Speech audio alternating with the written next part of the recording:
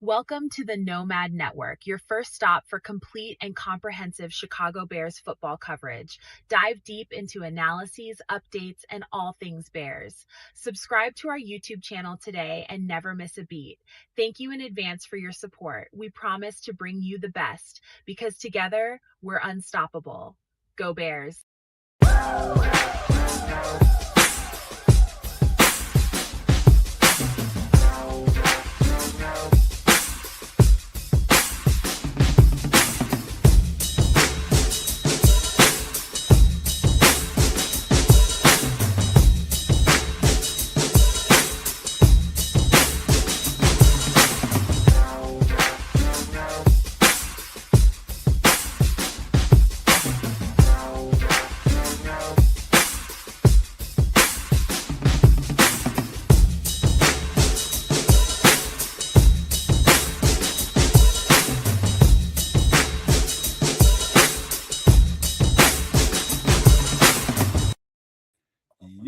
Yo, No Maniacs. Welcome into day 2 of the Chicago Bears 2026 NFL Draft.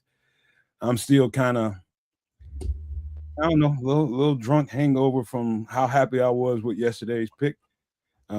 Simply because we was talking about it all season, and at the very top of our draft coverage, I know I probably wore trips and kids out about this cat because I was just so excited looking at his tape, knowing that it's a possibility we wasn't going to be able to re-sign Kevin Byard. It's always an outside chance that we wouldn't, but we didn't. And I knew that we had to go be in the market for a young safety, man. So I'm extremely thrilled about that pick. I know people felt different about it, yesterday. I want to see how people's minds are now, where they landed at now, because I know everybody went back and started looking at some more tape. And I just want to see what people think about it, man. But I thought this was a damn good pick. So almost about as a surefire pick as you can get at 25, man. I thought it was a bomb ass pick. What say you, Trip? Yeah, I think it was good, and I like the way he fell to us basically by other teams, making some questionable, reaches at picks. Shout out to the Vikings. I see you. Thank you. But also knowing that the position of safety on the Bears is one of need. There's, quote unquote, bodies at the other positions, defensive tackle, edge, left tackle, and so on, that having, this caliber of prospect of player to come in is a beautiful thing. And it seems as though the only pushback was, well, I liked a different safety better, like McNeil Warren. Well, did you hear Ryan Poles? If they don't fit, they don't fit. So you must have quit. Get them out of here. and to say, well, they need to adjust the system to accommodate these players. No, obviously you're not listening. So that's not happening.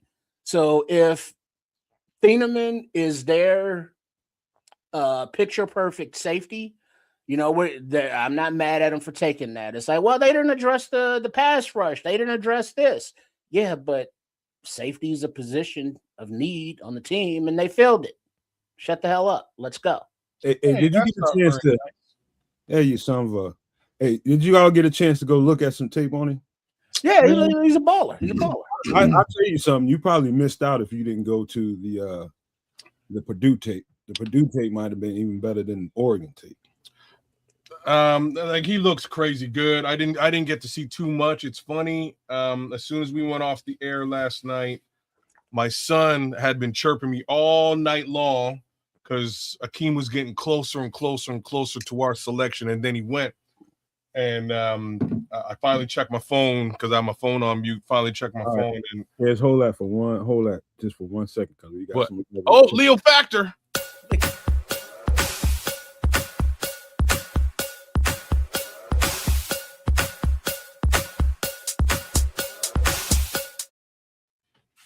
Shout out to you, Leo, man. We appreciate you. You did that for GP, man. We love you back, man.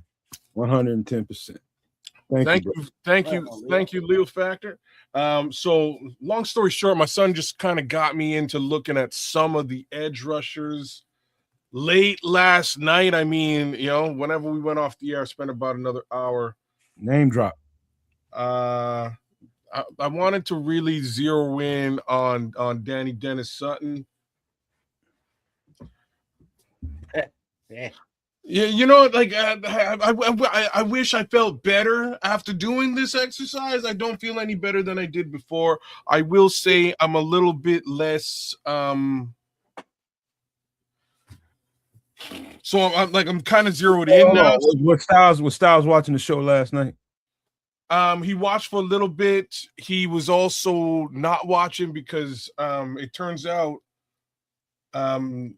right. So it turns out that Akeem had a big party going on here in town that all of my son's friends are at. So they were kind of going back and forth with him during the better part of the show.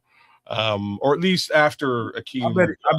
I bet he heard us trying to encourage you about some of the picks, some of the edge rushers a little bit later. I bet that's what he heard, and that's why he did that. Well, no, he heard it, but at the same time, he kind of agreed with me, which was funny.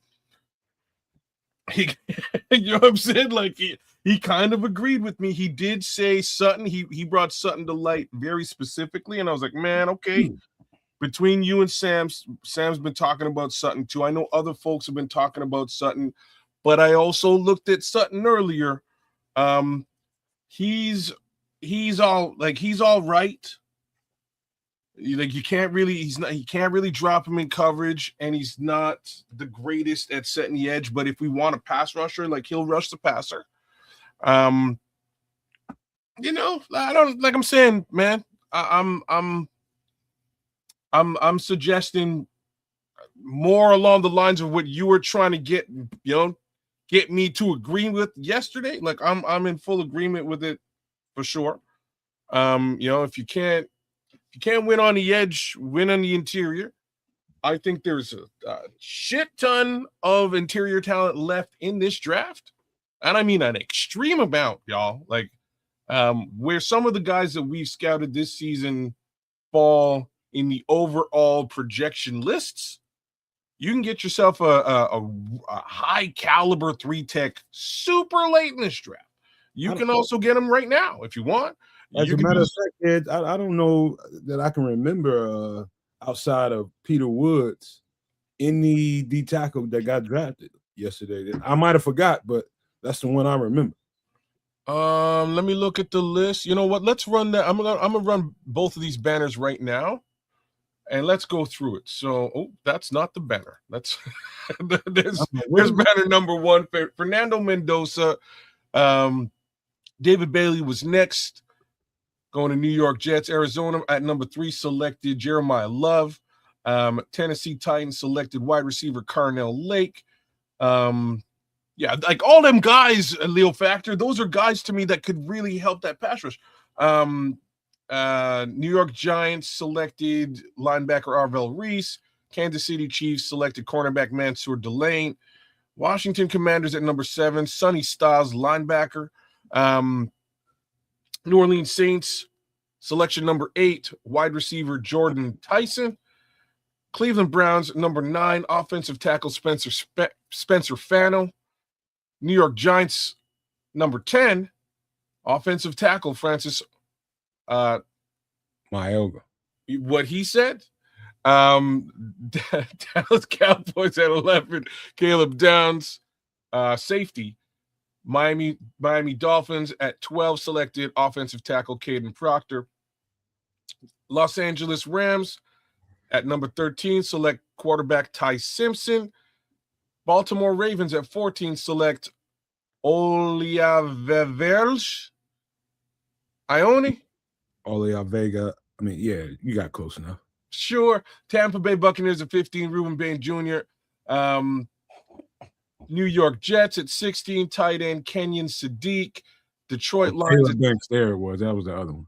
Caleb Banks. Caleb Banks is the only other one. So Blake Miller, offensive tackle, Minnesota got Caleb Banks.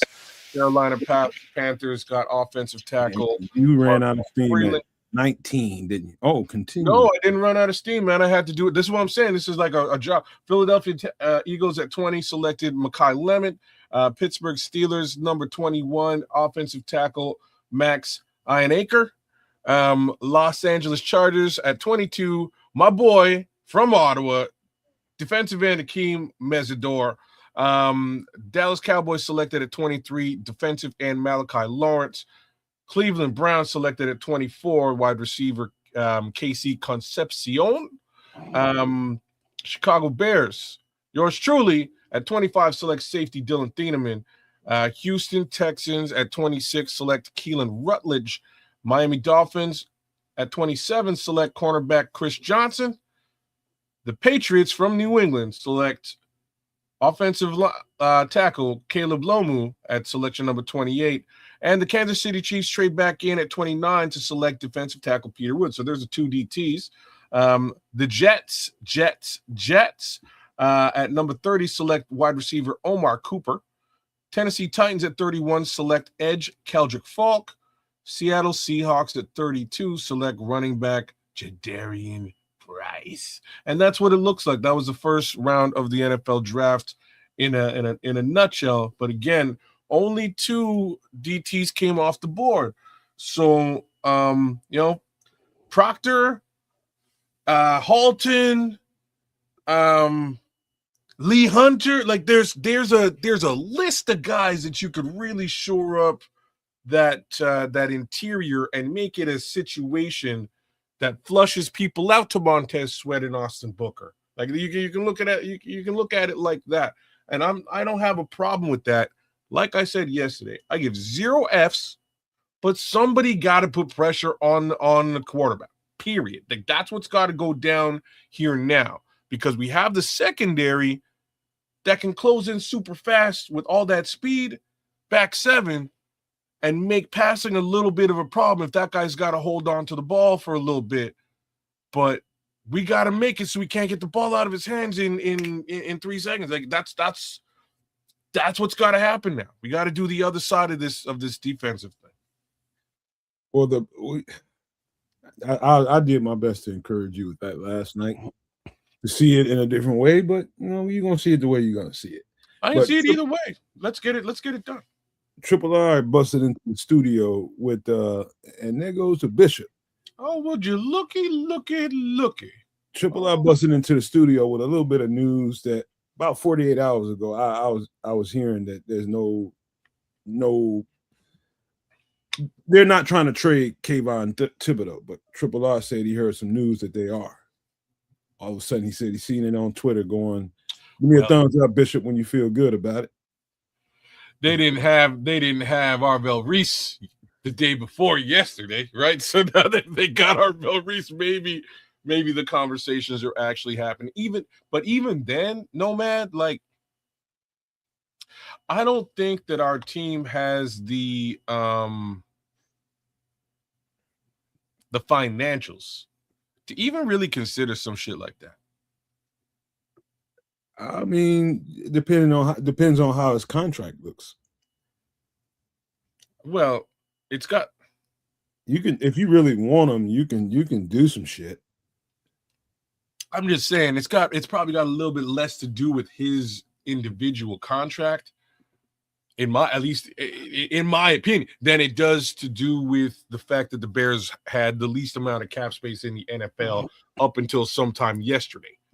Right? Yesterday they went deep and they renegotiated with Jonah Jackson and somebody else, and I can't recall who the other person was, but they renegotiated 2 contracts yesterday to make room for these rookies.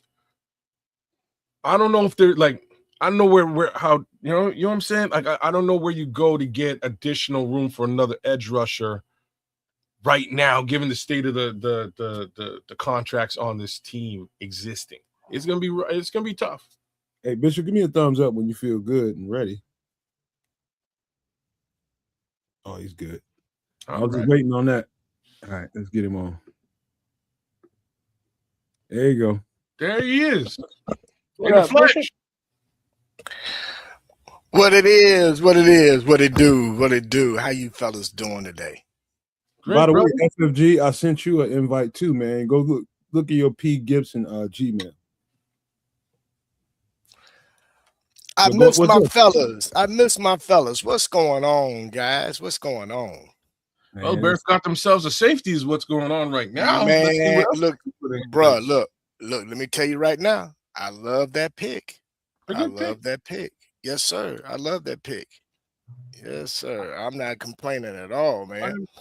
I'm saying that's top 3 selections for me as far as if I had a big board of my own, and I do, top 3 selections for me, right? It would have been Akeem Mesidor at 1, Blake Miller at 2, and Dylan Thieneman at 3. Those would be the 3 guys that I would be selecting at 25, come hell or high water, man. So I'm all right. I hate the fact we couldn't get Akeem, but I love the fact that we got Dylan. So I'm good, man. I did probably in total probably about 4 hours worth of Oregon tape, 4 hours worth of, not 4 hours, but probably 3 hours worth of Oregon tape, and then maybe an hour worth of Purdue tape. I was just telling them, he's at Purdue. They played a lot of cover 3, so he's in one high safety mode quite a bit versus being in a 2 high mode at Oregon, which he still produced and did really well and flashed all the time. But and one way to see exactly what we got going on is when he's playing that one high safety look in Purdue, and how fast that cat covers ground with the ball in the air is unheard of, man. We got fast on the back end, man. Well, too, what I like too with that selection, what it has done, it has allowed DA to be able to really disguise his coverages, which is what he's really known for. So now you have all the different versatility in terms of being able to move guys around and show them in different ways that can confuse an offense. So, and we gotten faster back there as well. So, which is something that deeply hurt us last season. Yeah, we were able to get takeaways, but in all honesty, man, we were slow in the defensive backfield. So now we've gotten faster, and with the addition of hopefully this young man is going to be healthy and be able to move forward. That young man, Zay Frazier, that's going to be, stepping on the field as well. And I'm expecting Tyreek Stevenson to kind of have a redemption year. So I'm excited, man. I really am. And adding Devin to the linebacking core, we got some ball hawks, man. So when people were saying, well, you can't duplicate the amount of takeovers you had last season, we may not have 33, but I guarantee you we're going to have quite a few takeaways because these guys, man, are going to be ball hawks. They're going to be coming after it. They're not afraid to tackle. And that's another thing I like about Dylan also. He don't mind roughing it up, man. He'll put his nose in there. So it's going to be real interesting, man. It's going to be going down in the NFC North this year. Hey, Bishop, you ever heard of the term covered sack? Yeah. We're going to get a bunch of them this year. There you go. In the back end. Yeah. Well, absolutely, remember, Bishop, how many times we were mad, at Javon Dexter or Montez Sweat or Booker for not getting to the quarterback because the ball was gone just a fraction of a second faster, and that's because the receivers were wide the hell ass open. Because our secondary at the time couldn't cover them with the speed out there. So with more speed, that theoretically means tighter coverage, which means more sacks because the quarterback just can't go back, drop back, and let it go. Yeah, and you know what else? 2 trips that I thought about today, and I actually made some notes, man. Something else. I think anybody that really followed DA over the years of him being a coordinator, he's never truly had what you call bookend edge rushers. Where his pressure typically comes from in his defense is in the interior. So if we can really shore up that interior to where we can disrupt and agitate the quarterback within the pocket and make him uncomfortable, which will flush him out to one of the edges. But again, adding the speed and the coverage in the back and the defensive backfield is definitely going to allow us to, I think, get after the quarterback and get our hands on him and definitely improve our sack ratio when it comes to that, man. So yeah, you're right, Nomad, on that coverage sacks, man. I expect to see a lot more of those this year as well.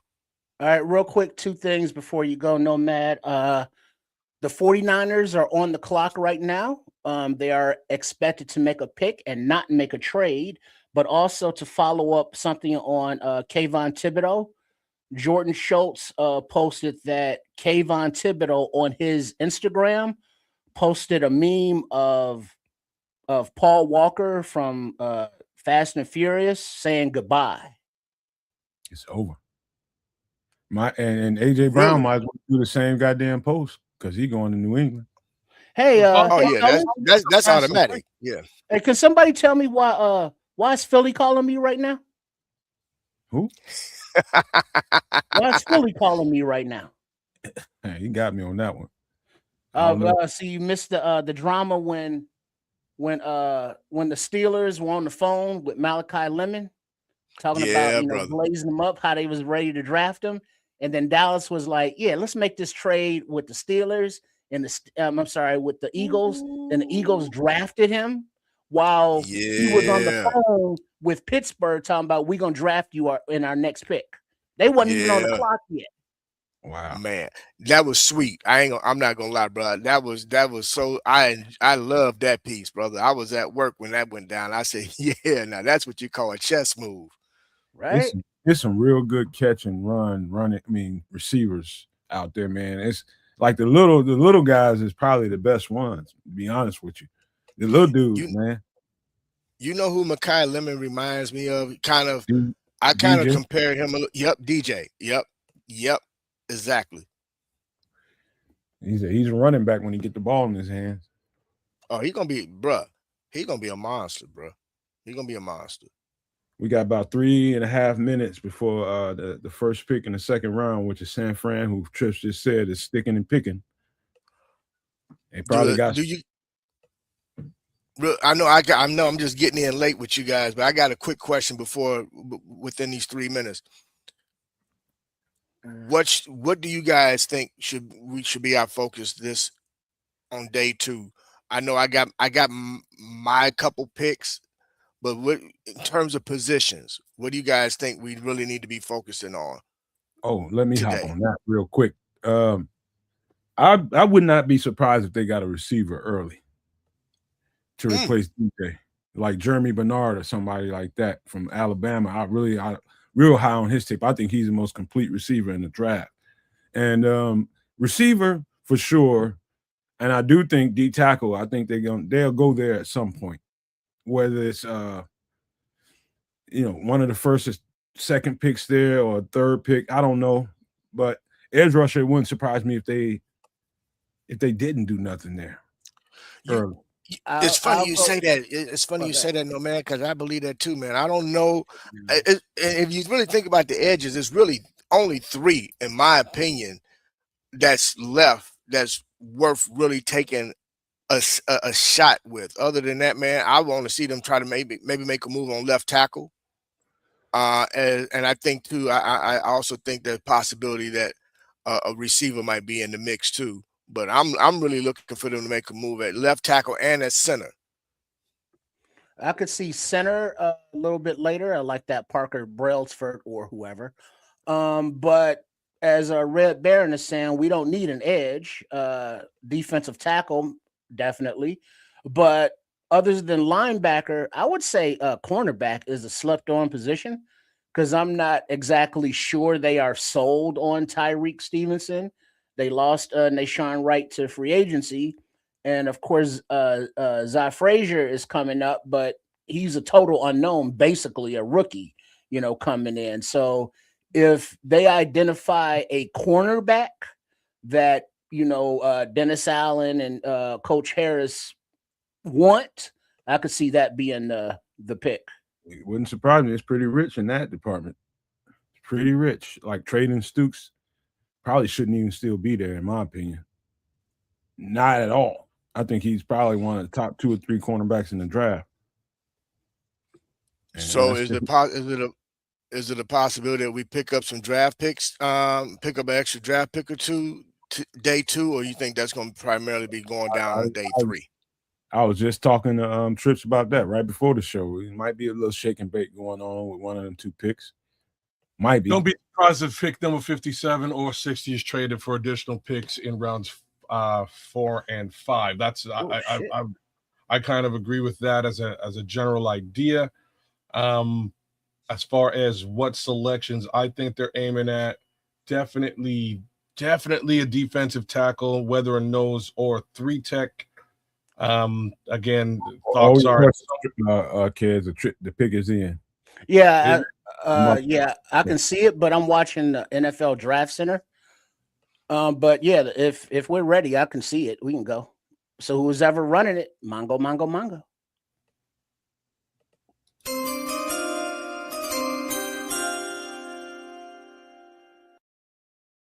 With the 33rd pick in the 2026 NFL Draft, the San Francisco 49ers select Dejon Stribling, Ole Miss wide receiver. Smokes. Ooh. That sounds like a surprise. It's a major, like there's about 7 receivers who should be ahead of this receiver. The thing is, Dejon crushed it. He crushed it at the combine. As much as Nomad hates the combine and the underwear Olympics, Dejon outran everybody, put on a ridiculous number, and I'm surprised that he's here, but at the same time, I get why he's here. Well, but if you look at it under the San Francisco point of view, you got now they're just now announcing it on the TV, but they got they lost Debo a while back. Then Brandon Ayuk, decided he wanted to will be not be back, whatever the hell, and he's not going to be back. Yeah, right. So they need wide receivers. Oh, I knew it was going to be the receiver. But here's the thing: this pick here, this is a scheme pick. Well, they don't have they lost, like you nailed it, no man. They lost their receivers. They don't have Brandon Ayuk, they don't have Debo's. Like who's catching footballs in San Francisco? There's a guy, Ricky Purcell. Purcell. Getting all the reps in practice. It's Adam Sandler. Adam Sandler's catching footballs. Okay, since we are going, let it Mongo. Oh, whoa. We live and direct, I guess, today, man. We going. I'm telling you, man, this was a scheme pick, man. They're going to change up some things offensively. I believe at number 34 in the 2026 NFL Draft, the Arizona Cardinals have selected Chase Biscontis, guard, Texas A&M. He's a mauler. He's a mauler. All right, our safe word when you hear Trip say Mongo, that's when we can do the pick. So that means shut the hell up. Who did Arizona get? Chase Biscontis. That's one of those. I had one of those with a nice coffee. It was quite. Unless they're trying to put him at center or something. That's a high ass. They driving him way too high. Snap! Nothing triple. You think that's a reach, no man? Unless they're trying to put him at guy, so damn dry. Yeah, I know. I don't like him, but like I wasn't about to shit on him on draft day. That's some suburban night kind of snacks right there. Oh man, I'm killing it tonight, boys. I'm killing it. I'm just. Hey, speaking of, hey, Richard, what a drink at? Oh, brother, it's second half of the night, man. It's a little too early right now, bro. You normally be sipping by now. I'm hydrating right now, bro. See, I'm right there with the bishop too, man. First coffee, then I got some water. Oh, and I butchered this young man's last name, Smelling. I gotta fix it. Biscontis. Yeah. This is a big reach unless they ain't put him at center. Well, they need somebody to block for Jordan Love, paying him all that money. OG and Deshaun is a W. Where Jordan Love come from here? He got pick number 3. Oh, you mean not Jordan Love? Wrong team. Jeremiah. You talking about Jeremiah Love? Well, J Love, you know who the fuck I'm talking about.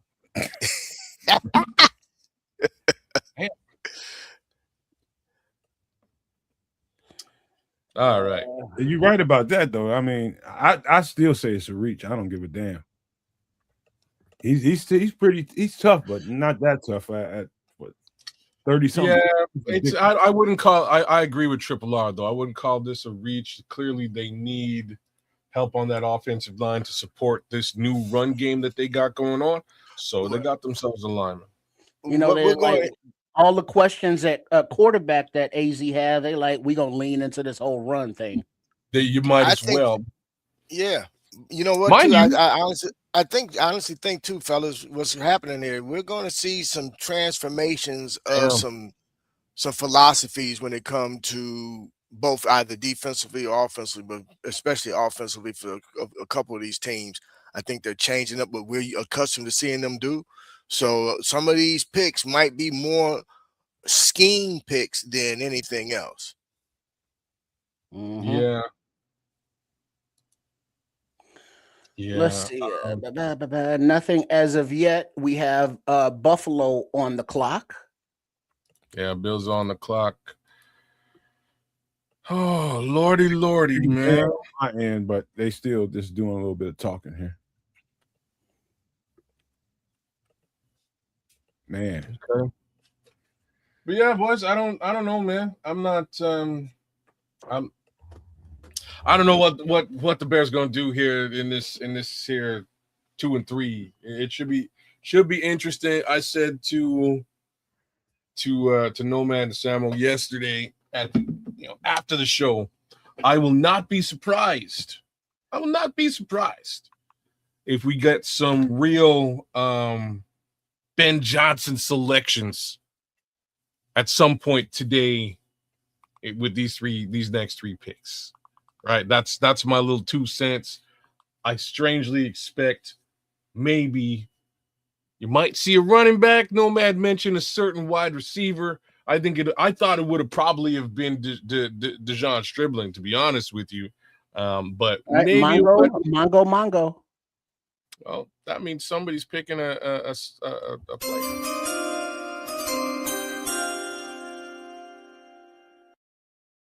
Somebody in Buffalo, New York. 35th pick in the 2026 NFL Draft. The Buffalo Bills have selected TJ Parker, defensive end, Clemson. I knew he had to go pretty soon here. Hey, the Bills finna make a run at it for real.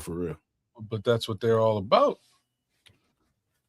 right? They just got themselves DJ from us. They're trying to. They don't have much. Between me and the guy above me here, we've been saying that window closed 2 years ago, and they keep putting they keep cracking that window open. So we'll see how things pan out over the course of the next 2 years. But I think that's about what they got with this whole Josh Allen thing and the defense that they have. They're on the whole new coaching tree now. I'm under the impression of. So we'll see how this all works out for Buffalo. Hey kids, we got Paul is Paul J. Fox tonight. He's me and Michael J. Fox. He's in the time machine. Oh snap! And traded up. He said they on the clock. They got time machines in Puerto Rico. They definitely about to go. Yes, that is true. The Texans are trading up with the Raiders and will pick at number 36. So now, instead of the Raiders, the Texans are on the clock with 6:19 and ticking. Paul J. Fox. Gotta watch out for him. Corny, there's no patience to be had. Like I've been telling you, the remaining edge rushers are going to be gone. Who is that? Who they traded up for? Who are they trading up for? Oh, the Texans don't need an edge. They're doing D tackle, man, or receiver, one of the two. I'd be surprised if it's a wide receiver. Paul in San Diego. They got a really interesting wide receiver core over there. They got Nico Collins and Nico Collins been getting busted up. And when Nico Collins went down, they struggle. I mean, the quarterback struggle real bad, man. So Immensely. in my opinion, they need to go receiver here. They also got Tank Dell, who's probably coming So back that's from a D injury. tackle. Probably. They might go wide receiver. Yeah, because they lost Christian Kirk. Yeah, so Yeah, they Don't- did. They don't tell us, rebuilt Paul. their offensive line pretty much.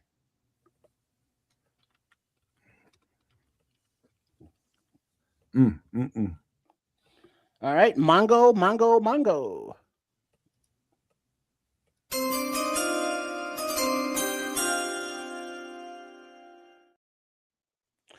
With the pick in the excuse me, 36. check that. Thank you. With the Mhm. 36th pick in the NFL 2026 draft, the Houston Texans are drafting Caden McDonald, defensive tackle, Ohio State. Man, I was Hey, dumb there you enough, I was dumb enough to be dreaming that McDonald would still be there when we draft again. That was dumb. Hey, y'all. Yeah, that was dumb. Well, like he was projected like yeah. 15 to 25. You know what I Yeah. mean? That was his projection. So if he's still floating And there's around the here, reason why that got slipped. To me, he shouldn't still be there. He should have won the day one. so For some reason, he slipped this far. And I I can don't, give I you don't know the what it is. I can give you the reason. It's exactly what I You felt, don't and I have think to Sean reason, said man. this. I think Sean said it yesterday. He's kind of like he gives you exactly what you need if you need a nose and a run stopper. But that's about what he gives you. He's one Right. dimensional. He's one-dimensional. That's what he does best, and he does it maybe better than anybody in the draft. Like I have to put that out there for the kid too. But that's it. Right? Well, So- there's information that now that at 37 the Giants are on the clock, but the Texans were concerned that the Giants, after trading Dexter Lawrence, would draft Caden McDonald, so they moved up to ensure they get their big nose tackle. Makes sense to me. I get it. The Giants probably sitting over there crying in a river right now. Man, like I said, bro, there's so many It's DTs deep. in this draft. It's deep. It's deep on D tackles. So Yeah, man. it's deep on D tackles. That ain't what some of the scout or the so-called experts having podcasts is saying. He's weak at D tackle. Man, you don't know what the hell you talking about. It's not heavy on edge, but D tackle interior wise, it's enough interior D tackles to. Do you Bishop? Do you think Landon Robinson gets drafted, or is he going to be a UDFA? Who? Are you familiar with him? No, I'm familiar with him. I'm gonna take a stab and say he gets drafted. Okay, right on. Because just looking at the available defensive tackles, on the prospects, he's lower on that list. But obviously, a team will reach down and pick him if they want him. But if things play out, theoretically, he could, be a priority UDFA. I tell you, the question should be asked, and I think I said it last night because one of y'all asked me if what we drafted D tackle, and I said, okay, what kind of D tackle? And to me, I think we got enough three technique shit going on, especially since Neville Gallimore, we got Javon, we got Big Grady. I think we need to replace some of the action that Big Bill brought to the table. So it'd be somebody like Corleone, Big Dominique Orange, or Lee Hunter, or somebody like that. A guy that can really handle the tip. I see Dominique Orange possibly being available for us to be able to grab him. He should be in and around where we're selecting. I answered it with no's, just like just given what you said. You asked me the question last night. It makes sense there. My counter to what even I answered yesterday is that there's a lot of money on this team focused on the three technique position. A lot of money. Mongo. We may want to make a little move there still. Possible.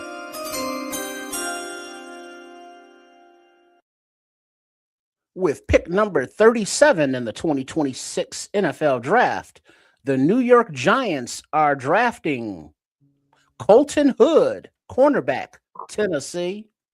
Remember that breakdown we did that night, fellas? Tennessee.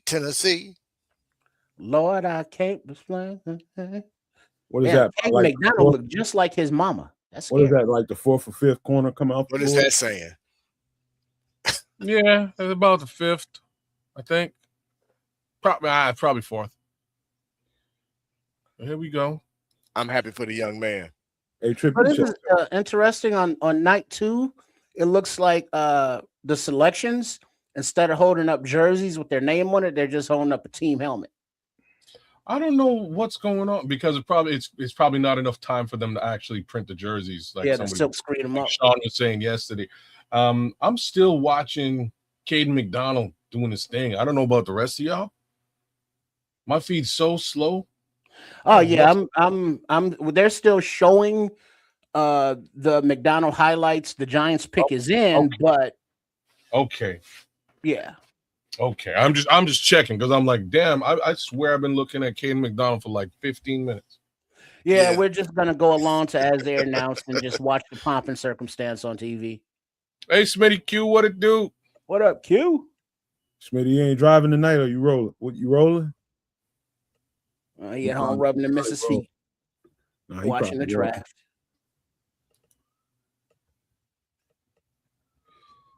Kid, Triple R, you see them Make-A-Wish kids, and you say one goddamn thing, I'm gonna hurt you. Hey, some of them don't even be kids. Yeah, it was like a 35-year-old man on there yesterday. Right? Making wishes. You say one damn thing here.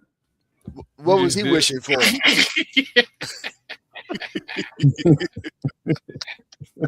Oh man, Caden, man, I'm sorry, Caden, man. You drop. He pissed off, man. He should be. Boy, yeah. No, I'm with it. I'm with it. Good for you, boy, man. You stuck in there. His numbers, kids, his numbers for a nose tackle are astronomical, man. Brother, he's amazing at what he does. Again, do you need what he does? I'm gonna say the Houston Texans straight up do. Right? Yeah, they do. They got ran down last season. They struggled, man. They struggled. Yeah, absolutely. They got ran down. So this is going to help them quite a bit. He fell to a great place, really. No, Scrolls. It's because you know what I mean. Like he's crying because he sat there all day yesterday and was like thinking he was going to go somewhere and went nowhere. So he's wondering where he's going. His future was uncertain, and I think everybody can relate to that. Yeah, now he knows he's going, to play football and get paid for it. All that work, more for it. Y'all, boy, y'all don't even know, boy. All that goddamn work, you gonna cry. I know. I would have felt a certain kind of way.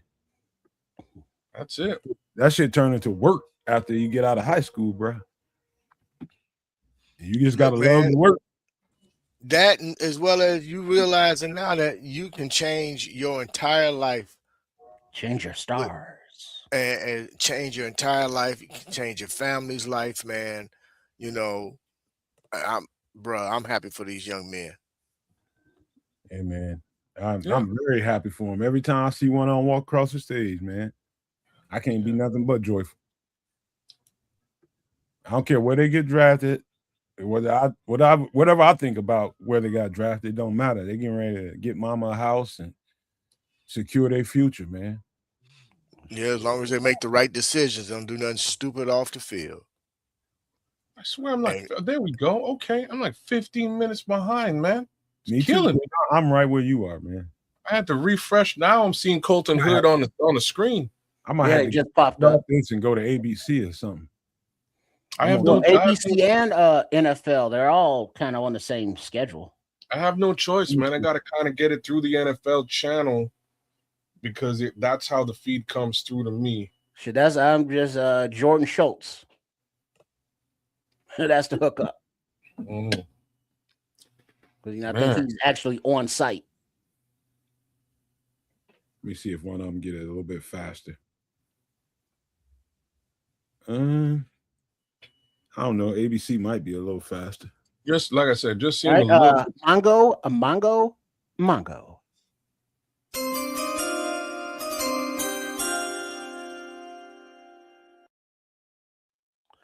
At pick number 38 in the 2026 NFL draft, the Raiders have selected Traden Stukes, safety, Arizona. Mother.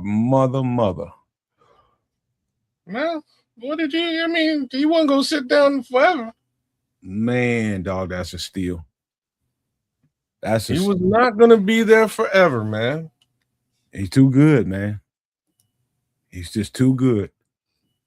So who the hell selected him now? Who was They Raiders. got him labeled as a safety, even though he plays slot corner most of So the it time. looks like the Raiders. Yeah, the Raiders. There's some good players coming off in this little thicket. Who the D coordinator at Las Vegas now? Oh God, that's a good question. Couldn't tell I you. have no idea. It's a whole new regime over there right now, right? Let me look it up then. Let me look that up. Again. Vegas Raiders 38, Traden Stukes. I'm just now the pick is just not coming to the mic. Well, Me too, bro. Okay, all right. I'm just saying, I'm glad I ain't alone in how far back this shit is, because Man, I remember Matt Millen when he had dark hair. is that who this is? Oh, snap. Effing up the Detroit Lions. You're destroying that entire organization for decades. Rob Leonard is the defensive coordinator. Never heard of her. This is the homie who used to wear I bet he's business on the top, Party in the back.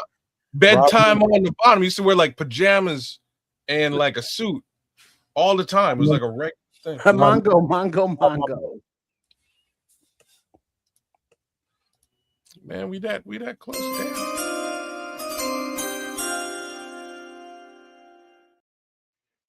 At pick number 39, the Cleveland Browns have selected Denzel Boston, wide receiver from Washington. What? Is that 2 wide receivers for Cleveland now? Yeah, brother. They trying to get some weapons, brother. They need somebody to throw to, man. Somebody believes in a certain Mr. Sanders. We That's beat on Browns, Barlissimo, not Browns. You beat on Right. Cleveland's ass for a reason. They ain't have no real receivers.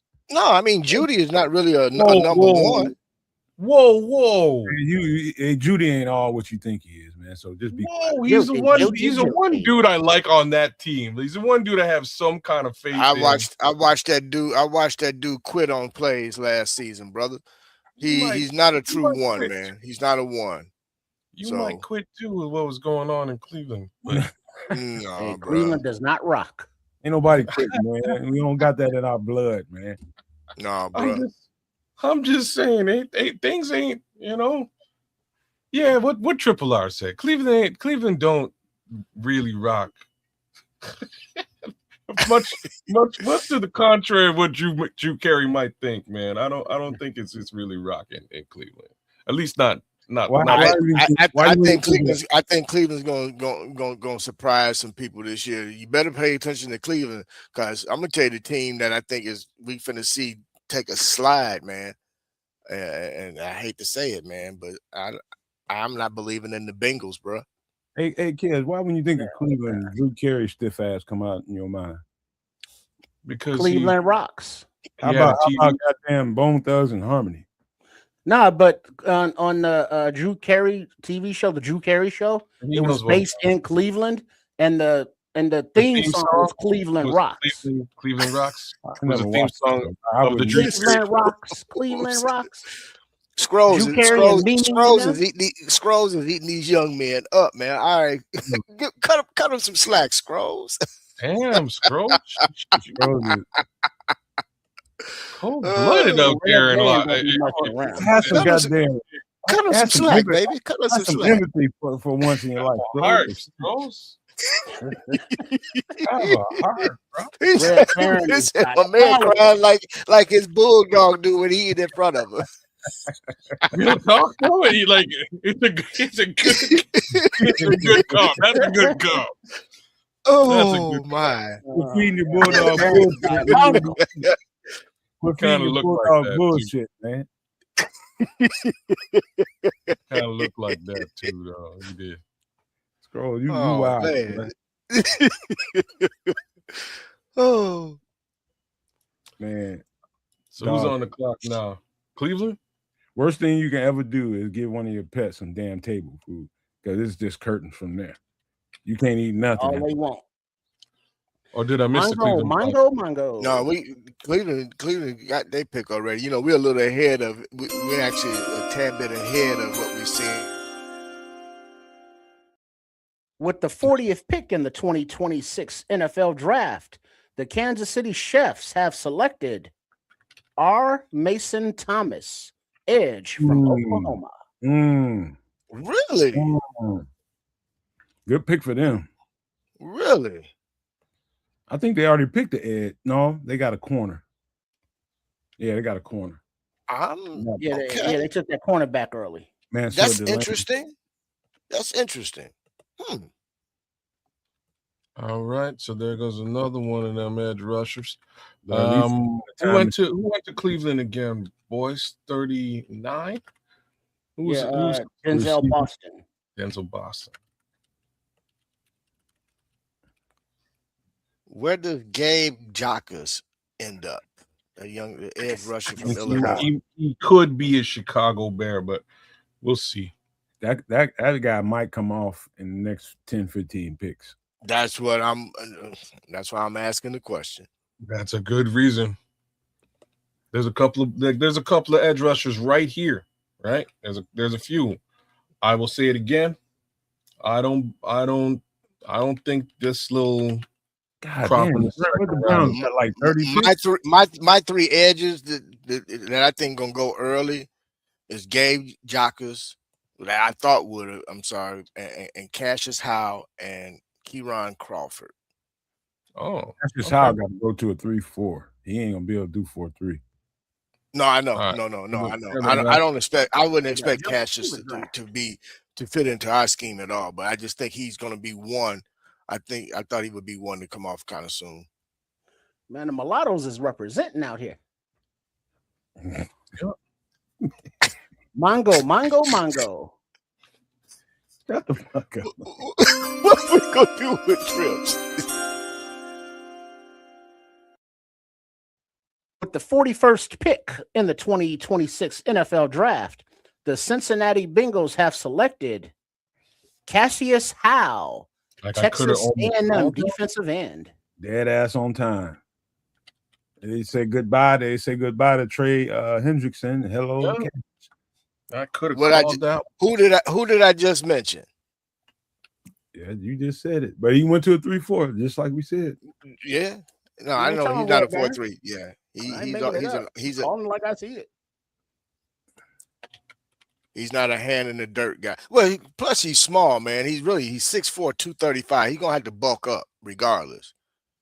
Yeah, he need to eat. And see, he can't, and see, he has questionable arm length too. So that's another reason why Yeah, Edge is coming off right now. Edge is coming off right. Edge is gonna come off. The good thing is that between R. Mason Thomas and Cassius Howe, neither were projected as Bear scheme fits. Right. That's fair. Mason Thomas might have been right there on the edge of right there to fit, versus Cassius Howe was no chance at all. Even on the edge, according to Ryan Poles, is like that don't cut it. You know what I'm saying? We have zeroed in on our requirements, and unless they fit us to a T, they out of there. Not even on the draft board. I'm scared to look at these next picks, man, because it's actually hurting my feelings. I got a quick question, fellas. This is a football question. With regard to the moves that we see in the Cleveland Browns make, are we seeing moves to what Kez was saying, more belief in Shador, or are they looking at it and say, hey, these guys fit whether we roll with Shador or we roll with Deshaun, either one?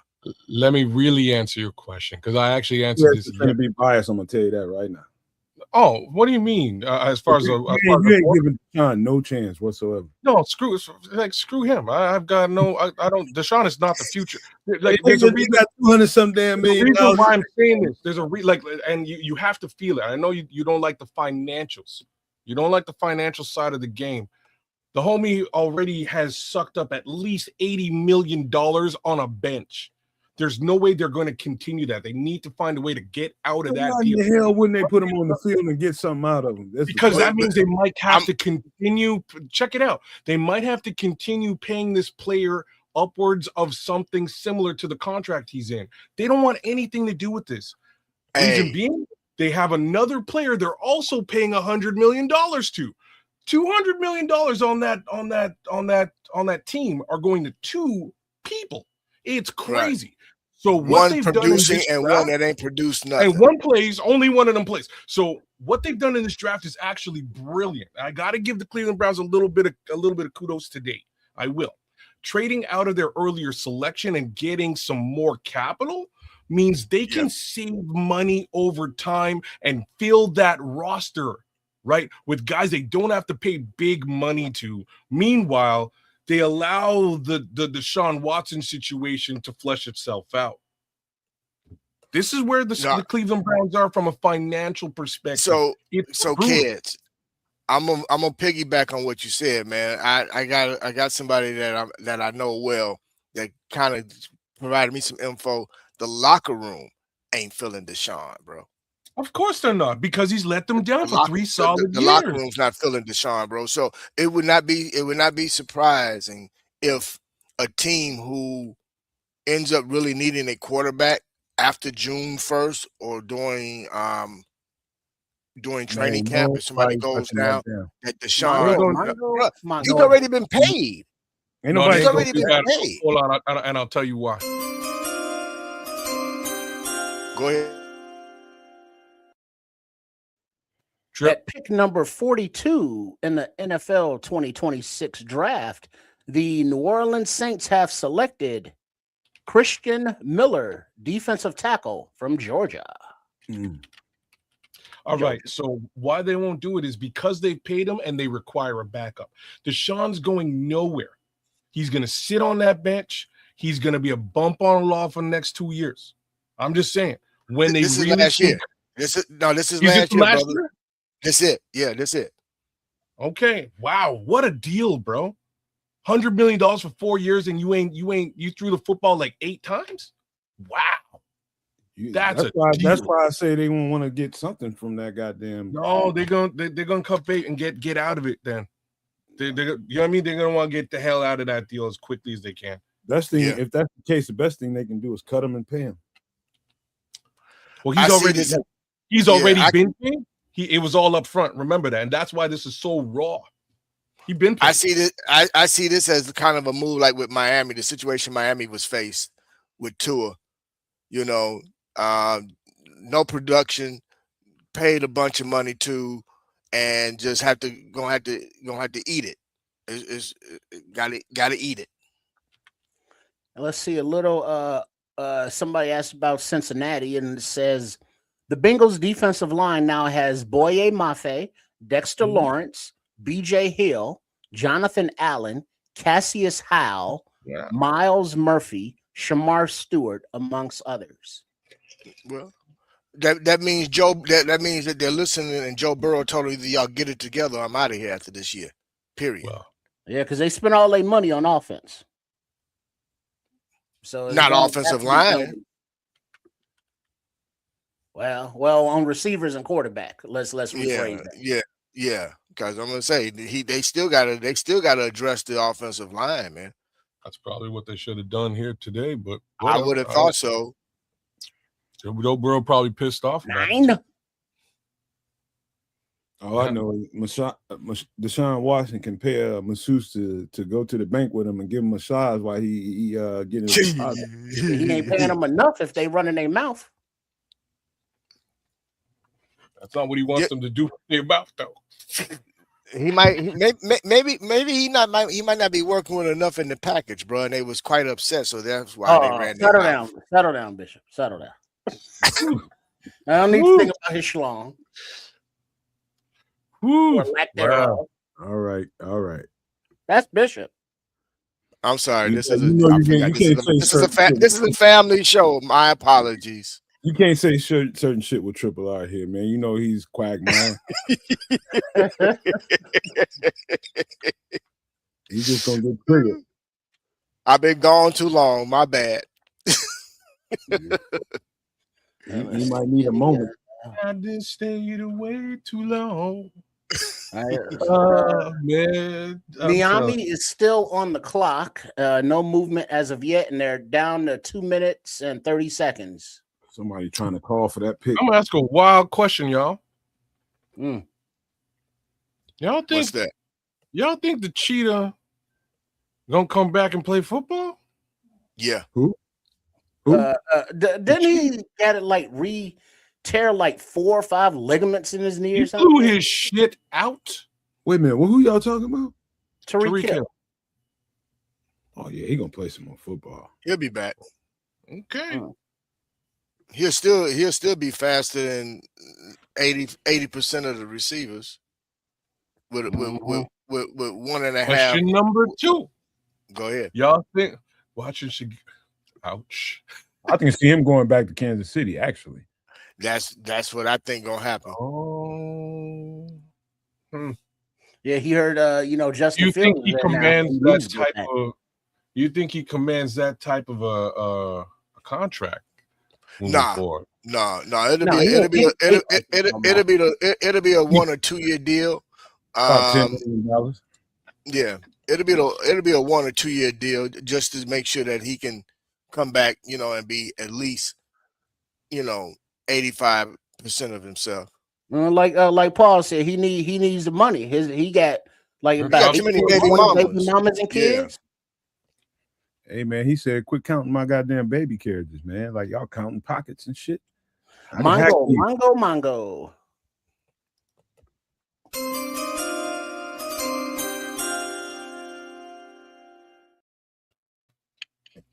All right. It looks like the 49ers are trading linebacker D. Winters to the Cowboys. What? 49ers trading linebacker D. Winters to the Cowboys. What does that have to do with Miami's pick? You just mongoed. Well, my bad. I saw the activity and it's like, okay. Oh man, That's quit calling not Aaron Wolf Well, and how shit. about taking out my check? How about that? You ain't getting nothing. Exactly. So Dallas is really trying to handle it. So Dallas is really focusing on the defensive side of the football, huh? They need to be. Yeah, they got beat up after and when I say they, more Jerry and Stephen Jones than the actual football team got beat up after that Michael Parsons trade. They just got clowned after that, so they need to make up for their mistake, and that's been the focus. And the loss of Diggs also. So yeah, that don't help. Secondary got beat up too. You're right. Right. Let's see, Chaz Patrick wants to know: are you secretly hoping for Jacob Rodriguez? Look, I'm not, but I won't be mad at that at all. I won't be mad at that one bit. It was fun. It's funny you bring that up, Patrick, because I brought it up last night after the show as well. When I was just chopping it up with Nomad and Samo, and I had to say, I was like, Nomad, what do you think of that linebacker core? Are we good? Mongo.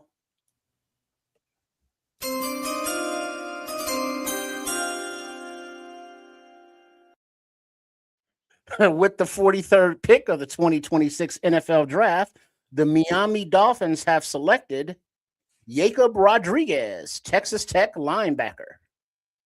Okay. Oh, speak of the devil. And the devil shall appear. Sorry, Patrick.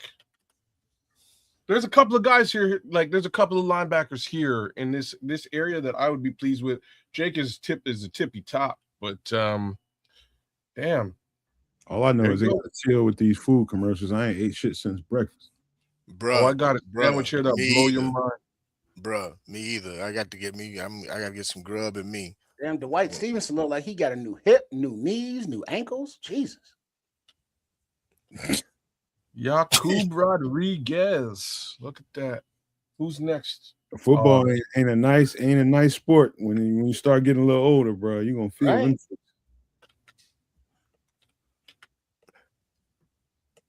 All right, man. Patrick, like I was saying, man, I had to ask if they're pleased with that linebacker core. I think we might need one more.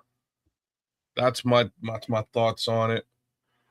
I don't mind them, but I kind of think one more wouldn't be so. And the reason is it really has everything to do with Ruben Hippolyte, in my opinion. All right, there it's not a Mongo situation, but there has been a trade. The Lions, the Detroit Kitties, have traded up to number 44. Oh, and they are giving up the 50 and number 28 to the Jets. And so now that puts the let's see, the Dolphins pick is in. We just announced that. The Lions trade up the Jets. So now the Lions are on the clock at 44. They gave up what again, Trips? They 50 and 128. They're going edge rusher. Yeah.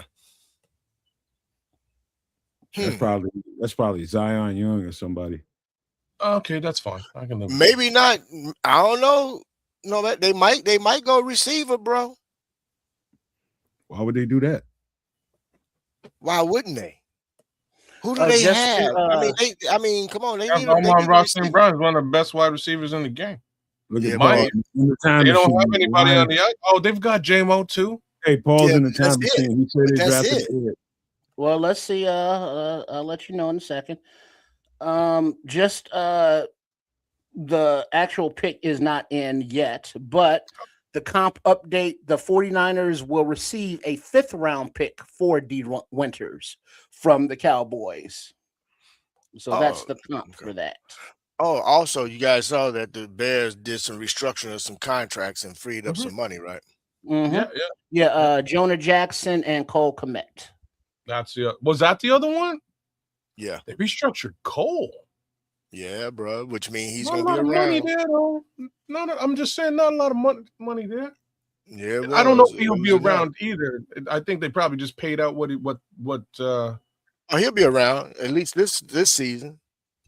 Well, he ain't going anywhere this year. No, like I was saying earlier on, his contract is actually manageable this year. It's only just about $6 million. The pick is in. Okay, look at Jacob's mama standing there all barefoot. Did y'all see the pick? No. Well, just came in. One do the Mongo. I don't see the pick at all on this yet. Derek Moore, edge. Who? Derek Moore, edge from Michigan.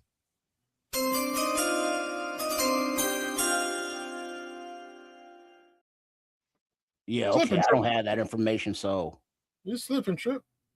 Yeah, hey, I'm looking at the thing. What a minute ago they had to come pick update. Cowboys made a move too. Oh, okay. You already mentioned what channel are you looking at? I already mentioned that. Trip, what channel are you looking at? ABC. Go to NFL Network if you can. It'll speed you up. Well, that's what I was on first, and then switched to ABC because it was the same shit. But I'm looking at Jordan Schultz, and now it's come in 16 seconds ago. And since we already hit the Mongos, the Detroit Lions are drafting Michigan defensive end Derek Moore. Yeah, what he said. That's crazy because me and Nomad's feed been slow this whole time. I had Derek Moore on the screen for quite some time. I didn't even realize it was their actual selection. So there's. Well, I went to another channel. That's the Ravens pick is in. Yeah, but they went to commercial as soon as it popped up. Yeah. So we'll give it a minute or two before we. And then it's not on the feed yet for Schultz. It's just Ravens are going to go linebacker. Think so? No. Yeah. Why not? They need to. Really? Yeah, bro. They need to. They got 8 up. Man. last year. Look- They need linebackers, man. They need a D tackle, man, because they don't know how good Matabike gonna come back. Yeah, he got that neck surgery. I forgot about that. Yeah, you're right. All right, Mongo.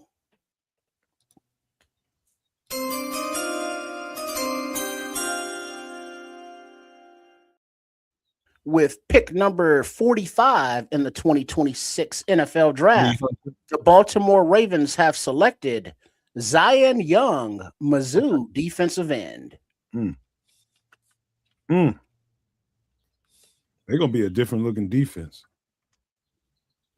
They're getting fast. They're getting quicker, man. They got to get faster, bro. And the reason I said they're going to draft a linebacker because they coverage wise, man, they were getting 8 up over the middle. But also because they weren't able to get to the quarterback. So, okay. I can see why the Bears are chilling, man. Because if you do good scouting, you know some good ass players back in here. Well, here's the thing, you don't too, need to man. get jumping. Right, and then if you look at who's being picked, who's coming off the board, man, guys that we're not even expecting to come off the board have come off the board. So they running them edges, man. They running them. The edges there's probably 6 edges that came off in the past 15, 20 minutes. Yeah, they're gonna, like I'm saying, they're gonna fly off the board again because, like, I'm gonna say some obvious shit now. Because a team like the Chicago Bears has telegraphed the fact that they need an edge rusher. Everybody knows Bears trying to get an edge rusher. So nobody's going to sit around and wait for the Bears to do that. They're going to grab themselves an edge rusher quickly while the getting is good. Might have to trade up for that, and we've seen that a couple of times now. So, I'll tell you, a sleeper out there is Najee Kelly, the other guy out on the other side of Malachi Lawrence out of Central Florida. I just couldn't finish up his eval and card before the last show, but I would have definitely done a breakdown on him. Triple R, I ain't gonna eat this right now, but I gotta show you this damn sandwich, bro. This sandwich is what the hell is it? This is what they call this is 52 sandwiches. It's called 50 the spot's called 52. And they make this is called the Forget About It. This specialty is the Candied Club, which I tasted here for lunch. Spectacular sandwich, but this is the one I like, again, called the Forget About It. Dangerous sandwich, boys. Nice. Mongo.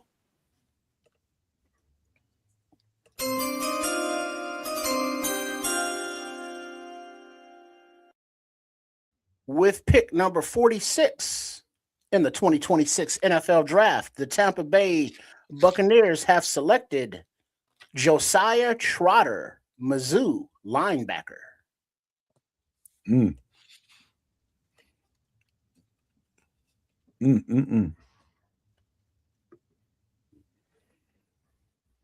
All right.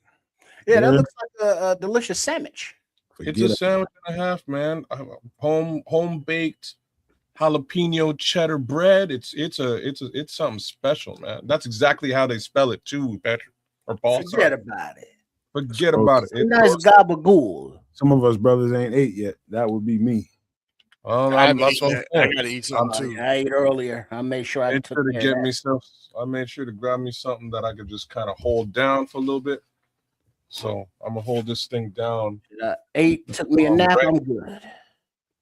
Had some nice beanie weenies. Okay, like, man, I don't know what happened. G-Man said, and now we're so far behind, still staring at the Ravens. Who did Tampa Bay grab?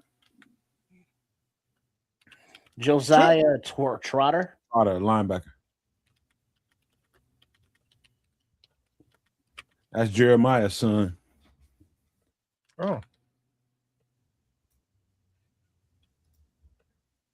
good player. I think he's a little slow, but that's just me. Okay.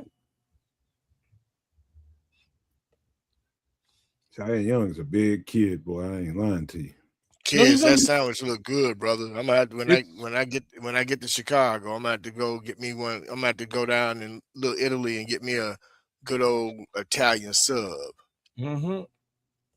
Zion Young, he's gonna be a premier pass rusher in this league, and I'm not surprised he's gone to Baltimore. It's a great place for him to go.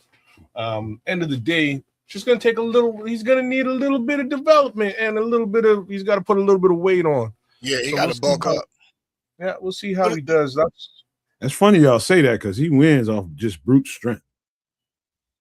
That's all. He ain't got no kind of no moves. BCP yapping about me. So be it. Fuck him. Hope it's good.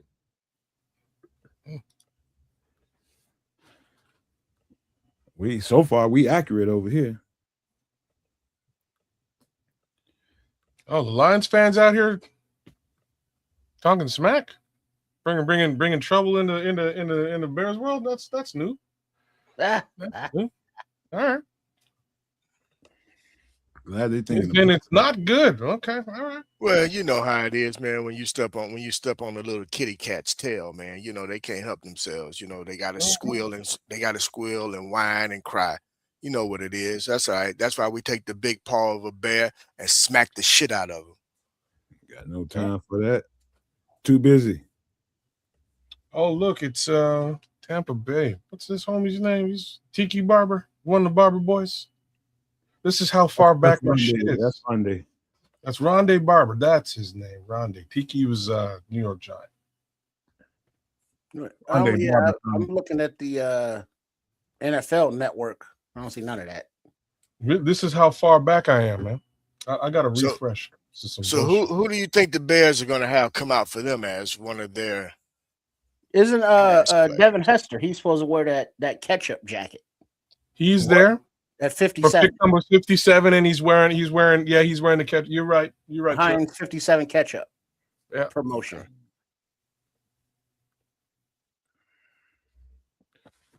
You're right. I saw that. All right, there's information. The Colts have traded back with the Steelers, who will now pick at 47. They might go D tackle. Yeah, Cam Hayward can't play forever. Jimbo Covert. You're right. I saw that somewhere on social media.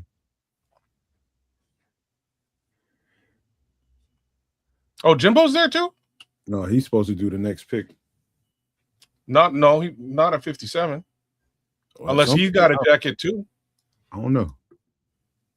No, I know Hester was at 57 because of the jacket.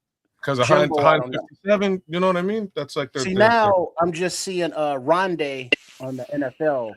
So now you're seeing Rondé. Damn. Okay. Yeah, because before I was on ABC and it was ahead of this.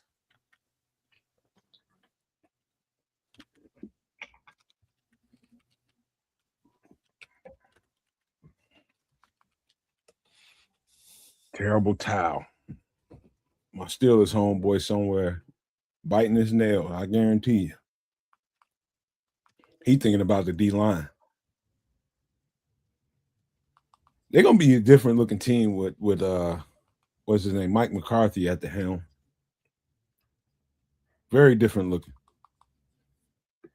Oh, that's who's running the show over there? I haven't really been paying attention to what's going on in Pittsburgh. That doesn't fit at all to me, in my opinion. How did Mike McCarthy become the guy and Aaron Rodgers is their quarterback? Oh, that should be interesting. Dude, that's why I'm like, bro, that's why I'm like, I don't, with that happening, that's why I was like, why are they waiting on Aaron? I don't see Aaron coming back to play. I don't think he wants to play for Mike McCarthy. He was quite happy to get him the fuck out of Green Bay. Right. So that's why I'm like, why y'all Mongo.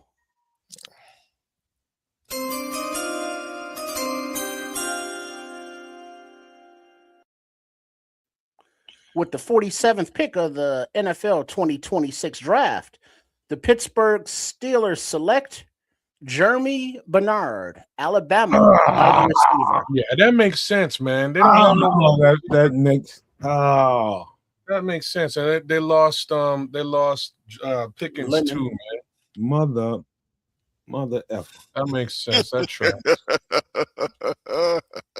Oh, man, that hurts. Yeah, you've been pushing this Jeremy Bernard thing And they for a traded while. up for him too. He the best receiver in this draft, man. I don't know They about lost that. Lemon. They had said we can't mess this up. Yo, and man, I'm I don't telling know. you, It depends what you're looking for. Like he's an all-round wide receiver, though. I'll give you. he's complete. He's a complete Yeah. receiver. Yeah, he is. He can do it all. Yeah, I'll agree with that. Ain't nobody else trying to mess with Aaron Rodgers but Pittsburgh. That might be his only option. Well, They shouldn't even be trying with him.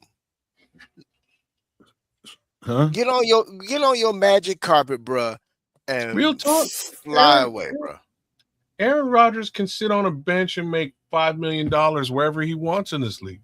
That You ain't sit on the Aaron bench. Rodgers, bro. That ain't Aaron Rodgers. know. Aaron Rodgers I ain't know sitting it's on not. nobody's bench, bro. I And he know. just need to go and enjoy his new wife and enjoy your holistic medicines that you partake in, bro. And just chill. Go The somewhere, bro. darkness. You can also Go chill on a somewhere, bro. bench for a couple $1 million. Or He he can ain't go gonna to do the that. darkness. That dude ain't trying to do that, bro. I'm just saying, I'm not so sure he's trying to go back to Pittsburgh to go play for a No. guy he actually He's so discovered. goddamn weird. You might see that motherfucker as a homeless man out in Central Park just for no reason because he high. He's a What? weirdo, man. I He's a don't know straight if he gonna weirdo. be at Park High, but from what I understand, he's in a box somewhere in like Peru. That was a He's weirdo. like, you know what I'm saying? He's just sweating, dirty, high in a box somewhere. And I don't, hey man, if that's what you want to do, you got money to do it. I'm not gonna Man, even go. you ever met somebody that just had learned so much and just overthinks everything because they know so much or Well, think they know so much? That's what I'm getting ready I to say. might be that guy. Yeah, I might be son gun. You might be. I might be Aaron Ooh. Rodgers. Well, I mean, it get to a point when you think you're the smartest person. When Yep, you think I'm you're Aaron- such the I'm smartest definitely person Aaron. in the room. I'm definitely Aaron Rodgers. You got to put this shit in perspective, man. All I'm missing is the ayahuasca. It's basically where we're at right now. I'm missing the ayahuasca. Kids, I have to agree with that, man. Sometimes, man, I can't. Just regular logic don't even fly with you because you're gonna go somewhere that you don't need to go. Hey man, you gotta look at. I'm a Libra. I keep things in balance. I gotta look at both sides of the spectrum. Bruh, you know how hard it is for a scale to be balanced, bruh. It's hard, bro. It's a job. Yeah. Yeah. Gotta love him though, man. But he's It's a job. his mind goes places, bro. It does. That I know. We've had some conversations. Mongo.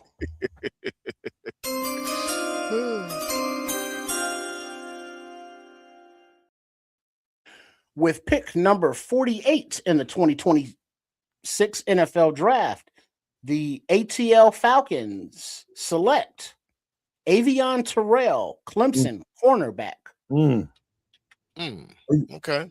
The Falcons might have one of the best rosters as far as talent is concerned, man. They are thick. Question is, did they get the right coach to coach it? No. Who is the goddamn coach? Who is the coach? Stefanski. Ain't I nothing thought wrong with he Kevin was able to Stefanski. run the ball. I know that. Ain't nothing wrong with Kevin Stefanski. Everything was wrong with what happened in Cleveland. I can't blame the coach. I can't blame the coach. Hold on, let me finish. I can blame the coach for his particular stance on the existing quarterback situation that happened last year. There's no reason for any of that to happen. You need to, He created it, bro. That's what I'm saying. There's no reason for that to happen. It was all on him, so that's fine. He deserved to get ushered out. But as a general coach, Stefanski's not a bad. Like that team was actually doing good without Deshaun Watson the year prior, right? Like they were not a bad football team.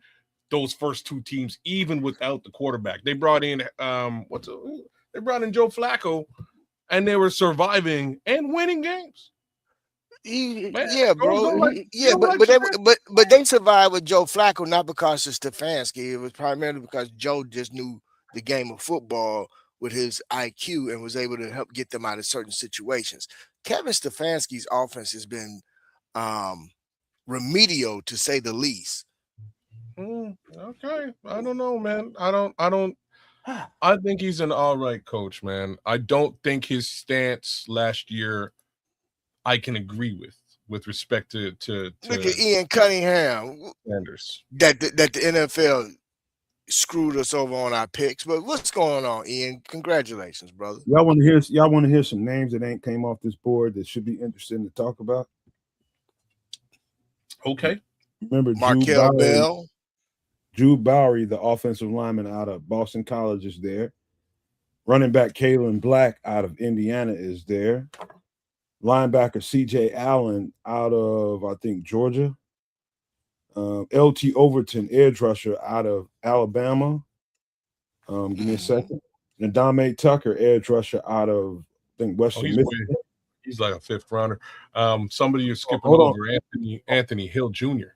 Okay, Anthony Hill Jr., but hold on. Romello Brinson, receiver out of SMU.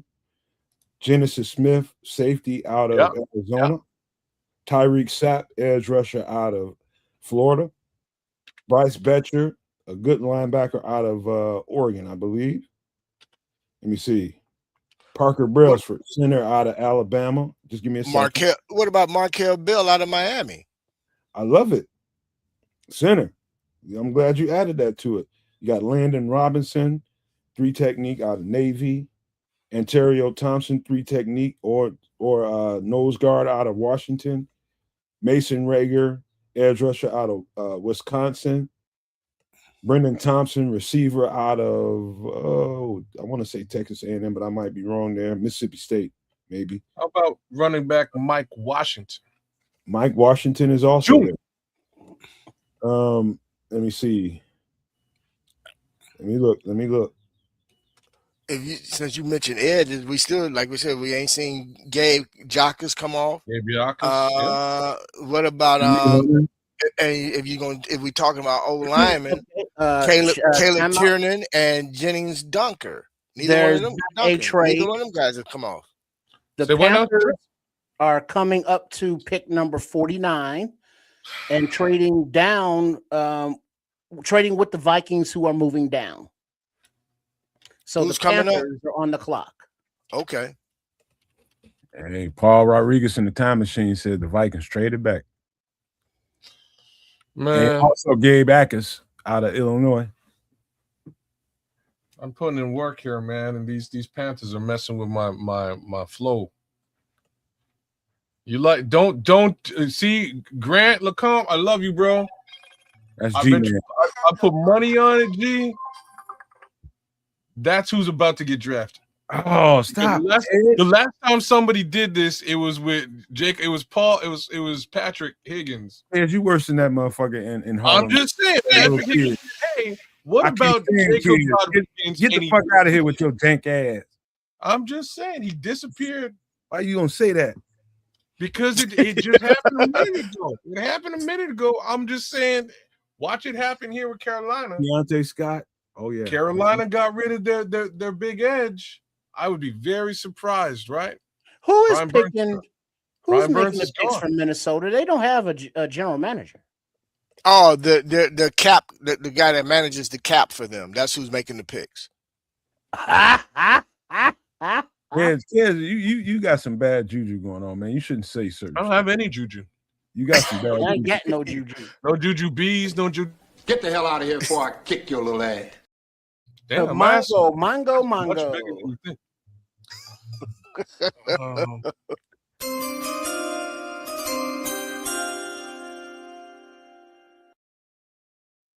Watch it. Watch it now. 49th pick in the 2026 NFL Draft, the Carolina Panthers have selected Lee Hunter, Texas A&M defensive tackle. That's probably because kid running his goddamn mouth.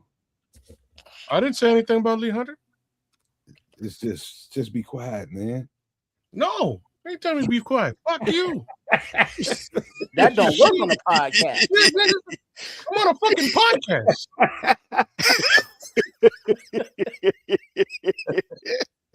Ooh. Man, that's a player we could have had, kids. Till you I started. didn't say nothing about no Lee Hunter. I was talking about who was I talking about? You said just our luck. They're gonna do this. They're gonna do that. I said The because Jets somebody on brought the his clock at name up. pick number 50. So the Bears pick will be coming up directly. You got Unless seven there's a selections trade to that go. happens. 7 selections to go. So we're getting real close. I'm gonna fire up the What you got cooking, man? You got something cooking? The White Owl. ooh, that'd be a great idea actually right now. You know what I mean? Guys in here jinxing us, man.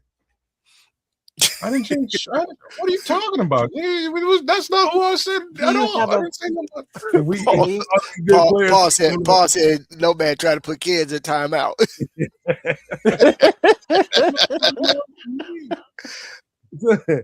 Stop letting bad shit come out your mouth, man. I didn't say nothing about Lee Hunter. Did I say anything about Lee Hunter? He's gone. Just don't say just our luck. Somebody gonna take this play. Don't say that no more. Well, that's another end off the board or tackle off the board. So that leaves more for us. That's fine. Like he was not gonna make it to 57. That's the first nose tackle off. Mm-hmm. I'd say Caleb Banks is a nose Well, tackle. behind Caden. Yeah, McDaniel. second. Third, maybe, because I think Caleb Banks is a nose tackle. All right, man. Okay. Y'all got to stop all this hugging, fellas. That y'all doing a little bit too much. Yeah, y'all Hey, y'all looking suspect, dog. Who Y'all looking hugging? suspect, dog. Who's talking? What you looking at? What you watching, man? I'm on ESPN, so Oh, the hell? yeah, no, it was Nah, maybe on TJ Terrell. gone white. Those. Yeah, TJ's already gone. Bro, does it appear that maybe the Jets might be potentially getting it right for a change? Oh, settle down. I think so. They're on the clock right now. 2 We'll minutes. see with this pick. remaining. We'll see with The this Jets. I mean, but they need so much. Everything. pick. Another Hey, team, on a- another team on that's a- been drafting well, they ain't put it all together. you know, I'm going to bring this young man up. He's been gone for a minute, but I'm actually happy for a young man to be in Kansas City right now. Maybe this will be the breakthrough that he needs to finally be able to play the position at a high level and get his confidence back. But we'll see. You mean his last chance in the NFL? This is definitely his last chance, bro. This is definitely his he's last not. chance. I think we might need to come to terms with something though.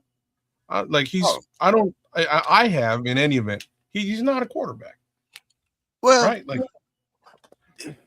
he's not like the NFL definition of a quarterback is you can't put that on that player. He's a special player. He's a special Great athlete. great athlete. He's not a quarterback. He's not an NFL quarterback, and that's the problem. People want him to fit him into that mold, and unfortunately, it hasn't worked yet. well, and that's what I say. We'll see on this go round here. Mongo, You know. Mongo. All right.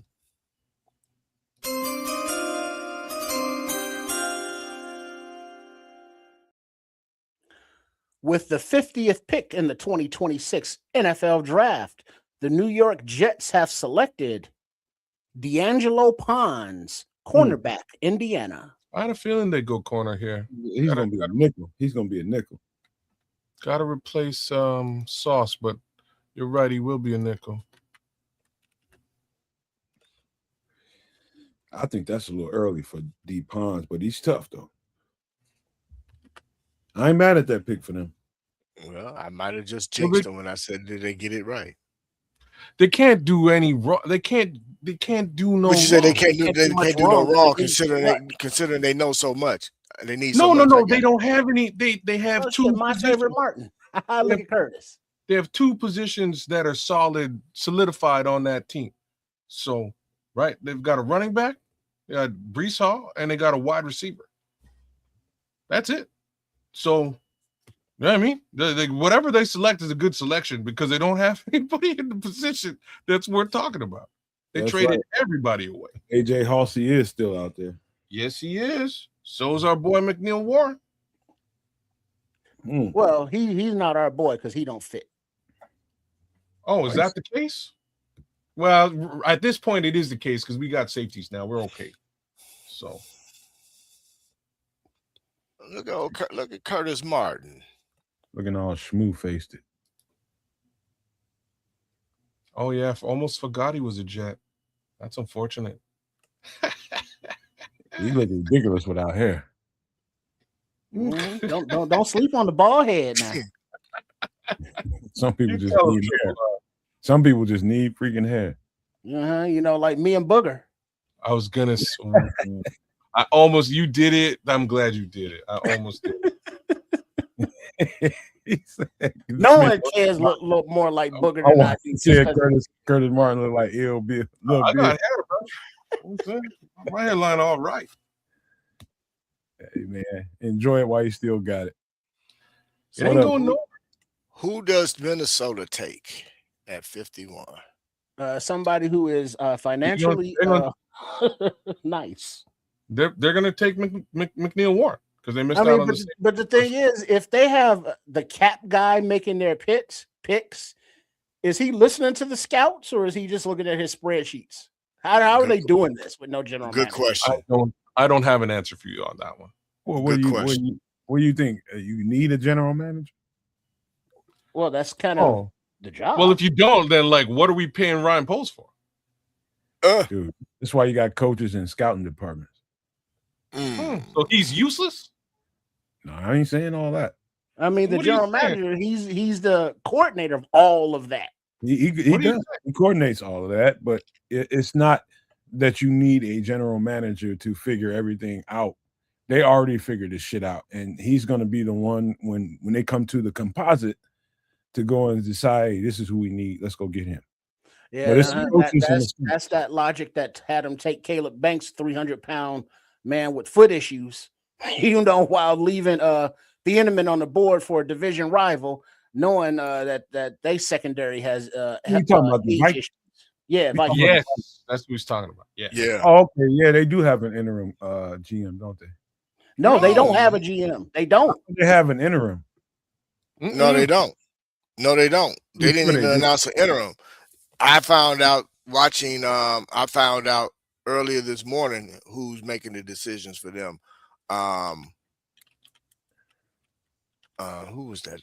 I was watching this. I'm pretty sure I heard they had an interim GM.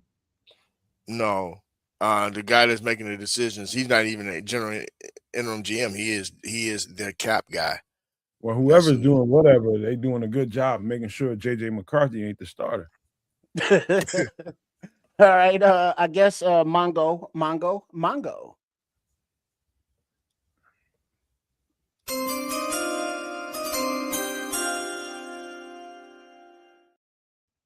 With the 51st pick in the 2026 NFL Draft, the Minnesota Vikings select Jake Golday, linebacker, Cincinnati. Great pickup.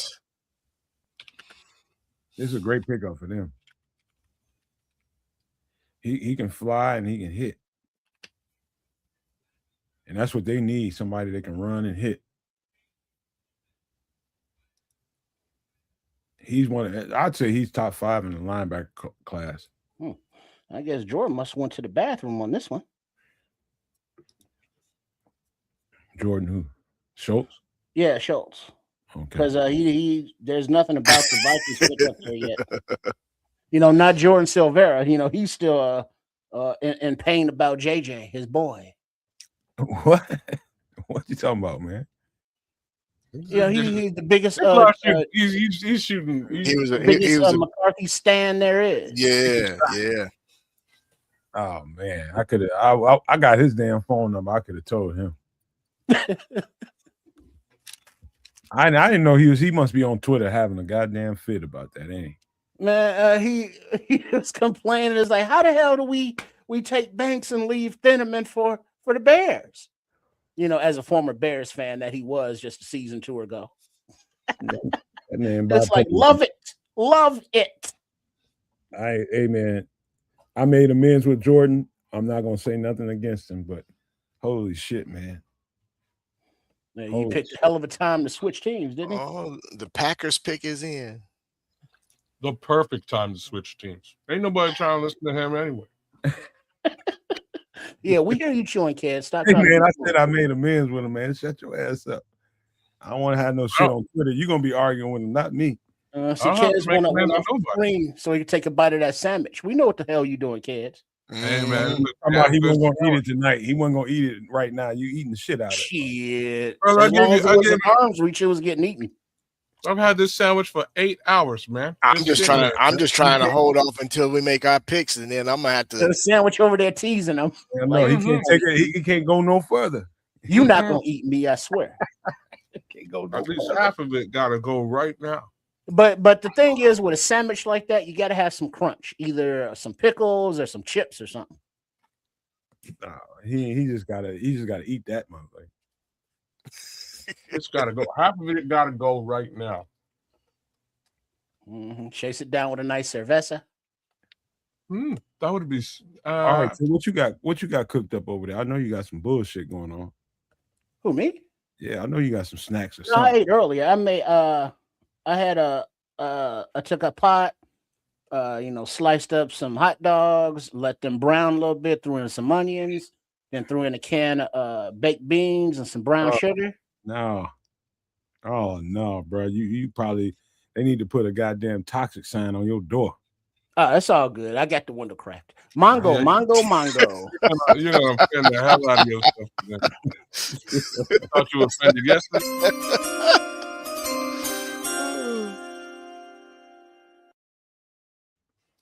With the 52nd pick in the 2026 NFL draft, the Packers have selected Brandon Cece, cornerback, South Carolina.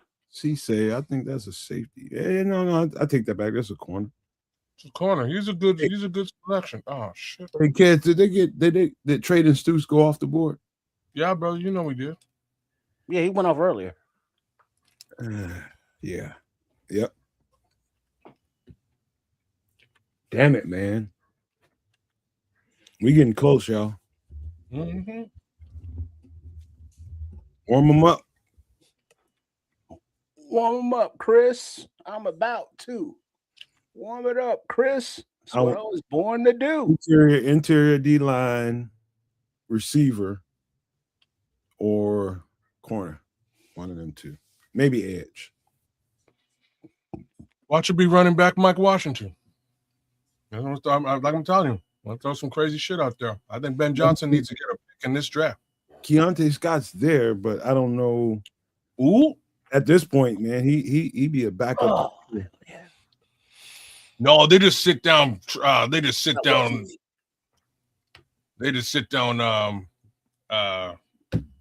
What's his name, man? Damn it. The other corner. Man, Keontae Scott's either a slot corner or a safety. They sat his ass down last year for yeah, you know who I'm talking about. I'm telling you, he's not boundary corner material. Who, Tyreek? No, Keontae Scott. That's Keontae Scott. He's a nickel safety. Nickel or safety. Yep. Oh shit. Okay. Yeah, you don't want to draft a backup here, right? I'm just now seeing the Packers' goddamn draft pick. Cisse. Oh, but the weird thing is, looking at the Packers fans' reaction, they're like, "Who?" Right. He's all right, man. He's a good selection for them. No, I'm not saying that he's not, but for the Packers fans in attendance, they are like, "Who?" They don't know shit. Screw Packers fans. They don't know a goddamn thing. They just F-G-B. They don't know shit.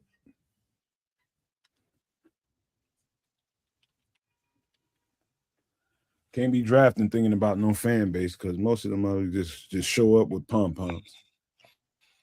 Well, they only know the designer names, the big names. They don't know nothing else. So That's all.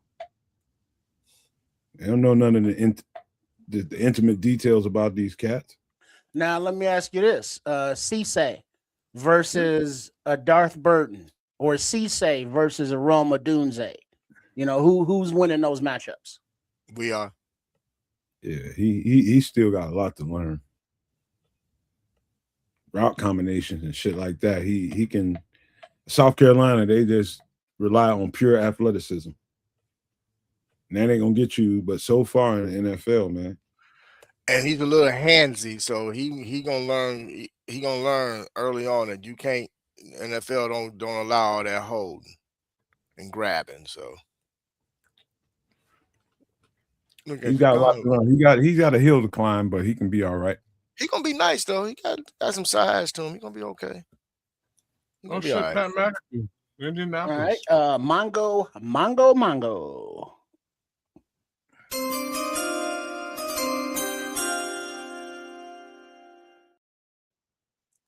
All right, with the 53rd pick in the 2026 NFL Draft, as soon as Pat McAfee starts going off at the jibs, I think he has some kind of show. It's gonna take a while. His It's gonna ass. take a while. Yeah, I do not find him entertaining. He's drunk. He's semi-entertaining. About semi. That motherfucker probably had a whole fifth of vodka before he went up there. Ain't nothing wrong with that. Bishop about a fifth of vodka in right now. Well, isn't that kind of a Colts thing? Tell his goddamn liver that. I mean, from the top on down. Well, the top ain't there no more, but you know what I mean.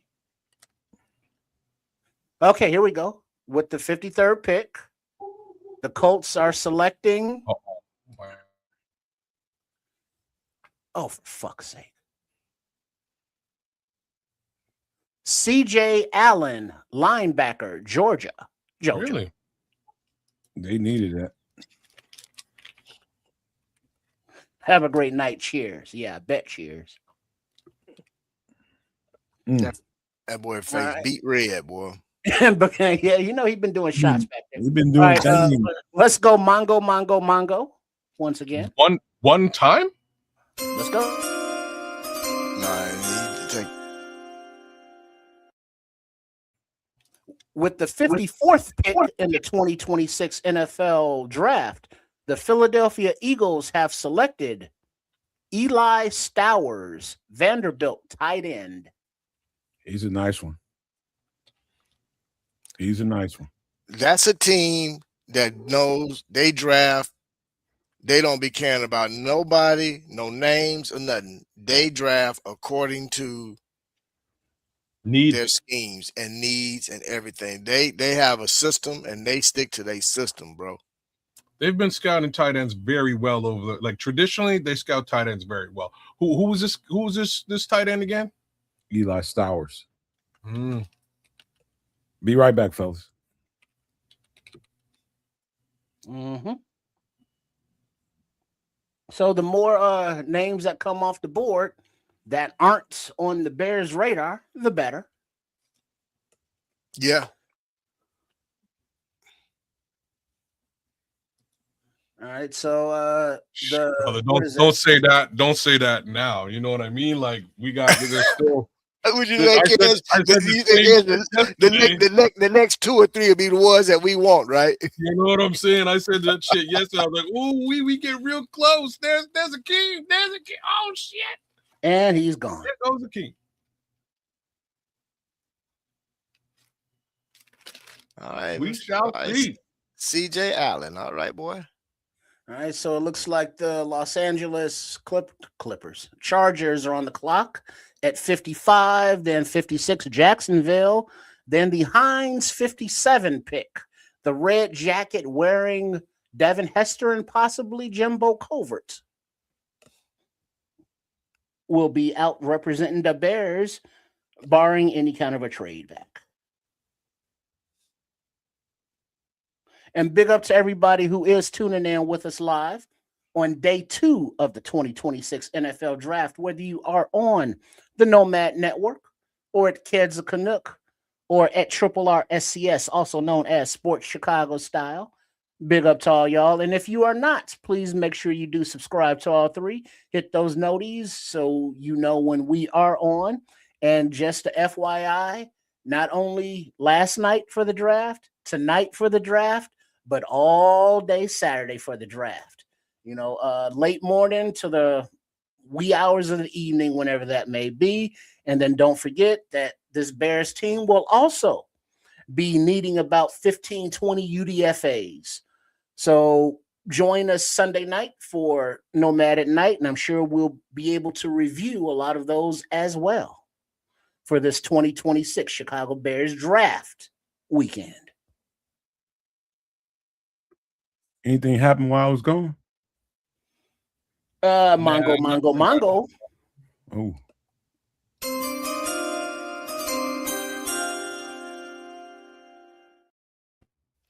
At pick number 55, the New England Patriots with coach I care about my wife and kids Vrabel have selected Gabe Akis, Illinois defensive end. I told you, Trip. I told you, Trip. Kid said some more shit when I left, didn't he? Kez ain't saying shit. He been over there chewing his ass off. I didn't say nothing. You blame me for everything, goddamn it. If the sun don't shine, fuck, it's my fault. No, this time it was Trips, man. It was Trips. Man, why you gonna shut your ass up too, man? Golly. I ain't brought up nobody. Golly, that's a good pick. And so now that was the Patriots pick. So Jacksonville is on the clock at 56. Then the Bears are up at 57. And now, you got Grant going terrible. You got AC going shit. You got Corny going pole sitting on his damn hands again. So you got Vrabel drafted somebody that can go chase after reporters and bloggers and sneaky folks with cameras to stop filming his little Chris. His love affair? Cornelius, I assume you're talking about edge rushers. There's still some guys. Well, what about Kansas guy and Dominic Tucker? Dominic Tucker, yeah. Tucker. Yeah, there you go. Yeah, Tucker's got it. Like I say, Tucker's projected, I think, like in 5th round. We don't have a 5th round selection, but maybe, like I'm saying, maybe we trade 89 and get some more capital. Maybe we trade 129 and get some more capital. There's things that could happen down the road. Yeah, now it does not give the compensation on both sides, but the Patriots traded up to 55 with the Chargers to get Gabe Akis, who had 11 sacks last season and should be an instant contributor for the AFC champs. Gee, I wonder why, though. He was considered the top edge rusher for day 2. I wonder why they jumped right in front of a certain team in Chicago. How was considered second? So you got Kieran Crawford from Auburn that's still available too now.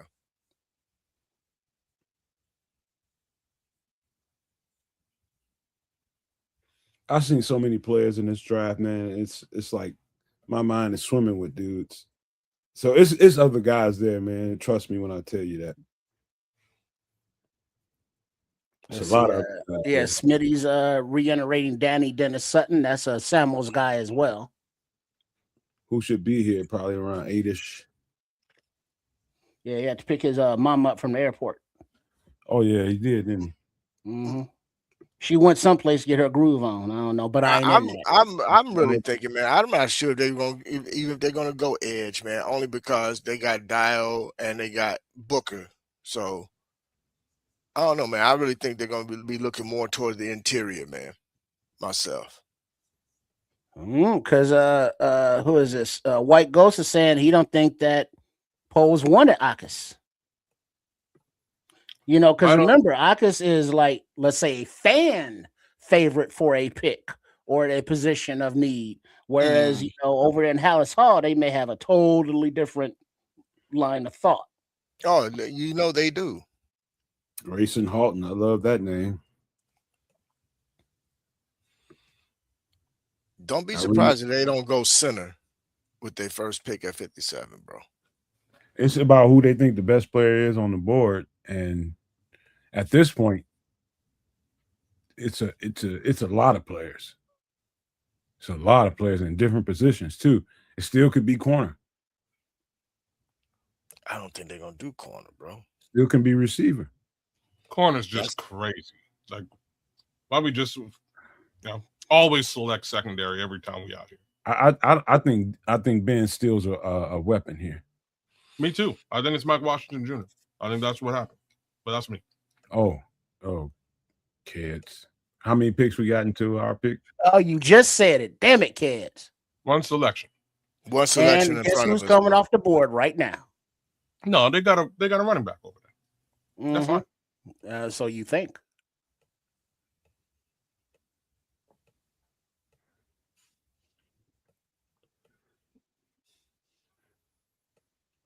He gonna steal a weapon and then give the next pick. News here. Hold on. The Vikings are trading Pro Bowl pass rusher Jonathan Grenard to the Eagles in exchange for 2 third-round picks, one this year and one in 2027. What? Mm-hmm. Damn, they're letting the money guy get fleeced out there. It's fleece. Yeah, he's looking at his spreadsheet, kids. Kids. Well, He's looking at the spreadsheet, bro. But the Eagles are getting Grenard, who has 38 career sacks, including 15 in just 2 seasons with Minnesota.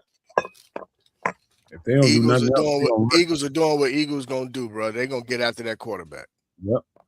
They also gonna find somebody to fleece the hell out of him. Welcome to Minnesota. Thank you. Yeah. Best GM in the damn game, man. No two ways about that. That homeboy got a trade set up with his arch rival to this, yesterday. And Hey, speaking of, the aforementioned Jonathan Grenard is signing a 4-year, $100 million extension with $50 million guaranteed with the Eagles. Ooh, they're gonna be hard to deal with.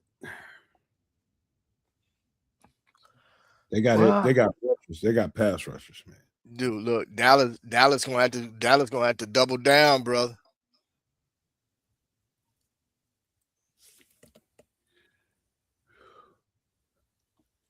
And it looks like,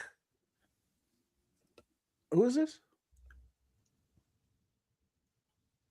The Jacksonville Paul Jaguars. Klosnowski. Yeah, never heard of her. All right, the Jaguars or Jaguars, if you prefer, are picking. So let's go, Mongo. With that sandwich.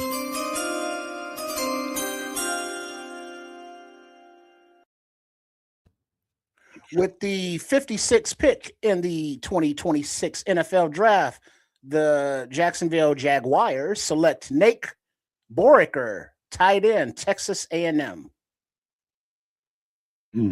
Borkature. Yo, that was my boss's last name. That's from he's from the Netherlands. That's Dutch. Borkature. Mm-hmm. They need to get that quarterback a sure thing in the middle of the field. Dutch ovens. This is a good pick for them. He can take a little punishment, man. Hence the name Dutch. Now we're on the clock. And the Bears are on the clock at 57, and that is correct. Now, where are we going? What are we doing? Oh, Lord. Here we go, boys. Pick is 6 in. minutes and 16 seconds. We will know. Pick is in. Somebody gonna tell us in the chat somewhere. Oh, well, shit. If it's in, I'll tell you. Shit. I ain't shy. Let me take a nipple out. Well, boys, this is draft day 2. The Bears are on the clock.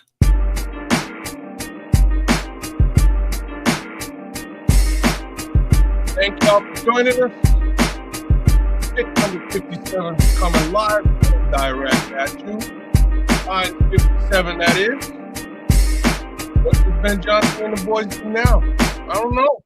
I'm damn interested to find out. They knew exactly ready, what ready. they wanted. They pick came in fast. So they knew who they wanted. Yeah, they got And somebody. it in was mind. like, no trades. We're going to take this dude, send that card in. We good. And now With let's the sit back. quickness. And then there's San Fran and Houston. Then the Bears will be back on the clock at 60. Could be an offensive lineman too. Let's just take. What up, Liberty's Outlook? Welcome in, everybody. That's just popping in here, y'all.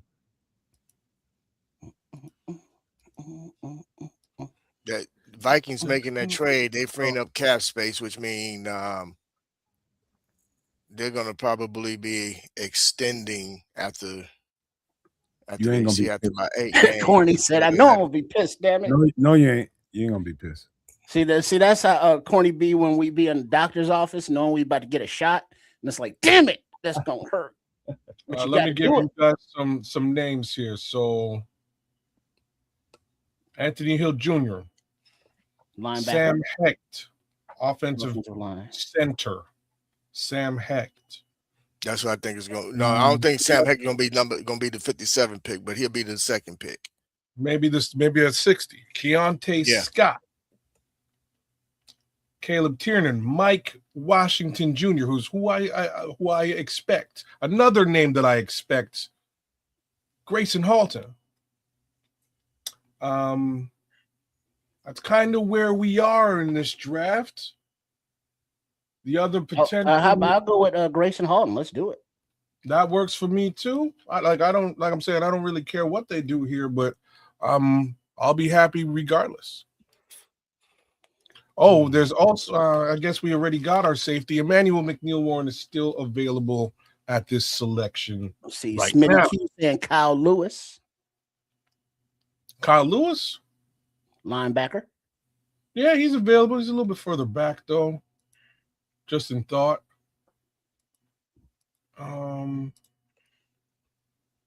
Like Kyle Lewis, man.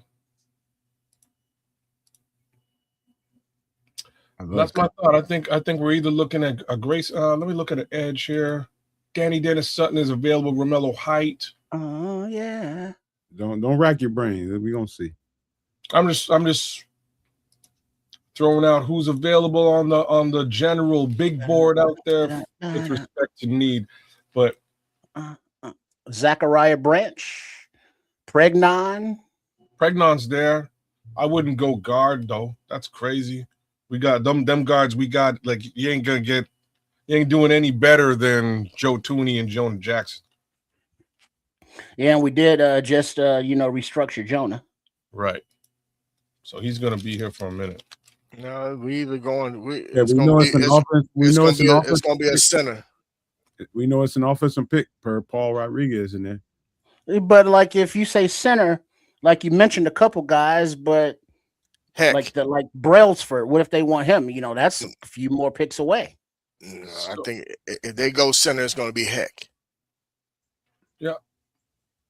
Could be Caleb Tiernan on the left hand on the as far as offensive tackle is concerned, or the homie from Boston College, who I think they can get quite some ways later. Hey, you know how much the man like his old alma mater, right? It's BC. Yeah, he love his Boston College. Not Trey Lance, but the wide receiver Lance. Bryce Lance. He's a little bit further back. They could get him with 60. Emmanuel Neal Warren is still on Right, the board. Mongo. Here we go, lads.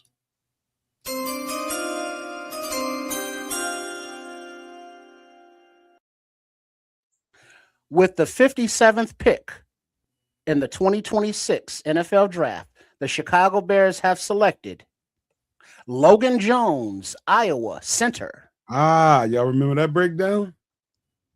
Mm-hmm. Y'all remember that? Yeah, because he was compared to a dude that just signed for all that money, Linderbaum.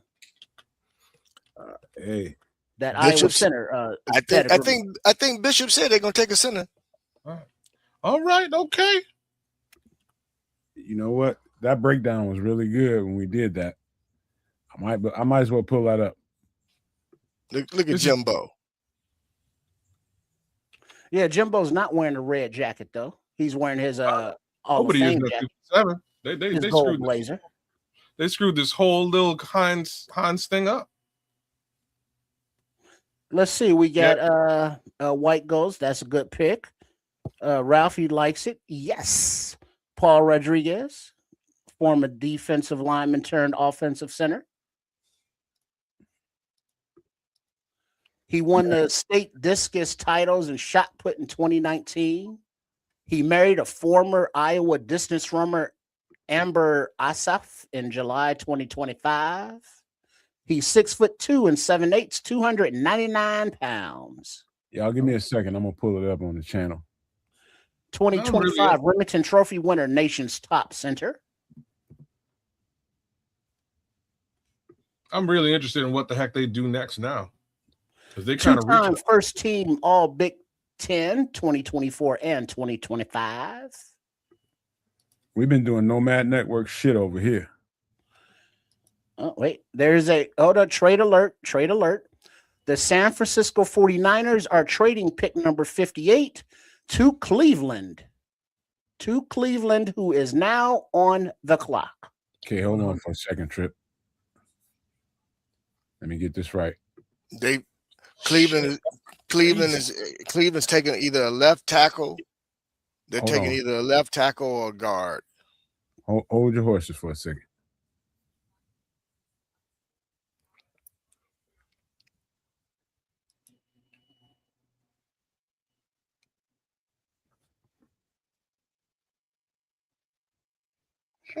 All right, the pick is in for the Browns. Mongo.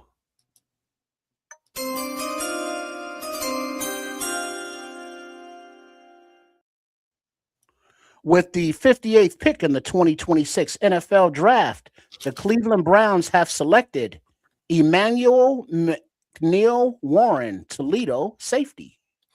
Good pick for them. Definitely a good pick for them. I don't know if I'm doing them any justice. Good pick for the Browns. They need some help on that secondary.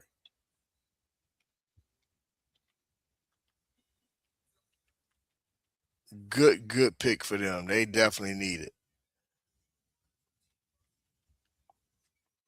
All right, young man.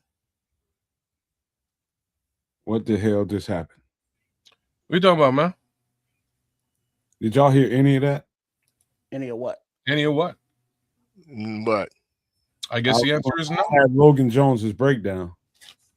No, it didn't play. No. You weren't playing nothing. All right, hold on.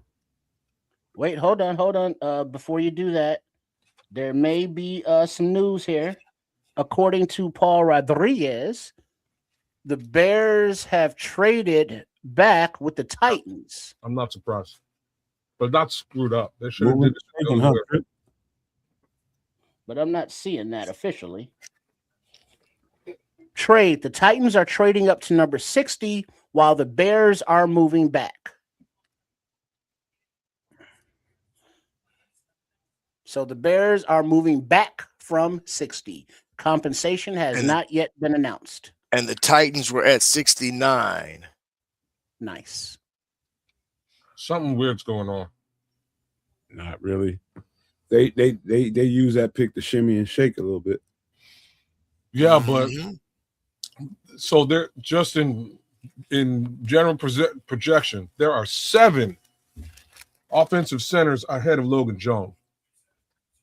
They could have got Logan Jones a little bit further back. I feel like they just didn't get the offer they were looking for at 57 and made the selection anyways. The Browns just got them a dog at safety. All right. It looks like Paul's usually right. He says the Bears trade back to 69 and pick up 144.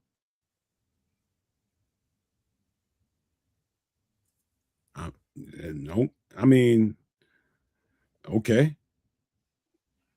You get an extra pick out of that. Right. We needed it. I like that. We needed some kind of movement. Right, because they took the center, and some may consider that a luxury pick. even though No. Bradbury's only under contract for a year.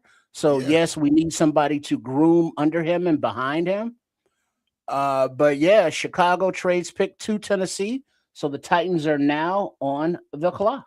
Which means 9 times out of 10, Newman is probably going to get flanked out to being a guard versus playing center. Well- Mongo. Newman is a guard. Yeah. But he was going to move. All right. With the 60th pick in the 2026 NFL draft, the Tennessee Titans are selecting Anthony Hill, Texas linebacker. But with Newman, they had actually considered taking a look at him as center this Well, year. yeah, but I think that was kind of nixed when he couldn't do it, Right. as well as he could play guard. So now Which it's is like fine. leave him at guard and just draft a damn center.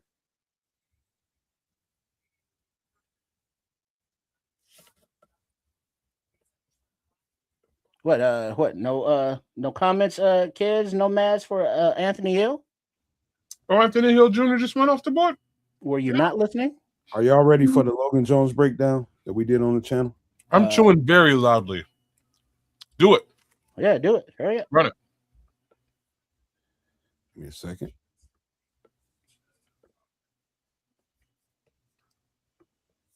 I don't know if I'm doing him any justice when I tell you Can you turn it up? how freakish he is as athletic for a 300-pound guy. Like his movement ability, that's as high as it goes. Mm. Trips, I'm telling you, it's special to watch. Well, I like the fact that not only does he have the movement to, pull and do all that good stuff in the run game, but he can squat and he has that anchor to, withstand those 375-pound nose tackles lined up over him, coming off, with the hair on fire right at the snap.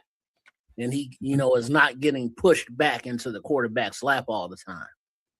Good anchor for a 300 light, a little bit of light. There's some guys that have him listed at about 295, 298, somewhere in that region. But I know one thing, he carries his weight very well and can drop that anchor on a dime. And I've seen him play against some big dudes, man. Some big Trips. dudes. I'm talking about 320, 330-pound dudes and hold his own. Yo, Mhm. the homie can do. Holy smokes! You looking at him, huh? Well, I'm looking at him, and I'm looking at some other stuff in relation to him.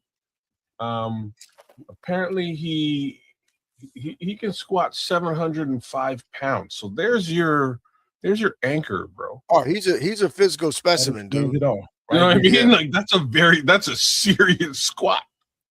Hey, Trips, You when can with that trade buckle back, down, your knees don't what did buckle to we pick up? 700 pounds. You can handle a defensive tackle. Mongo.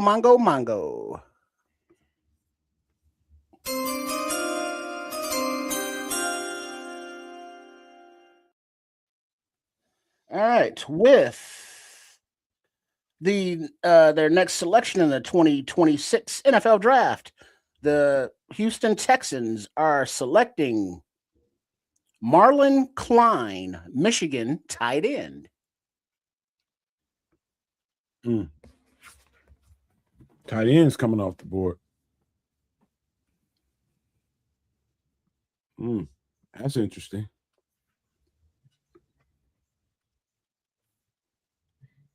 So we got two Nomad Network proteges so far. It's great. Who was that 59, Trip? Do you recall? Say that again. Pick number 59. I wasn't taking notes.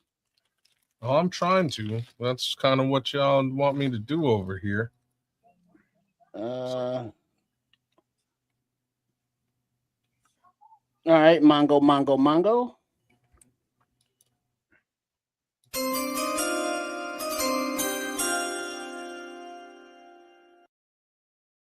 the official announcement that the Titans have selected Anthony Hill Jr., linebacker, Texas, at 60. And at 59, that was a question, kids, at 59. Mm-hmm. 58 was McNeil Warren. Warren. 57 was Logan Jones. 59 was traded with the 49ers. I don't know. I see 58. I see 57. I see 60. Hey, Trips. And the trade back with the Titans. What pick did we pick up from them? I couldn't tell you exactly because I'm not seeing it. So we're gonna select at 69. I believe we also scored pick number 144, somewhere in the 140s. Okay. Yeah, all the details are half-ass. You know, it's like they put up a trade and then put up half of the trade, and it's like that's not all the information. But Mongo.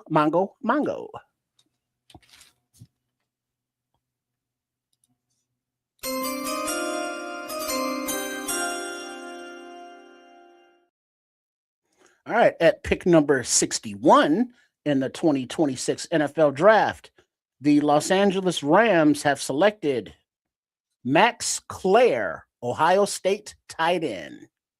God, so Marlon Klein was 59 somehow. Tight end. Max Clare. Yeah, we're gonna run on tight ends now. I thought. Okay. So Houston Texans with Marlon Klein at 59.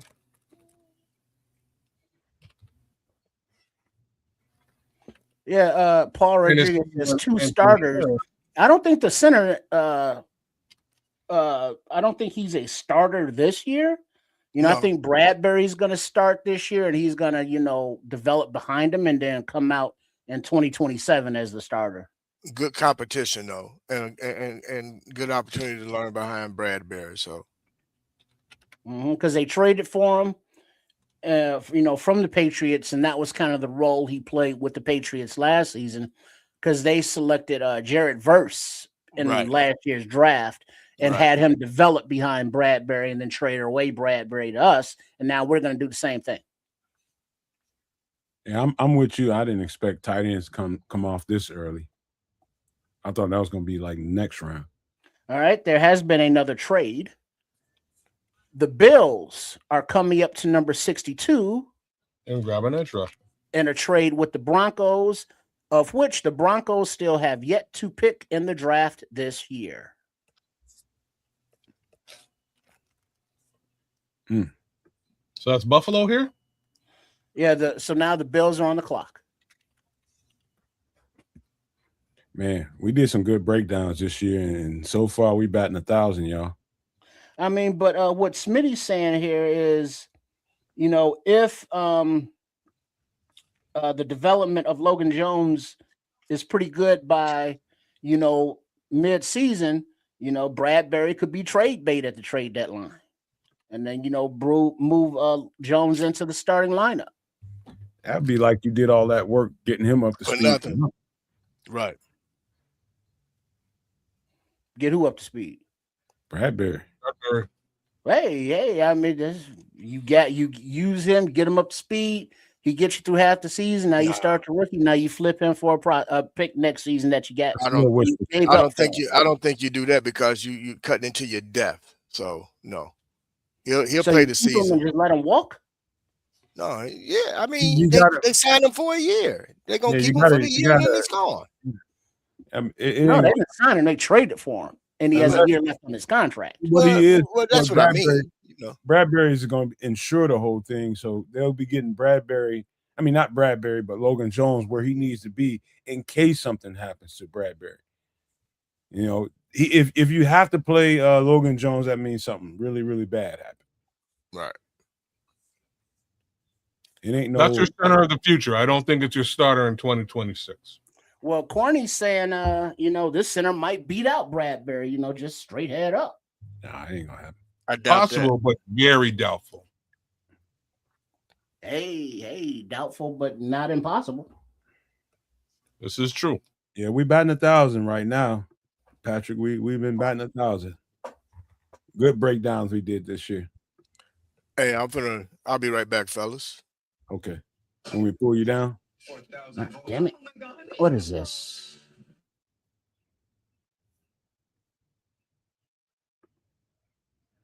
Logan Jones is probably a day one starter, but he will not start for the Chicago Bears. They did not pay Bradbury to sit there, and no. He is a day one starter, though, Ralph. You're right.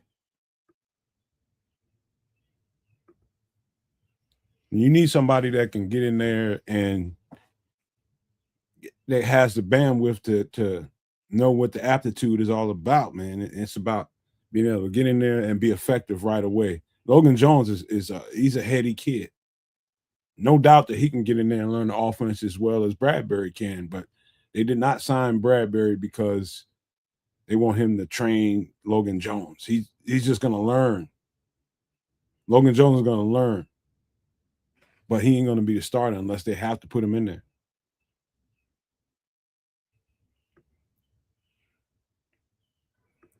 What you got, Trips? You muted, bro. Kid, you still over there? I had to do some stuff there. Battery had to be recharged, so made some adjustments. So let's go with Mongo.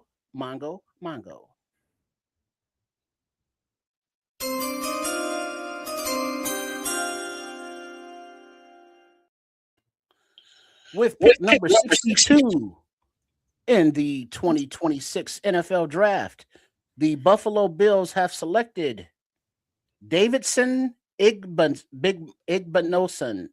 Ohio State cornerback. David Igbinosun. There you go.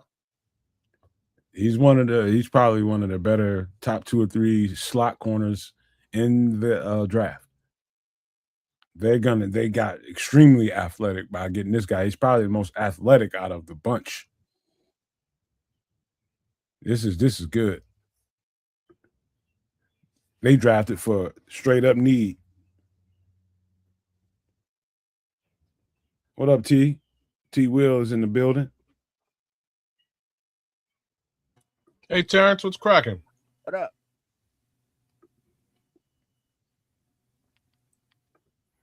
This is a good draft for the Bears, man. Got stalwarts that's going to be there for you for the next 5 to 7 years at least. Really good. You see, All right, so that was Coach Johnson's foray into the draft pool. Does it go back to offense, or I'm sorry, does it go back to defense or stay with offense? They're going defense. They're going defense. This might be your DT coming up next. But just remember, they kind of went deep on DT in free agency. So we'll have to see. It'll be defense. I told y'all Ben Johnson might steal one because they had picks so close. I definitely said there would be a Ben Johnson pick in this round as well. So we'll see. We'll see if there's another one. I think we're in for another one. Terrence, I'll send you an invite. Let's just say for either tomorrow or Sunday. I'll get you one. I'll send you one.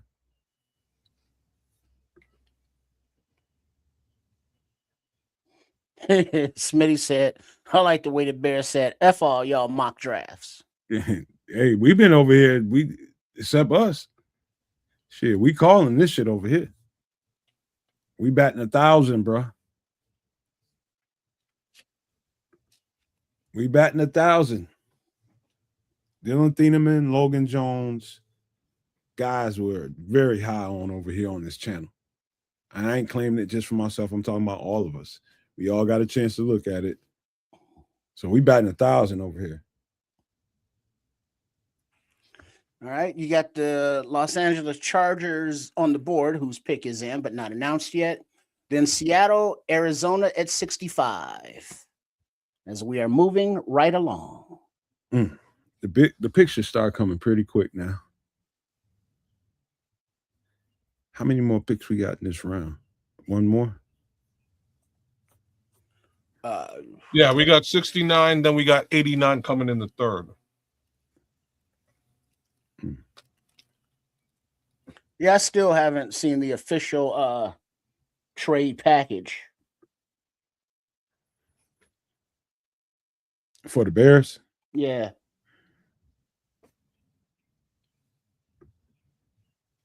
You know, there should be some kind of rule. You can't announce no trades without announcing both sides of the damn deal.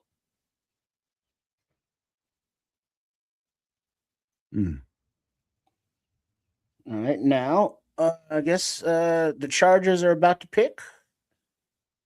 Well, that's obviously not Junior Seau, rest in peace, but Seau looking dude.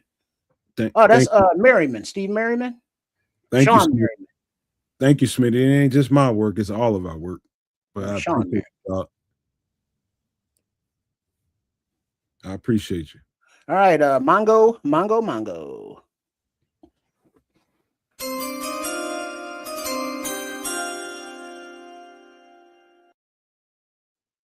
With the 63rd pick in the 2026 NFL Draft, the Los Angeles Chargers select Jake Slaughter, center, Florida.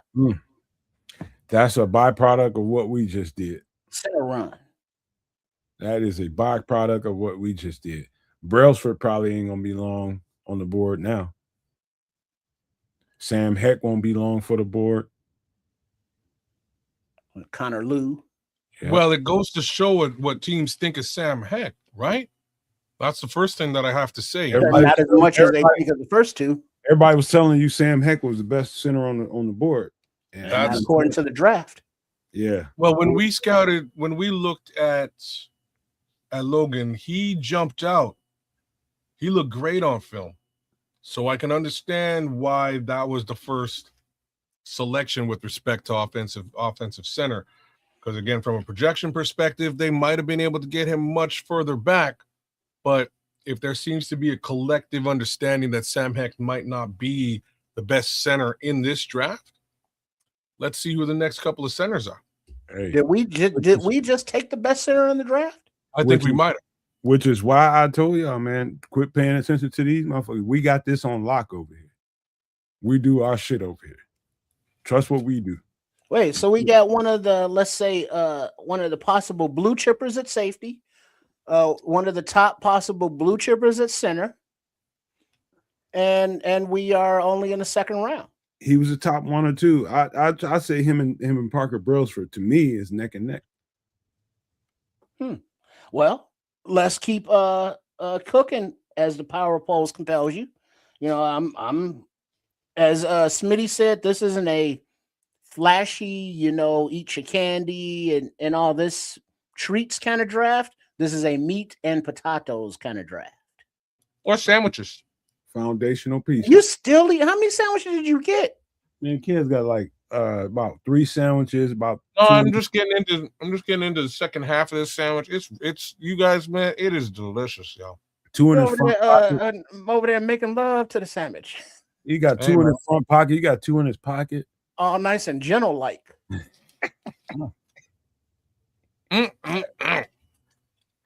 Oh man, I'm telling y'all, we've been drilling it over here on the channel, and obviously, what the Bears are doing is making that science, making that reality. We have tore it up over here in the postseason. I mean, the off season, man. All right, Mongo.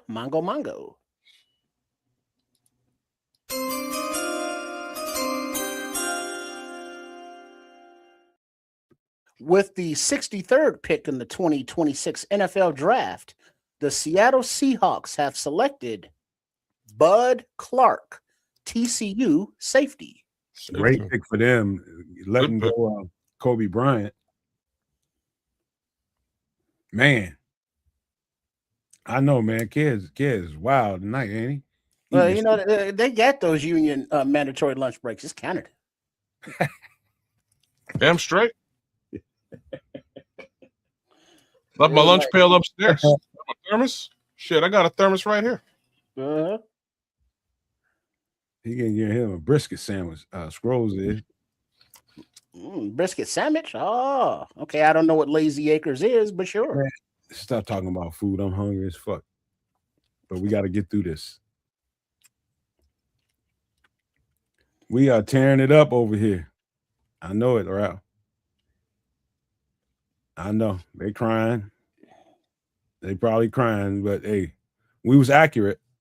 We was accurate as hell. I know for a fact that these two guys remember they remember these breakdowns. Mhm. Whether it's Dylan Thieneman, they remember the Logan Jones breakdowns. They remember them. We've been doing our shit up there.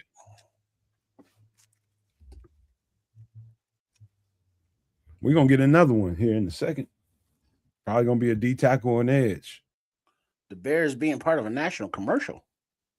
I'll say it again, man. I hope it ain't the edge. I hope it's not the edge. I hope pick number 144 is the edge, and it's Ndamukong Tucker. That's what I hope. So what are you looking at here? Cornerback, linebacker, running back? Likely DT, though. Likely DT. If a certain somebody is on the board and I'm a Ben Johnson, I might do a little something special here, though. Wait, if you're Ben Johnson or Dennis Allen? If I'm you heard what I said, Dan? Oh, okay, my bad. You heard what I said. If a certain somebody, I'm in non-jinx mode now. You dig it? Clarification. That's all. I'll be right back, guys. Mm-hmm. All right, now I don't know how the hell is Paul ahead of us now? Damn it! What oh, for fuck's sake! I'm keeping up with the dude that's tweeting from the spot. Oh, okay, corny. Okay, corny. There's another one. I'm thinking, Don't be saying no names because that's the jinx. Those two homies could come in clutch right here at 69. Chat. Nice. Both of those guys. All right. The Cardinals pick is in. Mongo.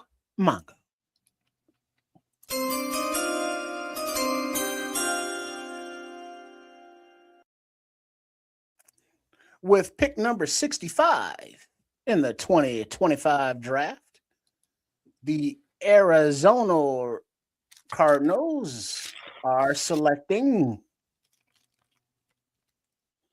after a few words or some kind of military thing they're doing up there. I had to replug in my Bluetoothes, so I can't hear them anymore. I can only see. It's the CBs. Go CBs. The CBs, they're here. Oh.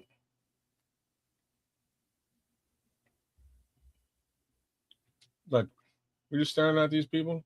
What's going on? I don't know. They're not Make-A-Wish. They're military. They're different. Who did Arizona get? Well, we're about to tell you now.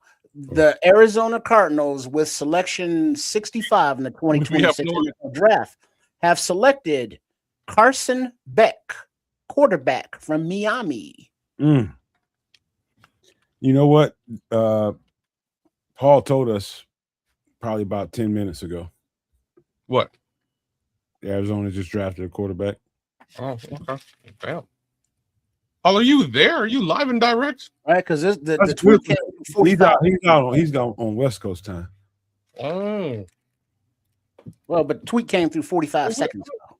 Oh, we before West Coast time? Well, but it's all the same time. It don't matter. It's not like he's getting news like a few minutes before us. I'm just saying, maybe he got his timing belt changed.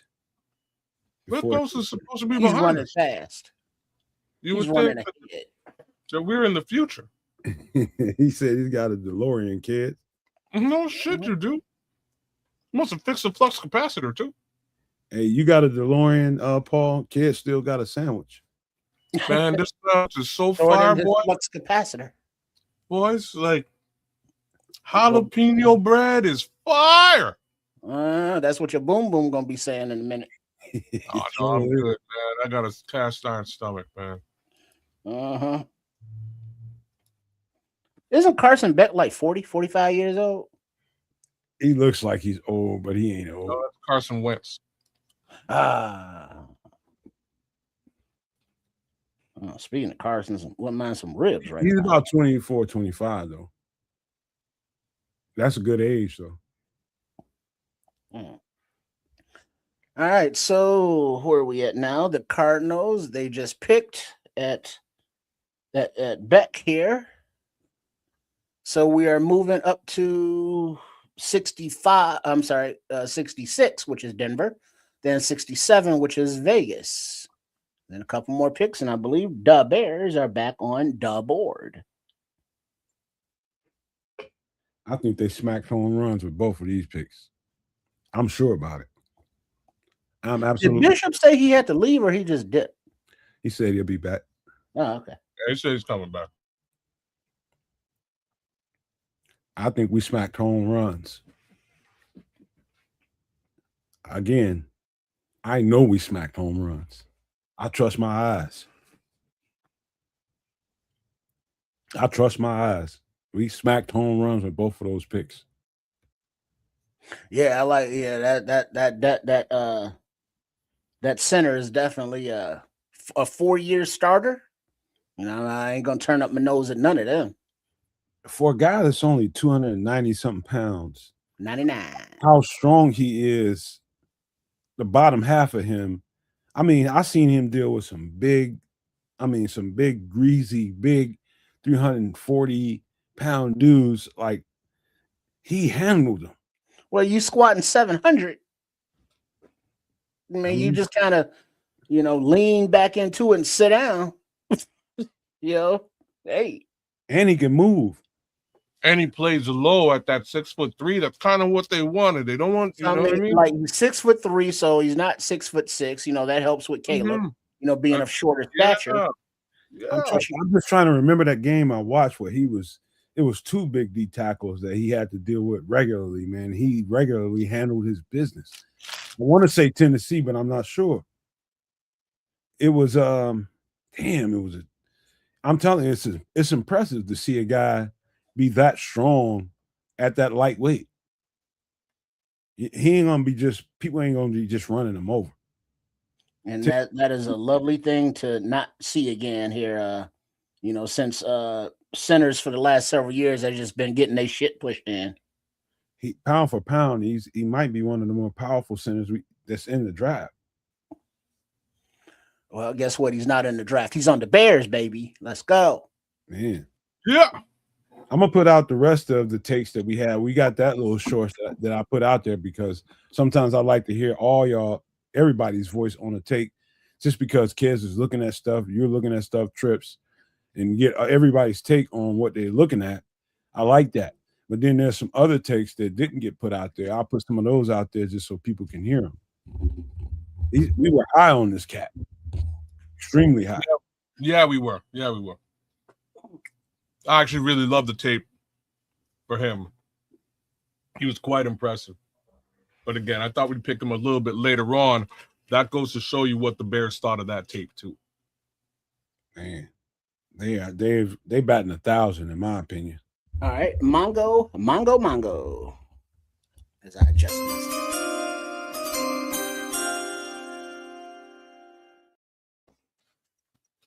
At pick number 66 in the 2026 NFL Draft, the Denver Broncos have selected Tyler Anyadem, Texas A&M defensive tackle.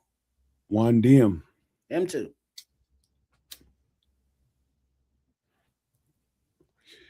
He's a guy. I did him last year. I thought he was coming out last year. Tyler One DM. I did him last year. Anybody wants to know who this guy is, just go to the channel and type in Tyler One DM. You'll find it. Yeah, we went in the draft.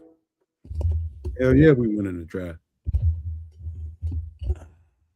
Tyler One DM is actually a really good breakdown. So if you want to, we don't care now because he's not a Bear, but if you want to know who he is, go to the channel and there's a breakdown that happened last year on him. All right. Now, with that, Las Vegas is back on the clock at 67, then Philly at 68, then the Bears. I think this is a good player though. Title I DM is good. All right. Yeah, that's a good Mongo.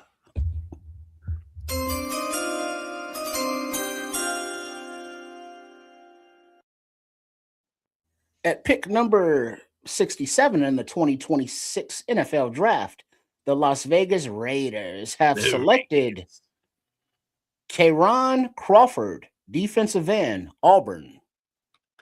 Ooh, on the other side of Keldrick Falk. It's a good pick. A lot of teams got some solid bookends. So it's a lot of teams that there's one edge rusher that everybody's paying attention to and talking about. And on the other side of them is another really good edge rusher. And I'll tell you another team that's got one is freaking Central Florida that had Malachi Lawrence. And I'm telling y'all, Nigel Lee Kelly is going to be a player. Nigel Lee Kelly, remember that name? Why they want, man, Matt Millen got 2 of their picks today? That's just crazy. Matt Millen got old in the motherfucker. He like you get old too, bro. Somebody called him Wilford Brimley or something. Eat some oatmeal. He's selling oatmeal out there and insurance. Oh man. That's freaking funny, man. That's cold. Wilford Brimley. No, he's selling freaking insurance and shit. Yeah, man. That's what I said. With oatmeal and insurance.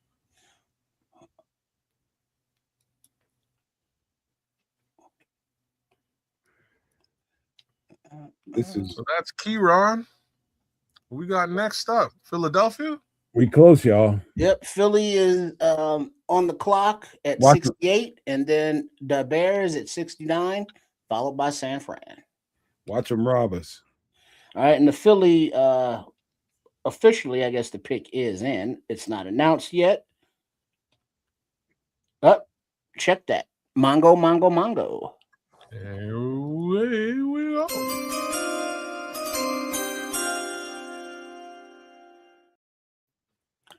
With the 68th pick in the 2026 NFL Draft, the Philadelphia Eagles have selected Markel Bell, Miami offensive tackle. Good pickup for them. Bishop was in here talking about that guy. Yeah, he was. And with that, the Bears are on the clock. Hey, we're going back defense, I'm pretty sure.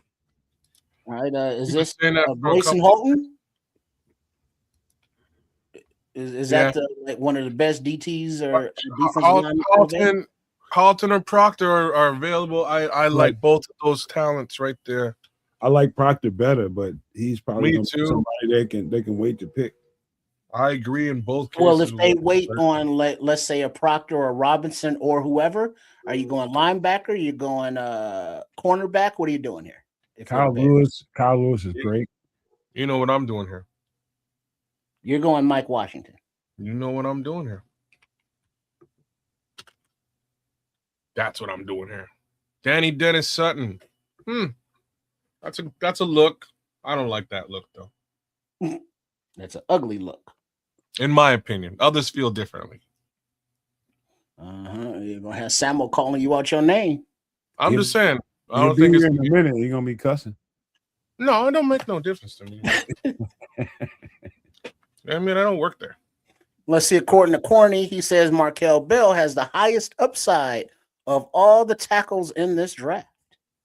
Wow. Okay. Red Baron is saying, "Let's go cornerback, please." I don't know about that. Red Baron asking for a cornerback. Yeah, but he's been trying to get rid of Tyreek Stevenson for about three seasons. Drew Bowery is a piece at offensive tackle. At this point. Yeah, this could be another run on tackles. Yeah, but you could probably get Drew Bowery at 129. There's a lot of offensive tackles again projected a fair ways ahead of Drew Bowery.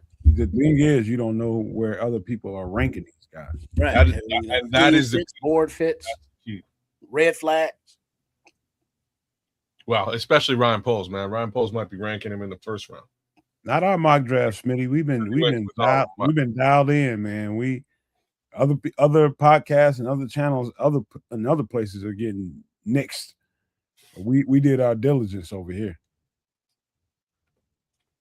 I'm telling you, we ain't gonna be fooled over here. We did our shit. We did our shit, bro.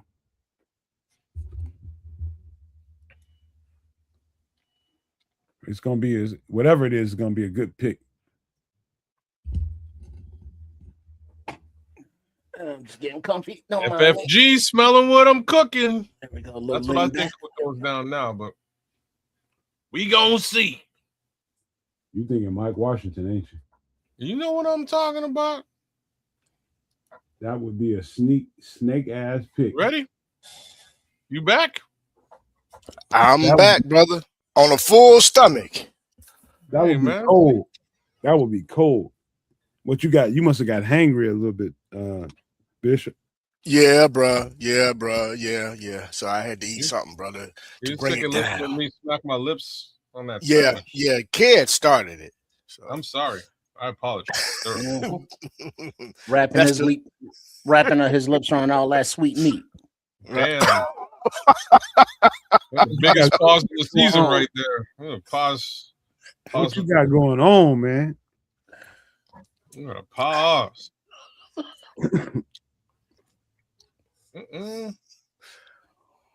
See, two of my guys and came off the board. I see. Yeah, we were just telling you about Markel Bell, man. Markel Bell just came off. And then that boy Crawford. He off the board too. Yeah, you know, Smitty is true because all the mock drafts that I've seen, all that we've hosted here, you know, on Sunday nights on some extra Nomad at Night or Wednesday on some extra sauce, I have yet to see any of the mocks go Dylan Thieneman in round 1 and Jones in round 2. I did Dylan Thieneman in round 1. I don't know about that. I did. I don't know about that. Yeah, but I'm going to say that I didn't do it because a lot of the time Dylan Thieneman's going at 15. All right. The Bears pick is in. Wow. Here we go. Mongo time. No Mongos?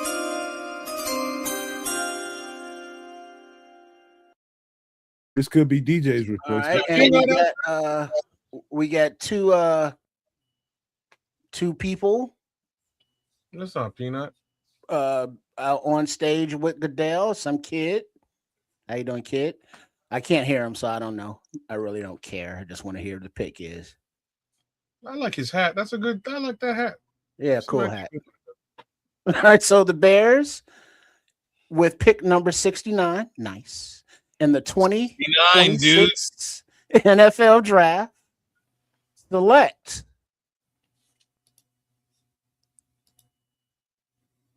Do it, Ben. Sam Roush, tight end, Stanford. What?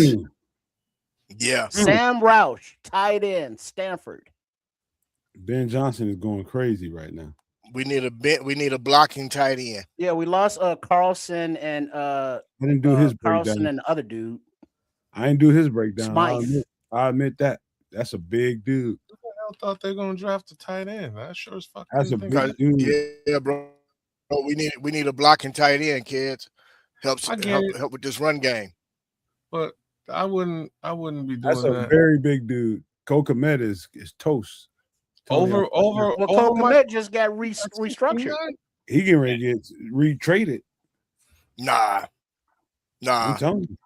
Sam Roush is more he's going to be used more as an H-back. Oh, he going to definitely be. That's what Cole Kmet was doing. They'll be able to use Cole more in the passing game, bro. I'm telling you, Cole going to get traded. Moved to Indonesia growing up. His great uncle is a pro football player and actor Merlin Olsen, who's also related to Phil Olsen, who's I believe also a football player, because those two guys look like they both played football in that picture. No, we did not mock this. We did not. We didn't even break Sam. I Ross. can't tell you shit about this, Smitty Q, because I would not. I know. have- I know what kind of player he is. It's Mongo. Oops. Oh, sorry. Bears are The 70th pick in the 2026 NFL Draft, the 49ers select Romello Height, edge, Texas Tech. That was one of the other edge rushers I thought was a dime piece, but he's underweight too. But the 49ers don't care. They don't care. He's fast as shit. He is fast as shit. Ben Johnson is going three tight ends and about to pound the shit out of people in the running game. That's all you can. Who's toting the rock, according to kids? You're muted, kids, by the way. 270-pound tight end, you about to smash people right in the goddamn mouth. Yeah, I would have smashed him with Mike Washington instead, but it's all good, man. Whatever. They got themselves a tight end again. I'm a little confused. I get why you did it, but still a little confused. Like I think they could have. I'm not. They could have got a DT here. You know what I mean? There's a bunch of DTs here they could have got. I wouldn't have done this at 69. 13 That's- personnel. You're exactly right, Paul. Yeah, Hey, I know that a lot. kids. yeah, bro. Those same D tackles are going to be available at pick number 80.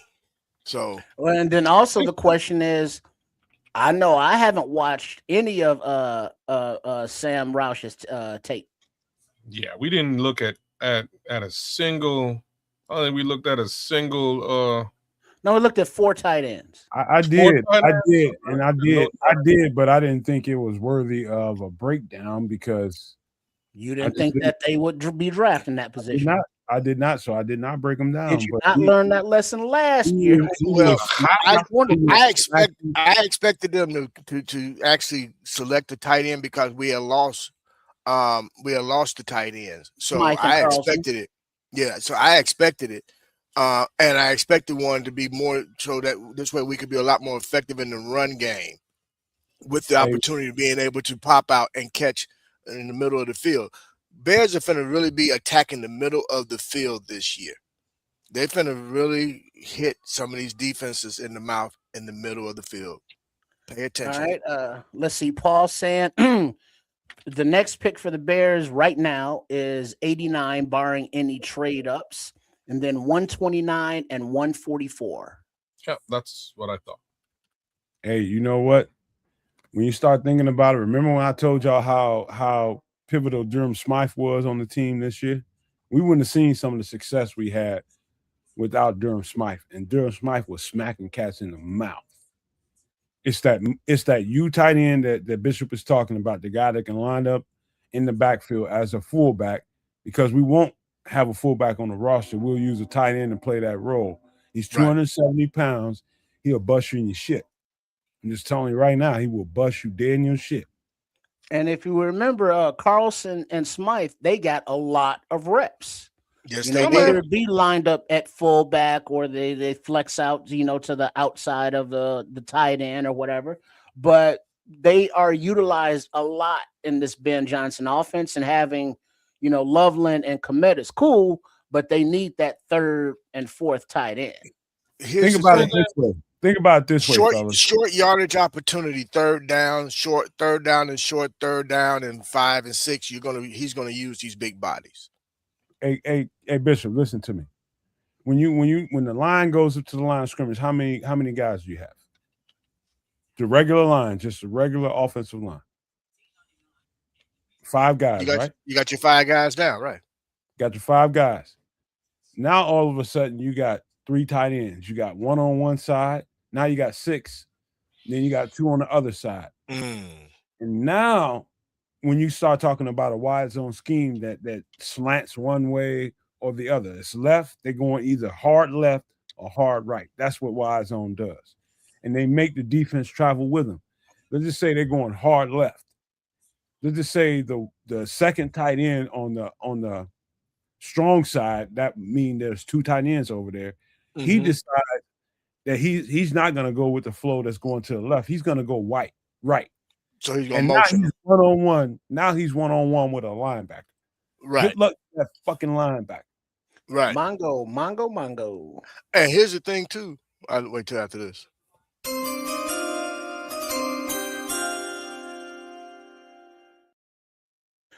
At pick number 71 in the 2026 NFL Draft, the Washington Commies have selected Antonio Williams, wide receiver, Clemson. They need him. The Bears gonna be busting people in the goddamn mouth, man. I'm just gonna tell you. But then that also plays into, you lining up with all these tight ends, you're running the ball, and then what does that breed? Play action. All day. Right.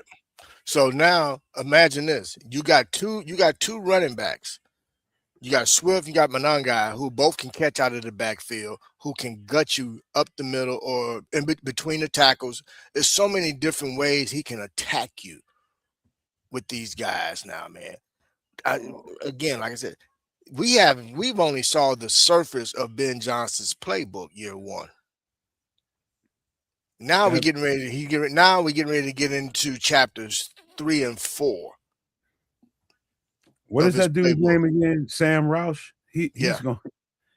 He's a punishment to all the defenses that want to stop the Chicago Bears, is what he is. Bro, there you go, Nomad. Yes.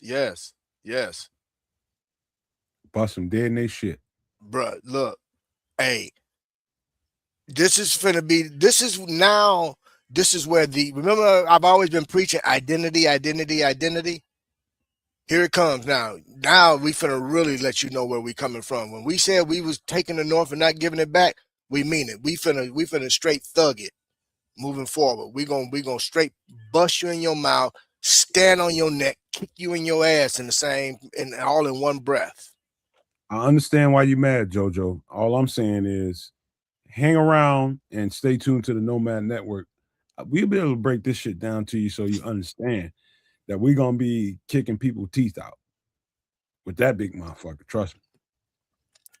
Think of him as the fullback that ain't here on the roster that can catch passes. Okay, here we go. I'm gonna tell you who to think about when you think of offenses that run this type of offense. Think about what happened to us against the 49ers. And how they use their tight end, as well as and then sometimes when they didn't use the tight end, they had a fullback that they actually used. Just think of the 49ers. It's finna get nasty, brothers. And a lot of people are probably quasi upset because they just picked the tight end over an edge rusher and all that kind of stuff. And edge rusher is all people are talking about. But bro, Not we got understanding. Go ahead.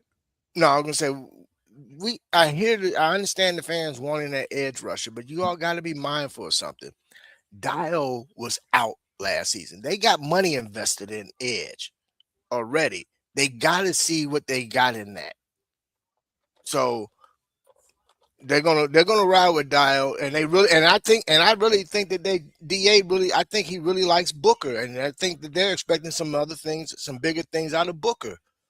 So if you really think about it, if you ever followed DA, he's never had bookend DNs. He's always had one primary DN, and most of his pressure came from the interior of that D line. And then he does a lot of disguises with his linebackers and secondary. He's staying true to who he is. You have to catch up with him. Go back and watch when he really was getting down in New Orleans, and then you'll kind of understand the method to his madness. I understand as a fan, we want certain things, but understand who's your D coordinator and where his mind is normally at in terms of a D coordinator. Go back. It may take you some time, but go back and study this man. He's staying true to who he is. And who is that? Saron Collins saying was it, that these tight ends are also, helping to block all these defensive ends. Yeah. All these elite defensive ends. And All right, let's go Mongo. sorry, buddy. Gotcha.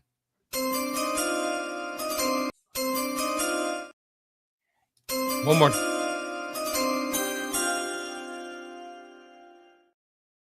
With pick number 72 in the 2026 NFL Draft, the Cincinnati Bengals have selected Tacario Davis, Washington cornerback.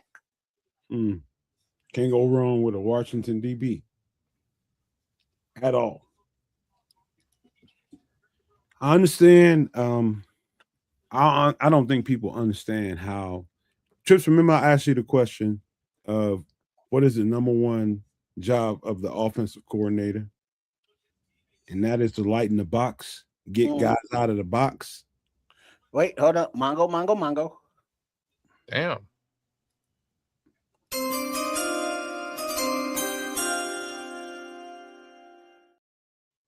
With the 73rd pick in the 2026 NFL Draft, the New Orleans Saints have selected Oscar Delp, tight end, Georgia. They go to tight end run and get still going. He's a straight athlete. He's a real athlete. Real athlete there.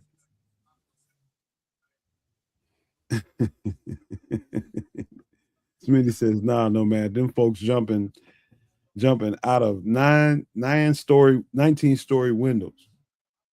They don't understand the game, man. Bro, one of my guys just texted me and he bugging out, man. I'm like, dude, come on, really?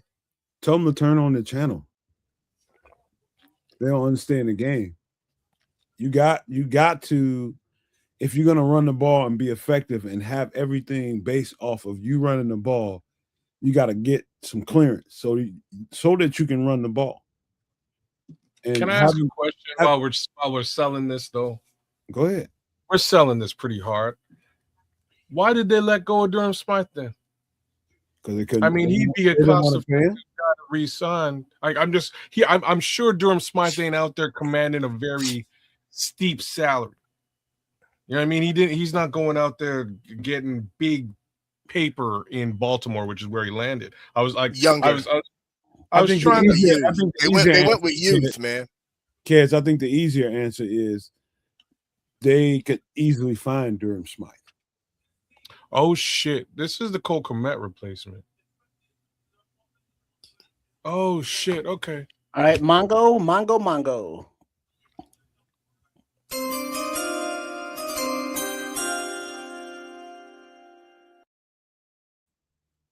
At pick number 74 in the 2026 NFL Draft, the New York Giants have selected Malachi Fields, wide receiver, Notre Dame. Fell to the third round. I remember he was in the top 10.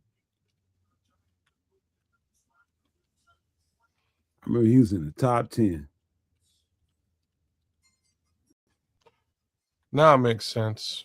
What that? I'm just saying it makes sense that they're going to move off of Cole Kmet next year, not this year, but next year. I mean, when I tell y'all simple football is simple football, it's how you line up, and it's going to make the defense do a certain thing. If you can line up with three tight ends and be effective at whatever you're trying to do with three tight ends, you're going to make the defense honor what you're doing. Yeah. They're going to leave an extra linebacker on the field, and that's when you're going to torture them. No, JoJo, they didn't extend them. They restructured them. So from a football perspective, what you're saying makes 1,000,000,000% sense. From a draft perspective, it doesn't, because there's other areas of need that they could have made a selection on. So then you got to think about why. And again, the answer to the why is because they let go of Durham Smythe. And if you let go of a guy that you could have re-signed at a relatively low wallet share case scenario, and you've now extended a guy at a decent price tag but might be looking towards moving off that down the road, you can backfill that particular position.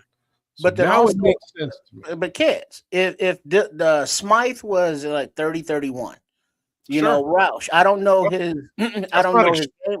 I haven't looked at any of his tape, his measurables, but I'm thinking if they can get a younger Smythe, you know, in the draft, if this is what Roush is, that's why they're not re-signing, you know, Smythe. They're like, we're gonna get Smythe in the draft.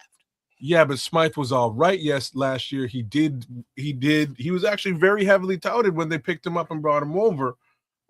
He did exactly what they needed him to do, and they could have re-signed him for something that's relatively inexpensive. It would not have cost them.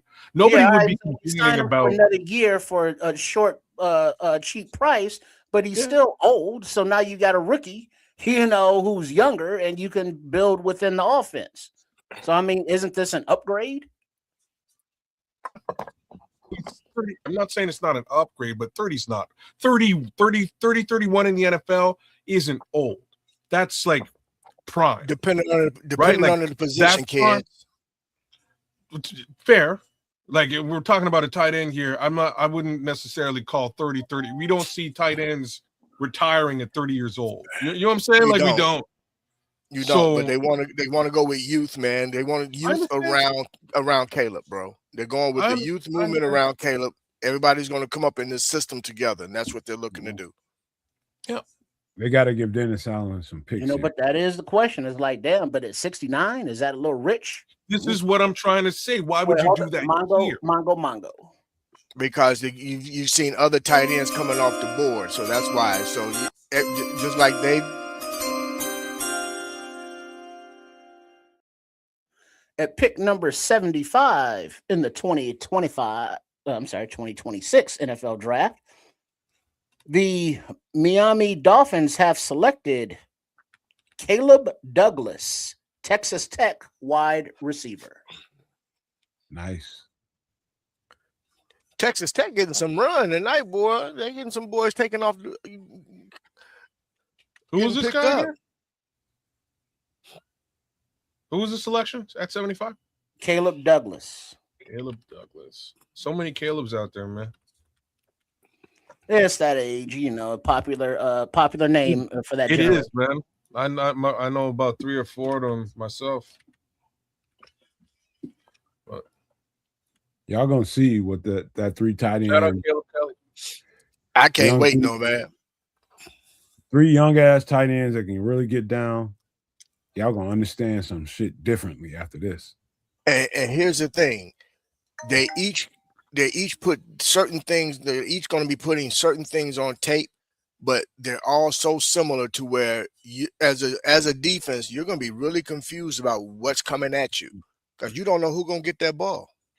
Well, I got to ask this though. I know that we haven't really looked at the tight end position, but other than Roush, who behind him is a Ben Johnson fit? You know, that they would have wanted. What do you mean? That has the characteristics, the skill set that, you know, Ben Johnson wants from his tight end. All tight ends aren't going to have that. Who behind Roush do you think that they could have got that would fit that mold? And we're talking specifically about tight ends here? Yeah. Yeah. Unfortunately, I'm at a loss there because, again, I did not think that was really a position of need. Well, I didn't look at them at all. But that's the thing, though. As fans, you know, not just us or you kids, but we didn't think tight end was a position of need. Well, guess what? At 69, the Bears thought it was.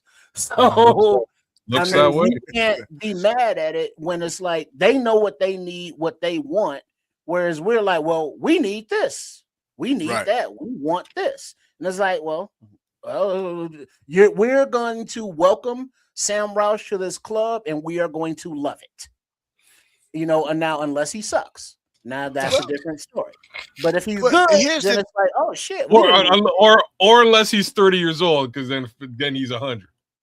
Well, here's the thing too, Trips, and I'm glad you said that because as fans, we're real quick to want to all of a sudden throw our hands and be like, oh, they're making a mistake. They're not, because it's not the flavor of the day for us. You know, we get caught up, we get hung up on names, and because we like the guy, because we followed a certain team. But again, it comes down to what fits what Ben Johnson's trying to do. Right. And I think a lot of fans have not taken the actual time to really pay attention to what he likes to do, and he trusts his other coaches. So, like everybody's screaming, I got people hitting me on my phone screaming, "We haven't taken the edge yet." I said, "Bro, we got money invested in Dial, and Booker proved himself to DA. So they're not don't forget about edge. That's shipped and sailed. They'll get an edge later, but it's not a priority like we think it is. Right. It'll be a developmental piece. All right, Mongo.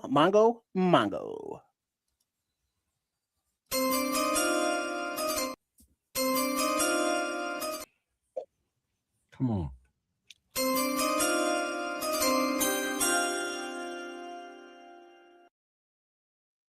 With the 76th pick in the 2026 NFL Draft, the Pittsburgh Steelers have selected Drew Allen, Penn State quarterback.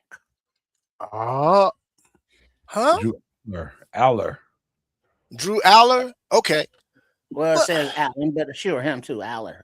It says Allen on the thing. I promise. Okay. So guess what that means?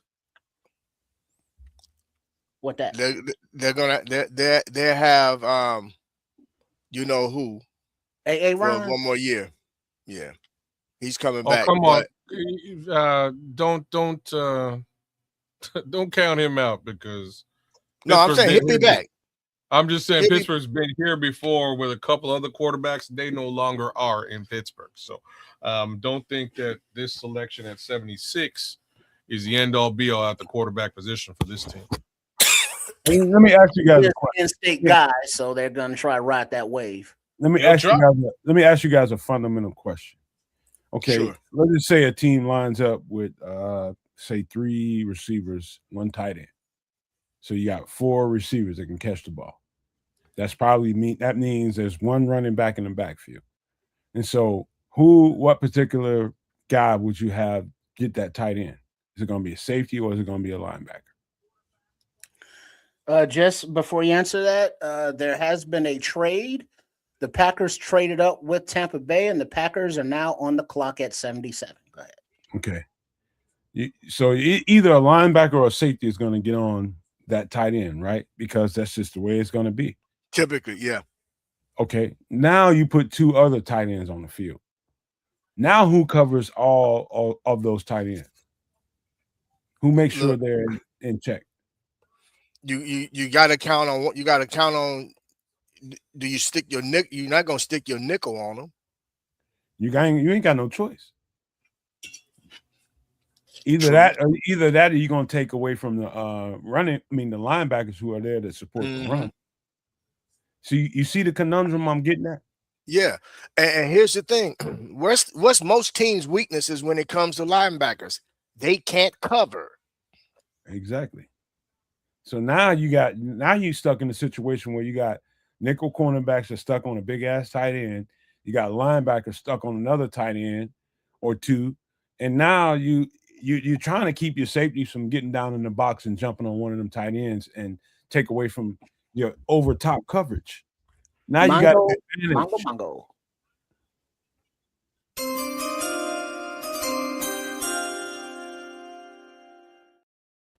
With the 77th pick in the 2026 NFL Draft, the Green Bay Packers, FGB, have selected Chris McKellen, Mizzou defensive tackle.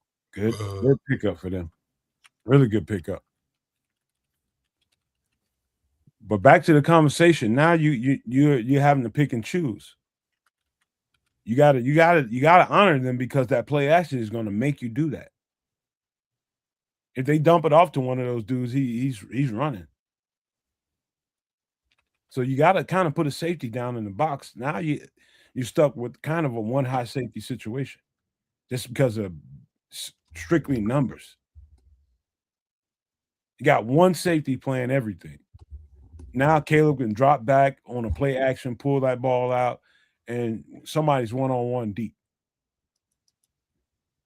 You understand? I'm telling you, it's effective in the short area. It's effective in the deep ball. Too many tight ends. I hate playing offenses like that. I have a question. Go ahead. In this respect, would you consider this selection of Roush a starter? No. Okay. He's not going to start. All right. But he will be, as much as he'll be supplemented, you would think of him as one.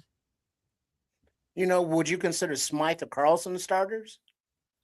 No. Many times this year, I would have looked how much they play. Many times this year, I would have looked at Smythe as one because he was supplemented so many different kind of ways. I'm asking the obvious question, right? I picked number 69. You might want to put a player on the field. Well, but he's gonna play. That's the point. You saw how much. He will play. Yeah. Do y'all understand what I'm saying? But beyond, like what Nomad has described. Yeah, but beyond that, what is his game? Describe it. Is he fast? Is he a red zone guy? Is he a good blocker? I think actually you kind of nailed it, Trip. He's probably more of a Kyle Juszczyk type talent than anything else, which is super dynamic, bro. He will be on the field. No, he will be on the field. It's super dynamic, and you can utilize a Kyle Juszczyk in many different capacities. So I think he's don't get me wrong. I think he's going to play, and I think he's going to be an effective part of this offense because of the way that Ben works offense. But then that's also the thing.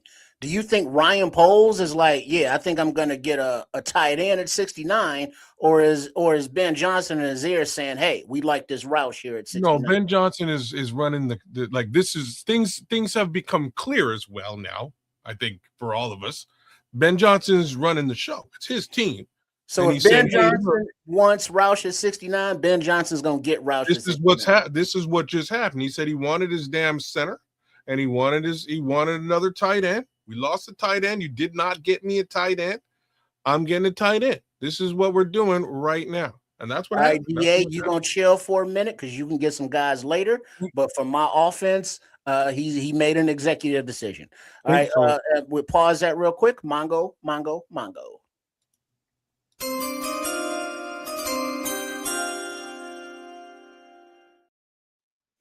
right. With pick number 78 in the 2026 NFL Draft, the Indianapolis Colts have selected AJ Halsey, LSU safety. Bump and grind. But back to the Bears offense. To understand what's going on here, you have to understand that Ben Johnson is trying to give his offense the most advantage that he can give it. And extra tight ends is going to help a play action game function in a high level. So I kind of called this. I didn't think there would be a tight end, but I did say that Ben Johnson was. I said it to you last night. I said, don't be surprised if with them picks in the second round, Ben Johnson gets his feet wet and gets two players. My call was a wide receiver and a running back. He went offensive center and he went tight end. Cool. He did what he was going to do. He made his impression felt, and that was my thoughts about what today was going to look like. I had a feeling. I'm just kind of surprised at what it is, because again, here's the way we all have to look at this. We know one thing for sure. Ben Johnson wants to blow teams the fuck out of the water.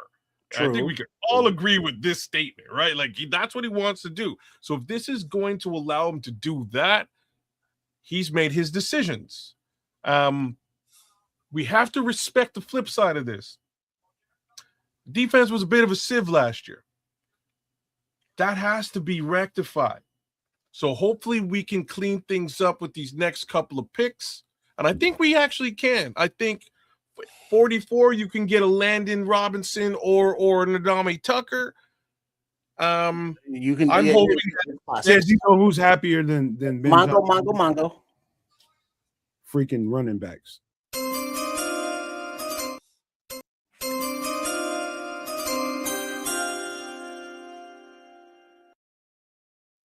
All right, with the next pick for the Atlanta Falcons at number 79 in the 2026 NFL Draft, they select Zachariah Branch, wide receiver, Georgia. Mm-hmm. Okay, did you hear the last thing I said? Outside of Ben Johnson, you know who's happier than everybody? The goddamn right. Clearing space for them to run. Yeah, and that's why I said you can kind of use them in a Kyle Juszczyk capacity, and that's cool. Right? That is cool. I have no reason to doubt what Ben Johnson is trying to do. My line of questioning is more on the other side of the ball, and knowing that we have to come by hook or by crook,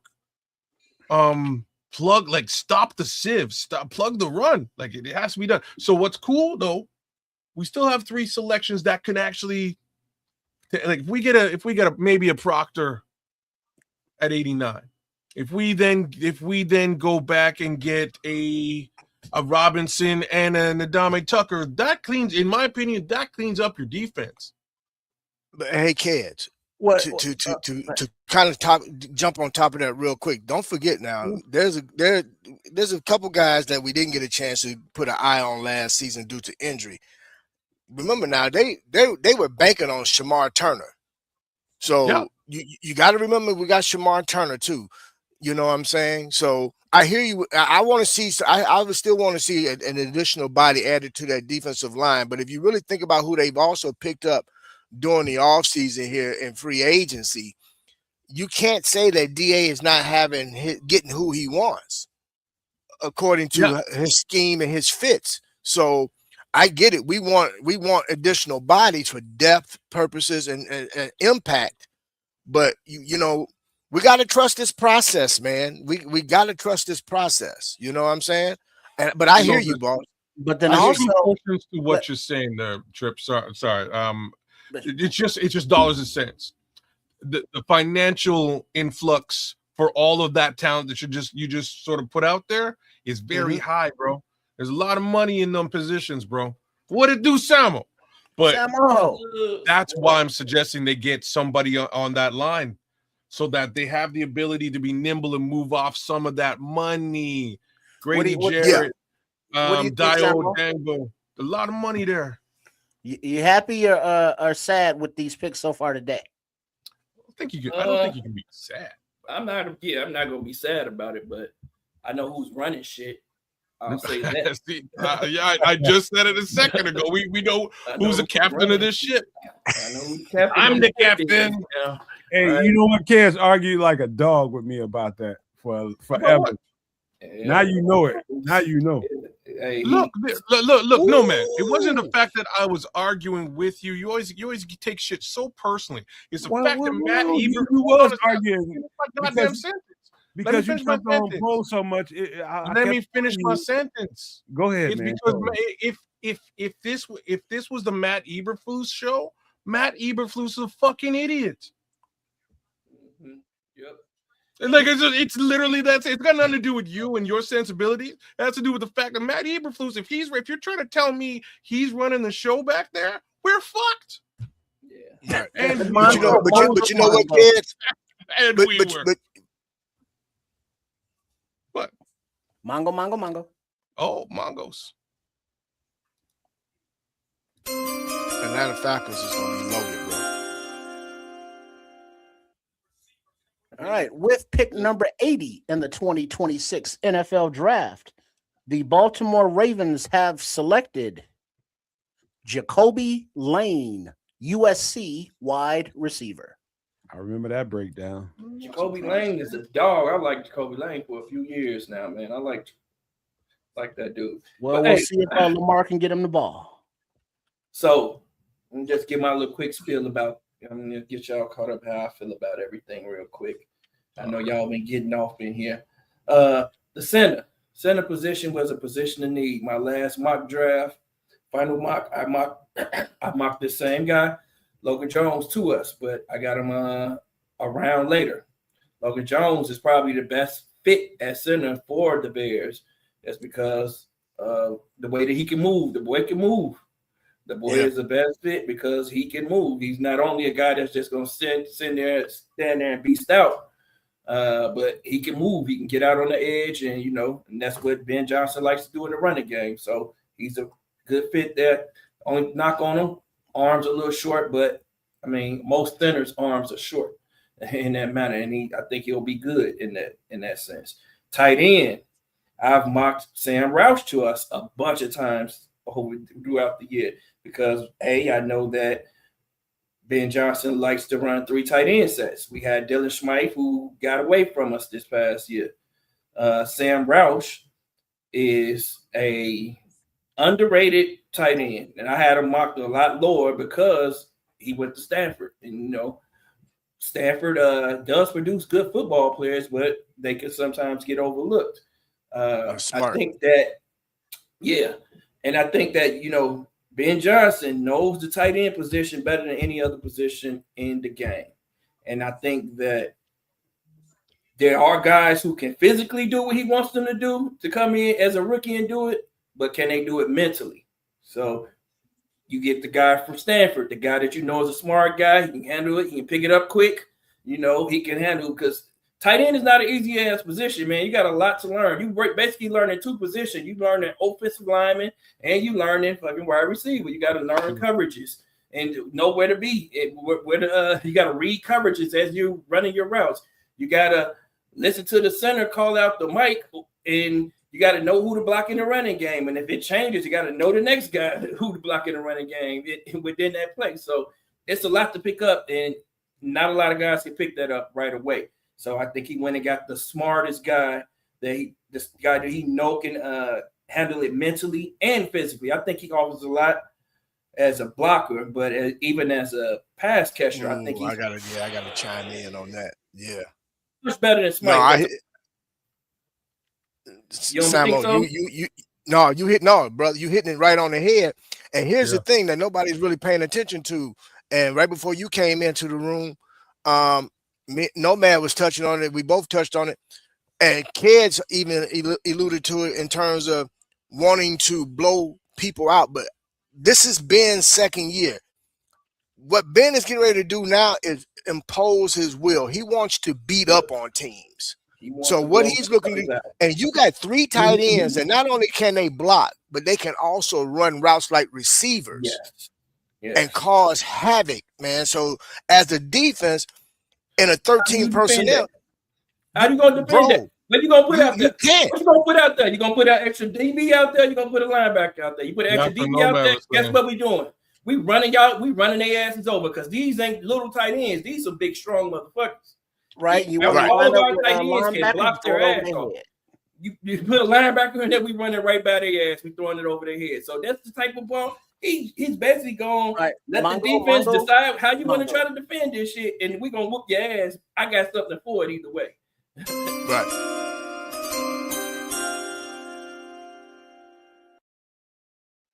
With pick number 81 in the 2026 NFL Draft, the Jacksonville Jaguars have selected Albert Regis, Texas A&M defensive tackle. He's nice. Man, there's a lot of good players still left on the board too, man. So I'm not. That's also why I'm not upset about it. I don't think you're gonna get a running back. I'm gonna tell y'all that right now. I think Ben Johnson has got enough to eat. If we get a running back, it's gonna be late in the draft. I don't think we're gonna get UDFA. It'll be a UDFA. Who's the captain, Samuel? Who's you right? You absolutely fucking right, kids.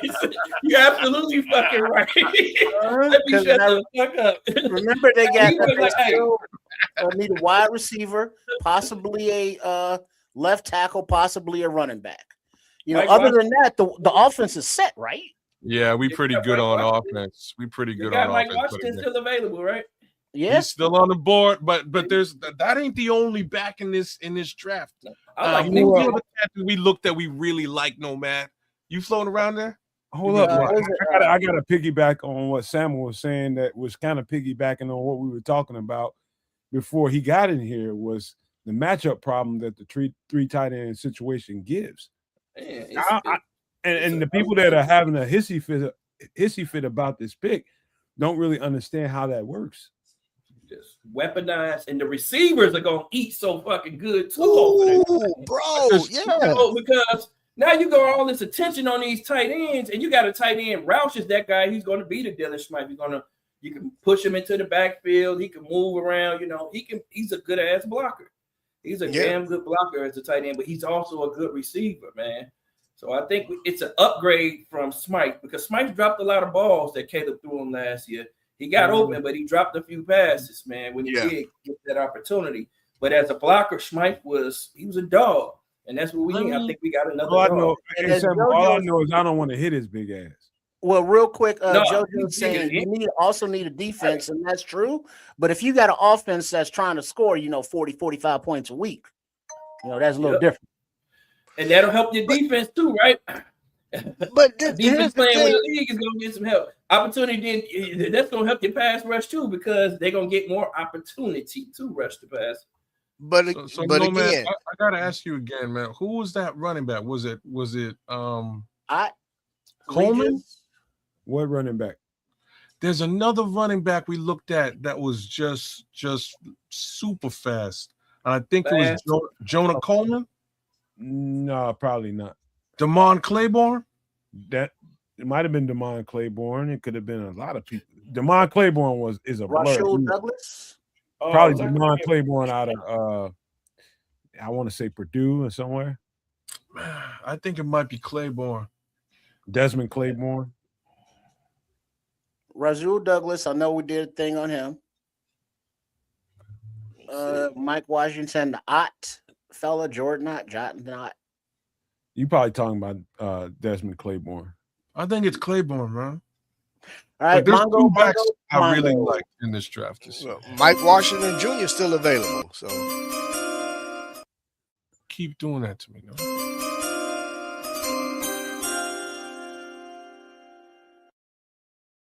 With pick number 82 in the 2026 NFL Draft, the Minnesota Vikings select Dominique Orange, defensive tackle.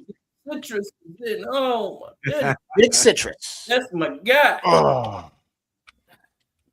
Yeah. It's okay, guys. And this is why I'm saying it's okay. I'm all right with all of this stuff. Because I know that there's some DTs. The DT game in this draft is deep as all F. It's super deep. Hey, so I think we can do some damage. Big Citrus is one of them big old dudes that when he fall, it don't even look like it hurt because he got so much flesh around his bones, and he just bounced. We bounced right up. Big like a fire hydrant in the running game, man. He'll plant himself, and you're not moving him in the double team. You just gonna plant yourself. Man, that's a big old right there. And he can move, man. He can move well for his size, man. I don't think he's look at him in this sense. Nice. Look at it in this sense. You're using him as the fullback. Yep. That's why I made the Kyle Juszczyk comparison, right? So look at what Kyle Shanahan's doing out in San Francisco, and this kind of makes Ben Johnson Mongo very dangerous, right?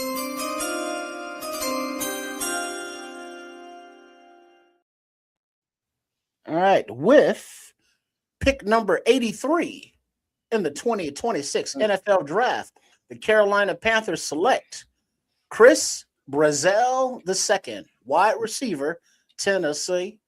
He could have been a Bears pick. He could have been a Chicago Bear. He's a weapon. Size and speed, yeah, that size and speed. He's for sure a weapon. Yep, man. Jermon McCoy is still out there, man. I wouldn't be surprised if we drafted a corner, man. To be honest, that dude, he would have been the number one fucking cornerback if this were last year, and he wasn't hurt. But then you know how everybody always talking about how we need to always stay in the trenches with the draft picks, and we need to get better in the trenches. Mm-hmm. When you saw the name Sam Rouse tight end, you're not thinking trenches, and you should be. Yeah, you're right. Yeah. 270 pounds, you should be thinking trenches. He's That's a trench 270? guy. Damn. 270, bro. But here's something else to consider too, fellas. If the Bears really felt that they had a real dire need, don't you think they would have traded up or made a move to get that player? They're allowing the players to come to them based off of how things are going. They don't feel like they have a dying need. They basically moving forward, it's all about best player available in terms of for depth. Yep. They got guys that was hurt that they're going to evaluate. During the leading up to training camp as well as training camp.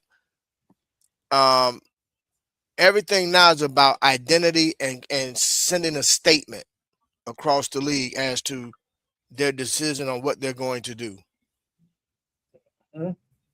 Yeah. Yep. Now, just to counter what you're saying a little bit, I didn't think there was any chance of any kind of trade ups for this particular draft, just given the capital we had. I didn't see that in the cards, but it is an unfortunate situation because we couldn't, that we might not have been able to secure specific needs if that was the case. Hey, so we kids, let the draft fall to us. Hey, kids, let's start with you and just go kind of clockwise around the horn. And we'll come back to you. Just give a yes or no, and we'll come back to you. Do you think the Bears got better so far? Yes, I do. Okay. What about you, Bishop? Okay. Bishop. He froze. His Something eyes are moving. His eyes Bishop, you with us? Mo, what about you, Sam? Hey, yeah, we definitely got better. Yes. What about you, Trip? Yeah, we got better. Bishop, I'm gonna ask you again, man. You think the Bears got better so far? He got nothing for you, man. Yeah, you want $6 for what? He watching some bets or something, parlays, something going on. Hey, yeah, I do think we got better. I think we got better significantly. And as a matter of fact, and I'm not trying to lay it on thick, I know they know what they're doing and how it's all. And I think on the outside, we struggling to come to grips with who they're drafting where and not really understanding the reasons why. And I'm glad, Samo came in here at the time he came in here to explain. Like, I don't want to, as a defensive coordinator, have to have the choice of when I got 3 tight end formation out there and all of them are live. I don't want to have to make a choice whether I go with my nickel package, my dime package, or whether I leave a third linebacker out there. That's a conundrum we're dealing with. Also, that's also giving more space and opportunity for the running backs to run the ball because you have to pay specific attention to those tight ends. And then, no, man, you don't know what formation we're coming out in when you see those 3 tight ends, right? Oh, the fuck don't. And we can start in one formation and then shift to another easily. You know what I mean? Like, it creates a real fucking problem for defensive coordinators. What y'all imagine 3 legit tight ends. Keontae Scott is still available. He's still available, right? I wouldn't be surprised if the Bears traded down again, man. There's so many damn good players left, man, on the defensive line, DBs. Like, I wouldn't mind picking up another pick and getting another pick in this round. Oh, you mean trading back? Next round, yeah, trading back. Okay. I'm with you, bro. Yeah. I'm with you for sure. Yeah. I'm gonna leave an extra linebacker out there and I'm gonna make you beat me with that extra linebacker. Once you show me you can beat me with the extra linebacker, now I gotta adjust. That would have been the right answer to that test. All right, Mongo. All right.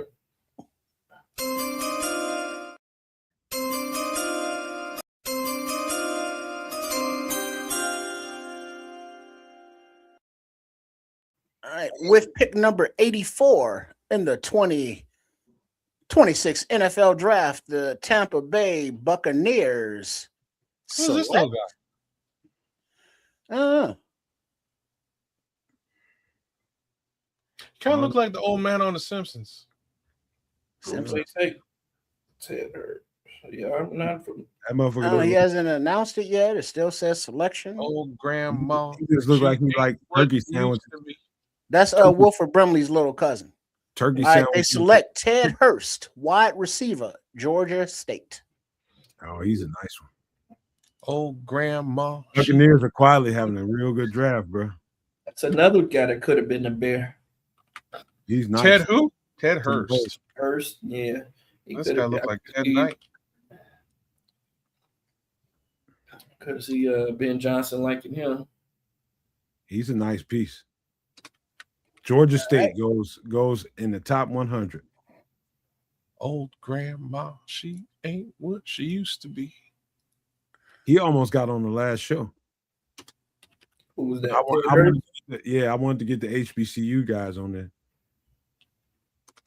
Georgia State, damn near could be an HBCU. Yeah. They're just one step, they're just a little step above, man. Ain't not far from it. Just a little bit. Y'all, I'm telling y'all. Go ahead, Sam. No. What you gonna say? Go ahead. No, I'm good. I've been talking too much any damn way. No, I'm just gonna say about Hurst. Is that the guy? Didn't he go to JUCO before he got to Georgia State? I couldn't remember what JUCO he went to. When I saw some of his JUCO tape, he was tearing the boys' asses up. All I know is you get in the top 100 from Georgia State, you're a bad mother something. Yeah, I'll tell you that.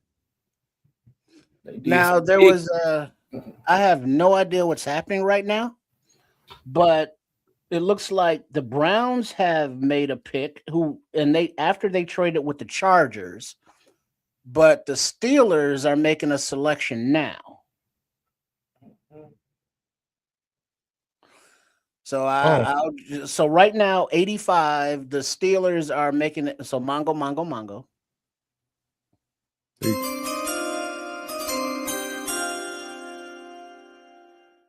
Hey, with his big water head. All right. So at number 85, the Pittsburgh Steelers in the 2026 NFL Draft are selecting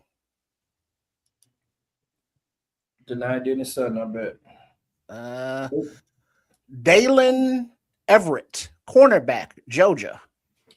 Remember that breakdown, y'all? Everett tough, man. He a little too aggressive. That's an aggressive motherfucker, right? Yeah. He gonna have to tone it down just a little bit. He gonna get some holdings early on, but he gonna be a dog. Yeah, he ain't scared to take that chance, is he? Nope. He's physical. He gonna go 6 yards. He holding for 6 yards, not 5. 6.5, maybe 6.5. If the ref don't see. Okay, now we can do it, I guess. Mongo. Oh, snap.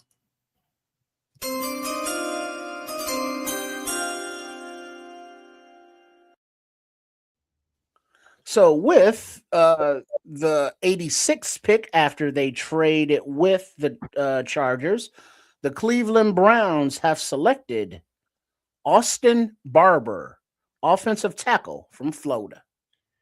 I gotta say, I don't know that guy. I don't know him. Good luck to him.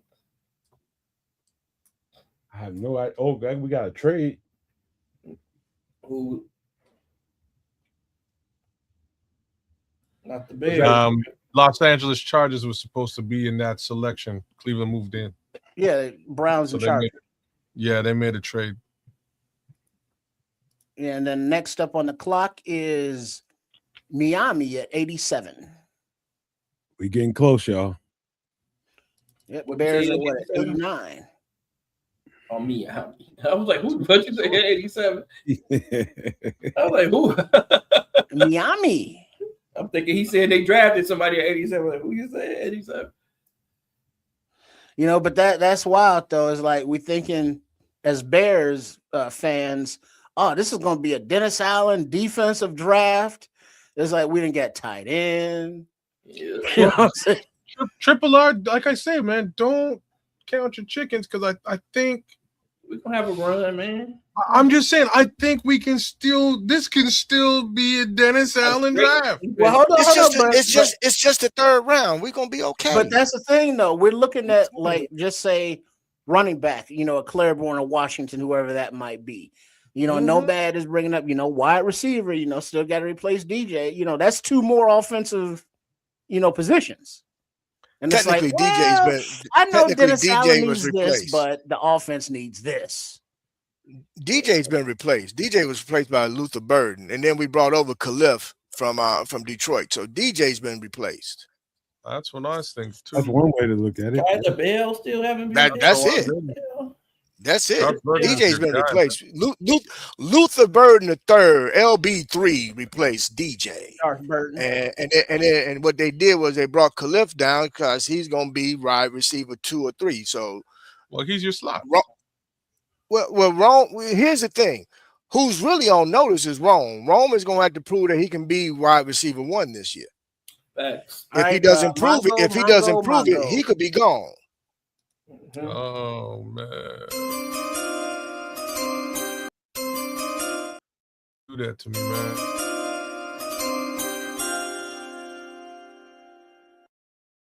Hey, why is that happening? With the 87th pick of the 2026 NFL Draft, the Miami Dolphins select Will Kasmerick, tight end, Ohio State. Mhm. They thinking like the Bears right now. So take a moment to take a look at this draft, guys. I want you all to consider previous drafts.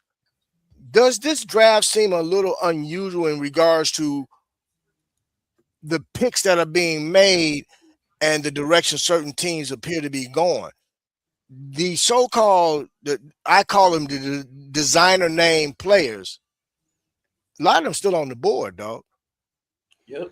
There's going to be some guys that's going to hit the UDFA that we wouldn't expect to be UDFAs. Mm-hmm. And now, speaking of the Jaguars, they are at pick 88 right now, about to make it. And then the Bears will be back on the clock at 89.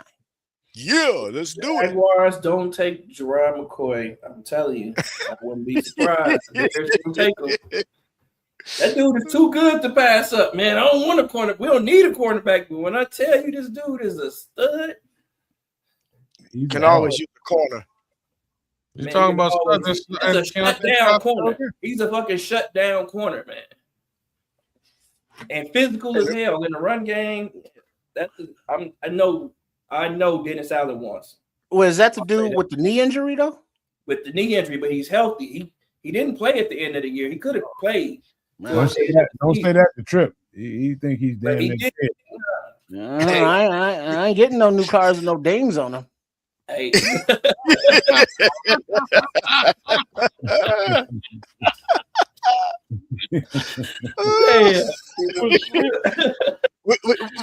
Hey, Trips, what you say? No hell damage, huh? Oh, no. I'm jumping in the used car lot, man. He said that I ain't taking no hell damage specials. No, sir. It gotta be a used car. It gotta be a used car with a it gotta be a used car with a big ass salmon. hurricane cars, like that's All those hell damage cars are UDFAs. he coming from Louisiana too, so he's like, oh, that's a hurricane. God, that no. All that moisture and Rust humidity under all there. stuck up in there. Mm-mm. You look Gonna at need a discount. your undercarriage. You're like, man, why is it rusting out under here? Everything else Right. look new. You know that Right, undercarriage right. sealant. That's how they get you. But there is a difference. Hey Samo, Open up the car and be like, you could probably tell his ass a lemon. Just put a big ass sandwich in the inside of that motherfucker. Right? Did we get a Mhm. did we get a pick for Jacksonville yet or what? Nope, they still. No, we're waiting. on commercial. Damn. Come on, Bears. kids, did you eat that whole Yeah. sandwich? Yeah, You man. know I ate that whole sandwich, man. I was only gonna eat half, and like it was Couldn't help kicking, yourself. bro. That jalapeno was slapping. Had to do it.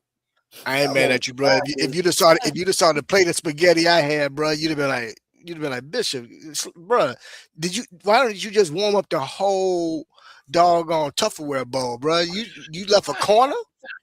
Right. What you doing? I went upstairs last night and heated up the spaghetti. I'm like, God damn, this spaghetti good as it. I was starving. Wait, And throw some butter, some garlic. Oh yeah. A little Hold on, oil. Samo. Dig. Last night, 2:15 a.m. I'm watching the replay of the draft. What I'm eating? Spaghetti. spaghetti. Oh, that's that fat boy meal. Spaghetti like 3 days, right? They don't know. Boy, The look spaghetti here. 3-day meal. Man, bro. Look, You get look, three man. days off of spaghetti. Right. All I- And what I'll eat what I eat later on is I'll have some salad just to help make room for Get yourself Yeah, out. yeah. Flush it out. Mongo.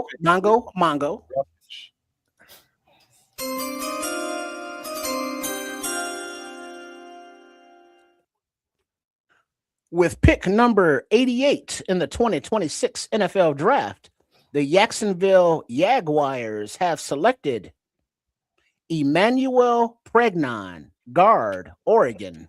Oh, he's a brute. all right. Right. He's a No. brute. Oh, he's a- And the shit. Bears are on the clock. All I'm saying is, as the Godfather, Dante Corleone. You want Corleone? I like, and we go D tackle. I like Grayson, man. Yeah, Is Grace Lou- Colton. This is right here, Grayson right? Holden. Yeah, I like Grayson a lot. Wasn't he isn't this right where all the mocks had him at 89, 90-ish? Yep. Yep. Grayson, yep. But I love the not Dennis Sutton, man. I don't know what's going on with my boy, man. But there I don't know.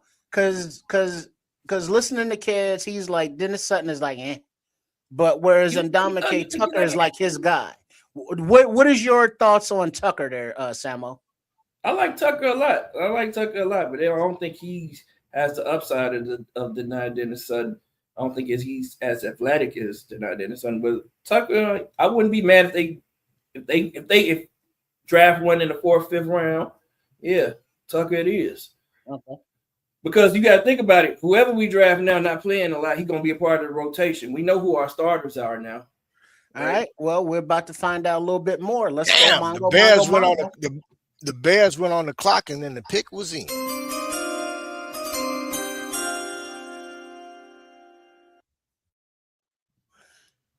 All right. With the 89th pick in the 2026 NFL Draft, the Chicago Bears select. What? We No, know no, who run this shit. Hold You on. know who run this shit. Xavier Thomas, wide You know receiver, who run this LSU. shit. A burner. A fucking burner. Reppin'. Who's the captain? Weapon on top of the tight end that's going to clear out the space underneath. Hey, look. Weapon, Hey, a demon. weapon, Demon back there. That dude is weapon. boy. Hell fucking no. They finna be. 428. 428 speed. Dennis y'all. Allen. Hey, Dennis, why don't you go sit in another room for a couple minutes? This Yeah, about Dennis this. out One of thing I don't like about right this now. cat. Wait a This second. thing I don't like Kicked about out this before cat you out of is Pittsburgh. he's a body catcher. That's the only thing I body don't like catcher, about yeah. this cat. He is, but we got a damn good wide receiver coach, no man. He's not a great wide receiver, but he's a great athlete, and we can turn him We into have a great wide receiver. We A good actually wide do receiver. need a burner, so there's your burner. And now He's Xavier, great I on do special remember teams. talking Our about special him. teams just got upgraded too, right? Yeah, because Say again? he's a returner as Returner. well. Yep. So You know who else is a returner? Who that? Our But first round see, safety. He Oh, he left Mississippi State because Mississippi State brought in that boy Anthony Evans III from Georgia. Georgia. So that's why he left and went to LSU. And because Anthony Evans Jr., Anthony Evans III, he a burner. He a 4.240 boy out of Texas. So this boy here, yeah. So now Ben got his weapons. The rest of the draft is for DA. Unless it's for a running back. Yeah, we still need one more. Yeah, we still need one There more. might be one more position Let me get coming. one more. He like, hey Ryan, let me get one more, man. Let me get one more. He's having this goddamn way, ain't he? I like that running back, man. One more. And DA. they're gonna put him out. Mongo. We gonna score 50, so don't worry about it. We scoring 50 anyway.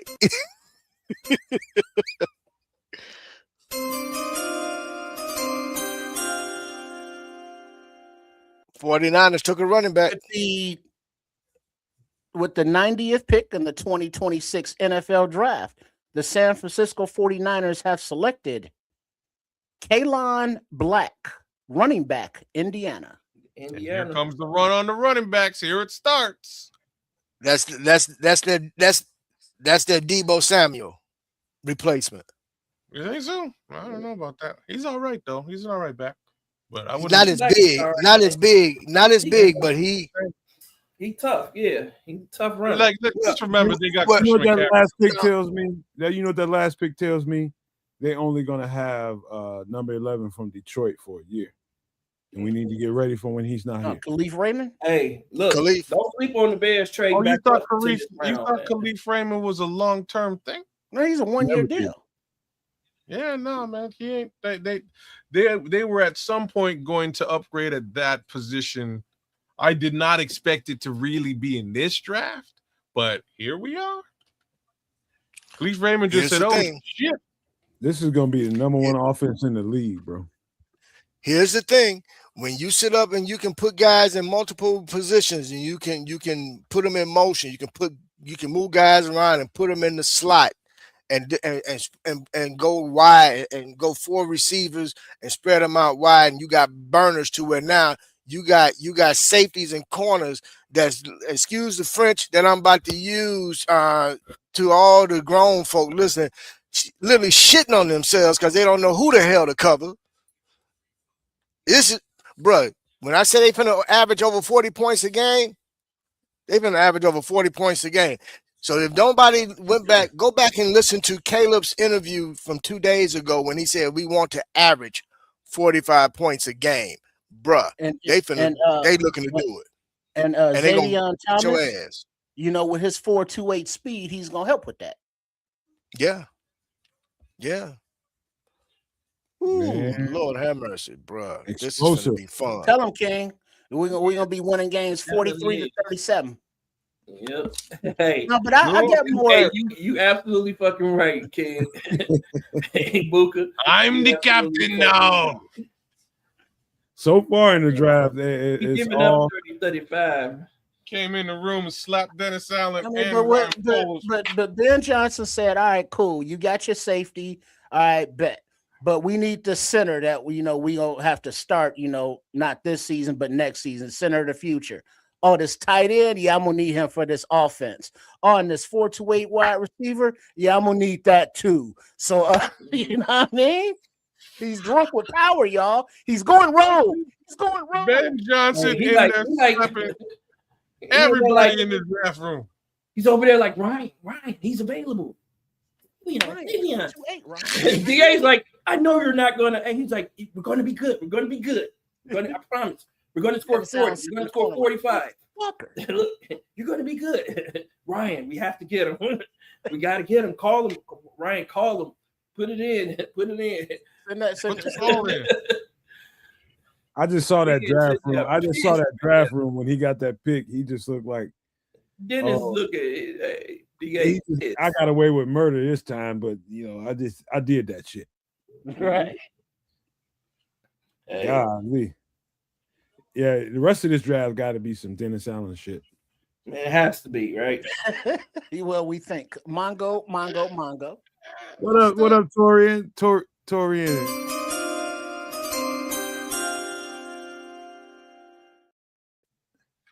All right, with pick Sorry, number Ed. 91 in the 2026 NFL Draft, the Las Vegas Raiders And are Wilford Brimley. selecting, if Matt Millen gets to it, tell him, T-Dub, he's still jabbering on, and they select. Oh, for fuck's sake.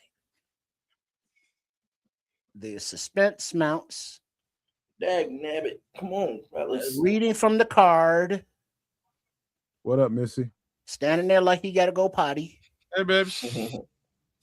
Trey Zune III, center, Texas A&M.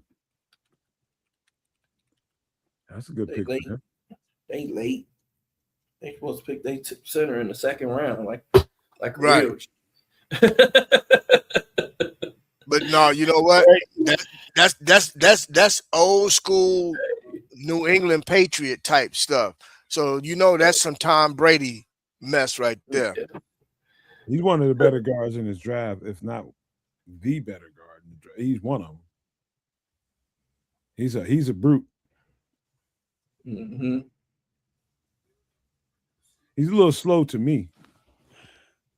Yeah, I'm looking at this interview that Xavier Thomas did previously. And he's like, yeah, I play the slot, I play out wide, I play running back, I return. You could You do know a what lot. you need. A little bit He of do gadgets. everything. Go gadget. Max said a weapon. Yeah, that is a fucking weapon. And he's going to return, kick return, punt return. Like, he's a fucking weapon. Mongo, Yeah. Mongo.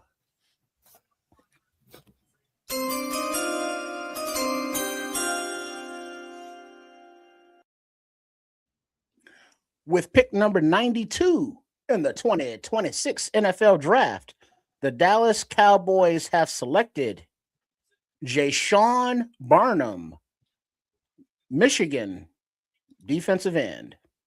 Linebacker / defensive end. Mm-hmm. He's tough now. I was looking at him and I wanted to put him in the linebacker category, but nah, he's too much of an edge rusher. Edge. Yeah, he's an edge. Yeah. People are high on him too, man. Oh man, Who this went higher that I didn't think was gonna go that high? Derek Moore went high, man. Yeah.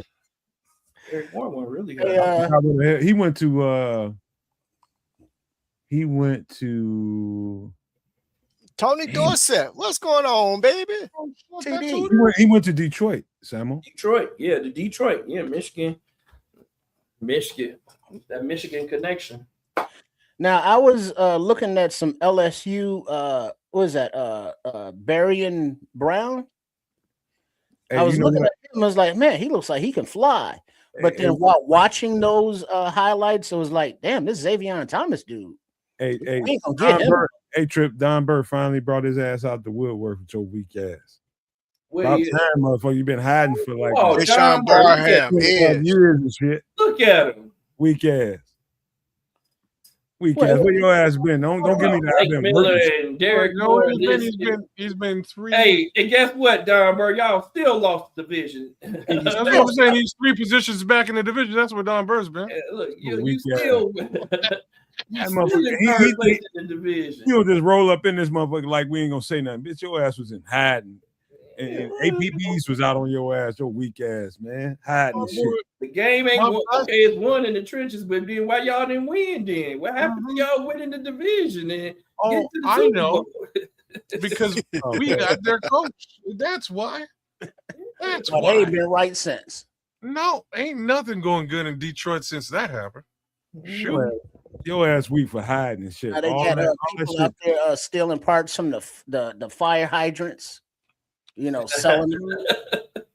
You're hawking that at the swap I shop. know a dude did that, man. Yeah, I mean, shit, $400 a pop.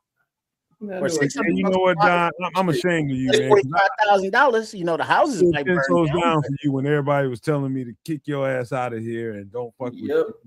And your ass did. Mongo. He been in hiding for months. For Yeah. fucking months. Jesus.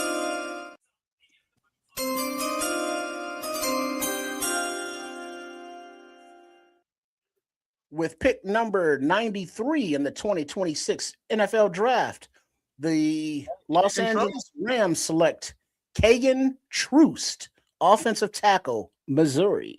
Keegan Tross from the crib. Mm. Told y'all. Yeah. Breakdown City. Breakdown City over here. Yeah, he's a good tackle, man. Look at Don. You know he kind of slow. He all caps and shit.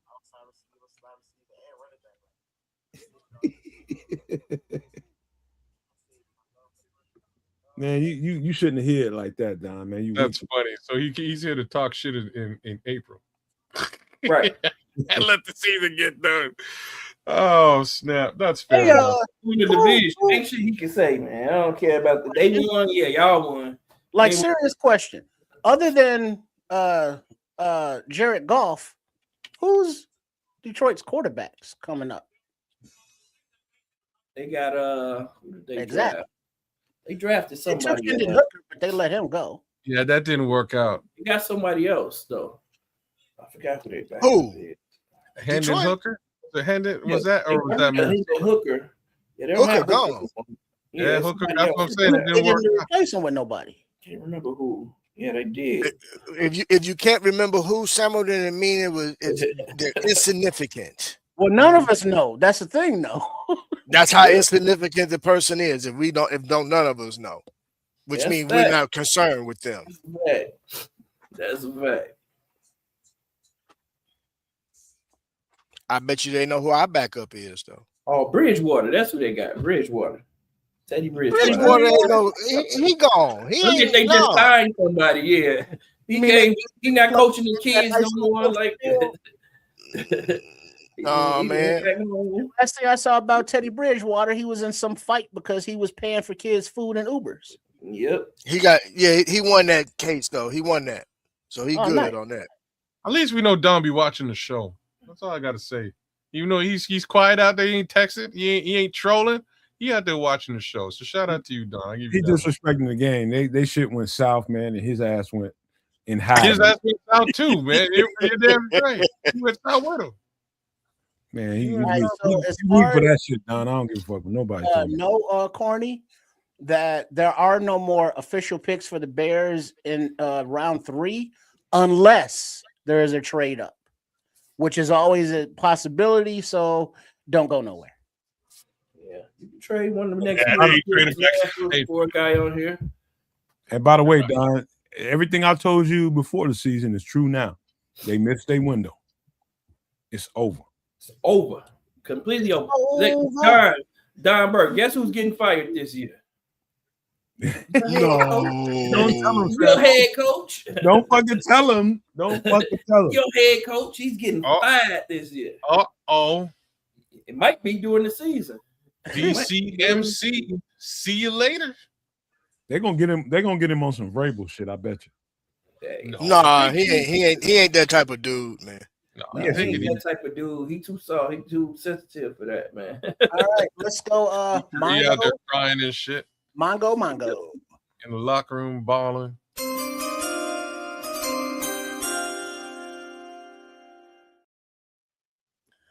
All right, for pick number 94 in the 2026 NFL Draft, the Miami Dolphins are selecting after a little crowd hypeness.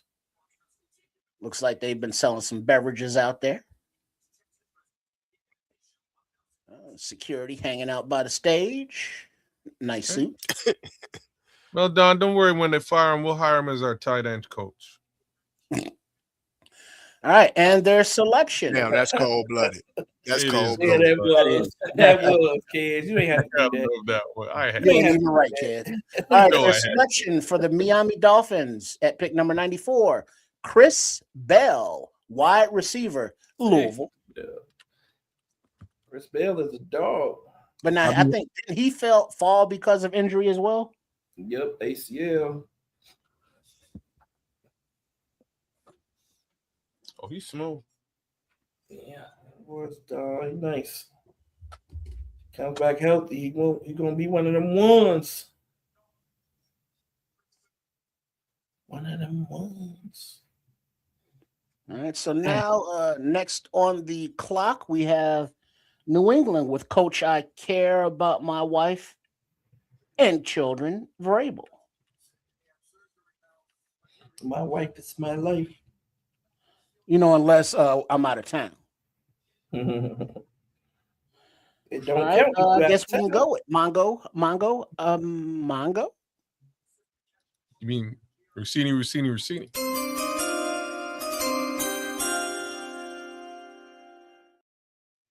Dirty Diana.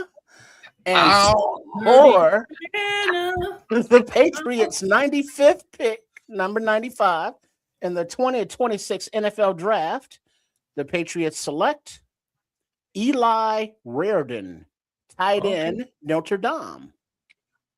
I thought they're going Heidenreich here. I was going to say, damn, that's a selection. But Different Reardon's Eli. a good pick. Yeah, Reardon's a good pick too. Dirty Diana. No. Skeet. Skeet.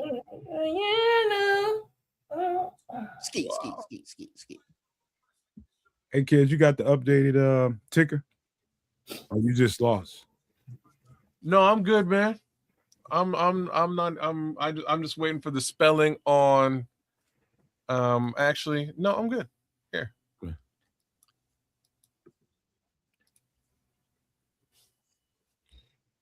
I just got a couple more of these to do, and we can call it a night, boys. We got Pittsburgh coming up next. And tomorrow's a marathon, so be sure you get your good night's sleeps in after you watch the film of our new center, our new tight end, and our new weapon at wide receiver. Then be up bright and early at 10:30 a.m. Central Time on Kids of Canuck at Nomad Network and Sports Chicago Style RRR SCS. Also, what time does it start, Trip? 11 a.m. Central. So that's why we got to have our asses, teeth brushed, all into place at 10:30 a.m. Central. Okay, gentlemen, I booked a 10:30 meeting. 10:30 meeting tomorrow. I'm gonna be a little bit behind the 8 ball, but I will be here. So will I. I got a quick webinar to jump on, but I'll be in right after. Okay. How many picks we got tomorrow? 3. The rest of the draft, so who knows? 129. No, we got 4. I'm sorry. We have 4. We picked up an extra one, so we have 4. 4 officially without any other trades. Officially without any moves, yeah. 4 officially, yes. For me, it's gonna be the best part of the draft. Yeah, because this is all depth. This is all depth moving forward. Well, the long snapper was the same long snapper we had last year as a UDFA. The kid from Iowa, right? Here's Why are we what's talking gonna about be, yeah. Yeah, it begins with an E, not Elu. Oh, goddamn, Trip. If we drive the long snap, I'm gonna hurt somebody. Mongo. Here's the thing. This is going to make for a very interesting day 3 because certain names have not come on. Hold that thought. All right, with pick number 96 in the 2026 NFL Draft, the host town of the Pittsburgh Steelers select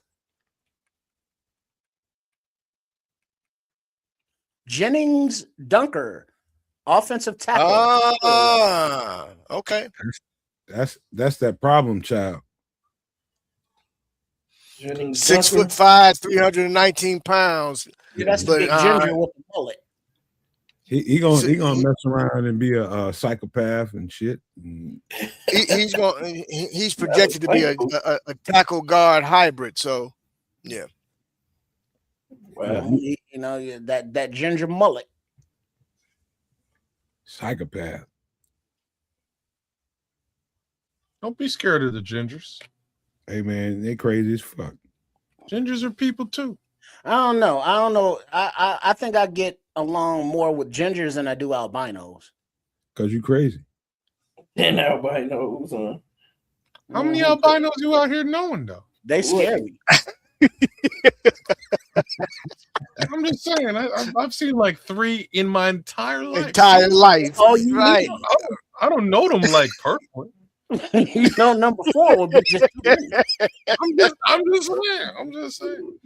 I'm sorry to all the albino fans out there, though. Like, I'm sorry. Y'all cool. Y'all just scared of shit. That's all. I'm just saying. A redhead woman is lovable until she. Until she piss her off or piss until on. she ain't. Oh, yeah. Yo, there's things you got to understand about them people, though. Yeah, hey, baby.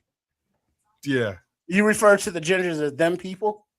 Oh, I only know. I refer to everybody as them people sometimes, but if somebody refer to me as them people, I'm pissed off. Because I only know them from college. It's not like my regular life today. I just know them from college, man. I know it. Like you're saying you're saying the truest shit you could have ever said. Yeah, I mean, that's all I know him from. Honestly. I know exactly how you know. My man, well, he wearing that mullet though, man. You got to give it to him. Oh, you know he's more product than that. It's not the ginger that I don't trust. It's that mullet though. Hey, that man. That's what I'm saying. That man might be collecting puppy heads or something. But you okay? I'm agree with you. Yeah, I can see that. Oh, let's the Vikings pick is in, but the Vikings is doubling up. Yeah, they got going 2 commercial. Yeah, Don't they're on mean nothing. commercial, but the Vikings are, well, the pick is in, but on commercial at 97. Then the Vikings are right back at 98, and then Seattle at 99. The Bears ain't gonna do nothing, man. I was hoping they might move and do something, but they ain't gonna do nothing. They're not coming back in here. Nope. Look like we done for the night, fellas. And that's just fine. I think the captain has spoken. The offense had another stellar draft day. He steered the ship. He got him weapons. Yeah, man. Weapons. Somali Him Power got him weapons to whoop everybody in the NFC North ass. Him got him weapons. But now, like Big Lewis is saying, I see Ian was the brains. I don't know who's saying. So, Komet is not going anywhere. Let me tell you. Are we not trusting Ben Johnson anymore? Komet just got Look, bro. That's typical. That's typical of our fan base, man. It's all good. You know, if Ben Johnson says he wants these dudes, much like Colston Loveland.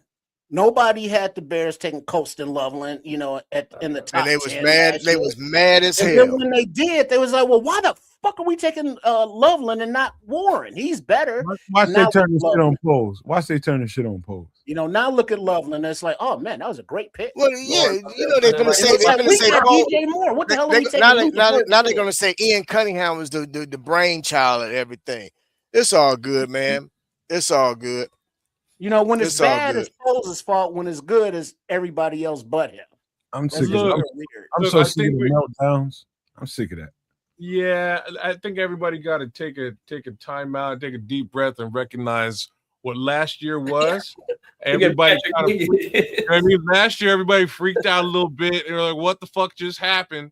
And then we had the best season we've had in about 15 seasons. There is what since oh, kid, look at what Patrick just said. Look at what Patrick. I just want everybody to be careful, man. Damn, be cool. Don't spaz out.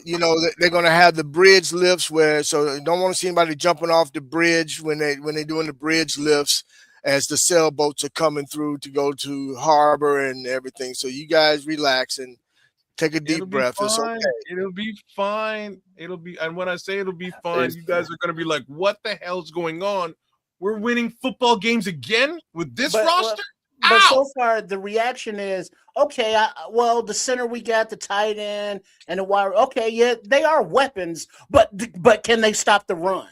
It's like, wait a minute. You're complaining about weapons. Nice. Mongo. We forget about guys that were injured last year. They didn't. With pick number 97 in the 2026 NFL Draft, the Minnesota Vikings select Caleb Tiernan, offensive tackle, Northwestern. My three guys are gone, who I thought would go in the second or third round. All three of them are gone. Bell, Tiernan, and Dunker. There got to be like 17 Caleb's in the NFL after this draft. Bruh. It's probably way more than that. I might be shortchanging it. You know what I'm saying? What made his name so famous, man? That's that generation. Jalen. I mean, who was the most famous? Jalen. After Jalen Rose, it seemed like everybody, you just saw Jalen's go crazy. Yeah, Jalen was all the ladies love Jalen Rose's name.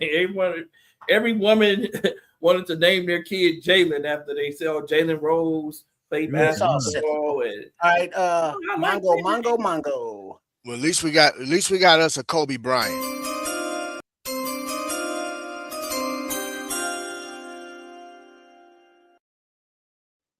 With pick number 98 in the 2026 NFL Draft, the Minnesota Vikings select Jacoby Thomas, safety, Miami. Kids, I told you only put one of those goddamn drops in there. You wouldn't listen to me. Oh, that's a problem? What the fuck are you talking about? Because you keep skipping all of them. Huh? You keep skipping all of them, man. You have no idea what I'm doing. Don't worry, man. Dog, take two of them out. What? There's only two that I'm using. Hey, did Take y'all that. see Take this? the other one out. Look at this. Guess who posted this? Uh-oh. What Wait, happened? hold that thought, Samo. Mongo. What is it, Samuel? I'm gonna send it to you.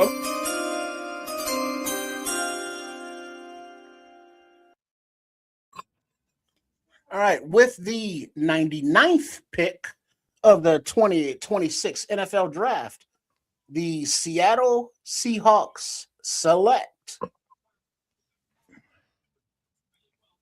Julian Neal, cornerback, Arkansas.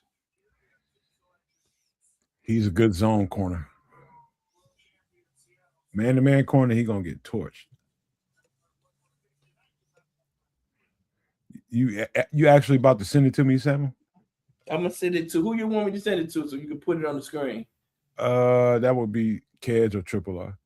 Kids, I just sent it to you, kids. Put that picture up, and you get the reference. I sent it to you on X. Oh my goodness, that's hilarious. It's scaring me now. No, it's good. It's good. It's good shit. It was just funny to me. He said they about to be balling like Sydney and Billy, right? Sydney Dean. I want to see this. Oh man, that is hilarious. Keds, you got it? I'm pulling it up now. Be cool, man. Sydney and Billy, man, that's hilarious. Oh snap! That's funny, right? So your boy Kobe Bryant posts this picture. Okay. Oh no, I was like, what? Now you get it.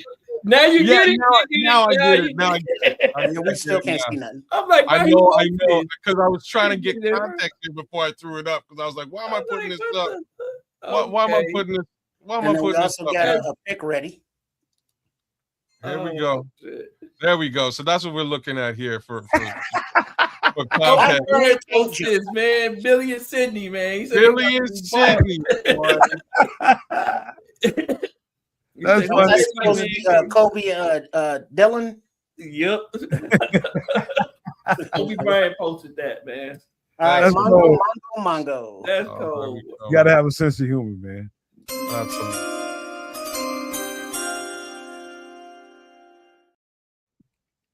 With pick number, just one off. With pick number 100, whoever just took whoever. The Jacksonville Jaguars. Yeah, Jacksonville Jaguars took somebody. They took it off the screen. Jalen Husky, cornerback out of Maryland. Yeah, thank you. We were It distracted. went really fast. It went really fast. Jaden. And we were distracted for a minute. That is true. Damn, I learned it, Jalen. I love that dude. I like that dude. He almost made the last breakdown too. That dude a dog too. And it looks like that will conclude the third round of day 2 for the 2026 NFL draft. And everybody go grind the tape of your new players and meet us back here at 10:30 tomorrow morning. All right, let's break down what we saw, man. Let's break down what we saw. Let's give our true heart and true feelings about what we saw, whether you like it, you didn't like it, doesn't matter. Let's give true identity to what you felt about what we just did today. Start with you, Triple R, because you up top. Yeah, it was. I'm not mad at it because I think every pick was an upgrade over, what we have. It's more in the vision of schematically what these coaches want to do, but it is surprising because of how, we've as a fan base geared ourselves up to think, well, defensive tackle, edge, a Dennis Allen draft, and then to come out with all these offensive players so early, it's like, oh shit, what's happening right now? But if we're gonna believe in the coaching staff, we're gonna believe in them, and until they prove us that we shouldn't have belief in them, we got to, based on last season. So I think it was so far so good. They've increased the team speed. They've gotten younger and better at those positions that they've drafted in. And they were all kind of need. What about you, Samo? A few years ago, for the past few years, well, we've been saying in polls we trust. I think we need to change that to in Ben we trust, because Ben Johnson is having his way at Hallis Hall. We know who's running shit and who's running the ship, and I think it's rightfully so, man. I like what he did here, man. Now, the one thing I will say, I don't know if Logan Jones will be the starter right away. I'm guessing he will. And he should absolutely get the first chance to start over the guy we traded for in Bradbury at center, because he's a better fit. Iowa, known for producing great offensive linemen, and he's, like I said, the right fit for what Ben Johnson likes to do. And he has the brain, they say, as well, to call out all the fronts and all that good shit. Man, tight end, another need filled. And being our trust for that pick as well, man. I understand exactly what he's trying to do, with his 3 tight end mismatch creation is what he's trying to do there with a 6'6", 270 guy. Like, I mean, who's covering that 6'6", 270 guy that can move and move you? Boy, he got arms like Hulk Hogan when you guys go check him out. And then Savion, man. Savion Thomas is just a speed demon, a weapon. He not only helps the offense because you can move him around in so many different positions, put him in the backfield. Who you gonna get to cover him? We put him in the backfield. Well, who's gonna cover him? You gonna let a linebacker cover him out of the backfield on third down? Good luck with that. You gonna let a safety cover him on the backfield out of the backfield on third down? Good luck with that too. He's burning right past those guys. Caleb Williams dumping it right to him. He's running right past the defense. And it also helps the special teams, man. I thought we struggled in the return game until late in the season. So he instantly upgrades to return game, man, both at punt and kick return. So we got better. We're not the Bears of old. I understand everyone's what do I want to say? Is it trepidation? I understand why everyone's upset right now, man, because the Bears have been known for defense since the beginning of time. Every time we've been good, we've had a great defense. I think the tide has turned, and now this is an offensive team. We have an offensive coach, so we have to trust that man, trust the process. Got us to the playoffs and damn near the NFC Championship game last year with a defense that was held up by Band-Aids because of injuries. So I think the Bears are banking on a lot of those injured players coming back and, helping that defense out to be a little bit better next year. So I can't be upset about it. And given the fact that, man, there are so many fucking good players left in this draft defensively. So I think we're going to get an opportunity to get a couple of those guys to fill some holes. But we're an offensive team now. I think we got to accept that. I can't be mad at it. Man, Bishop, hold on. Bishop. Mm-hmm. So my take on it is this. I gotta piggyback off of what Samo said. This is a new Chicago Bears team. Ben Johnson is making a statement, and we have to accept the fact that we finally have a head coach with a vision and wants to put his own stamp on this team. Therefore, there's 2 things that I took away from today's draft, and basically comes down to this. He knows the identity of the team. He knows exactly what he wants to do to his to our competition. He wants to annihilate them, embarrass them, and he wants to score. He doesn't want to have a limit on the number of points that he can put on the board. This is a team that I see looking to score 40-plus points per game, to put the game out of reach early to where the defense don't have to work so hard, take some of the pressure off of Dennis Allen and the defense. But Ben Johnson is wanting to make a name for himself. He wants you to fear him.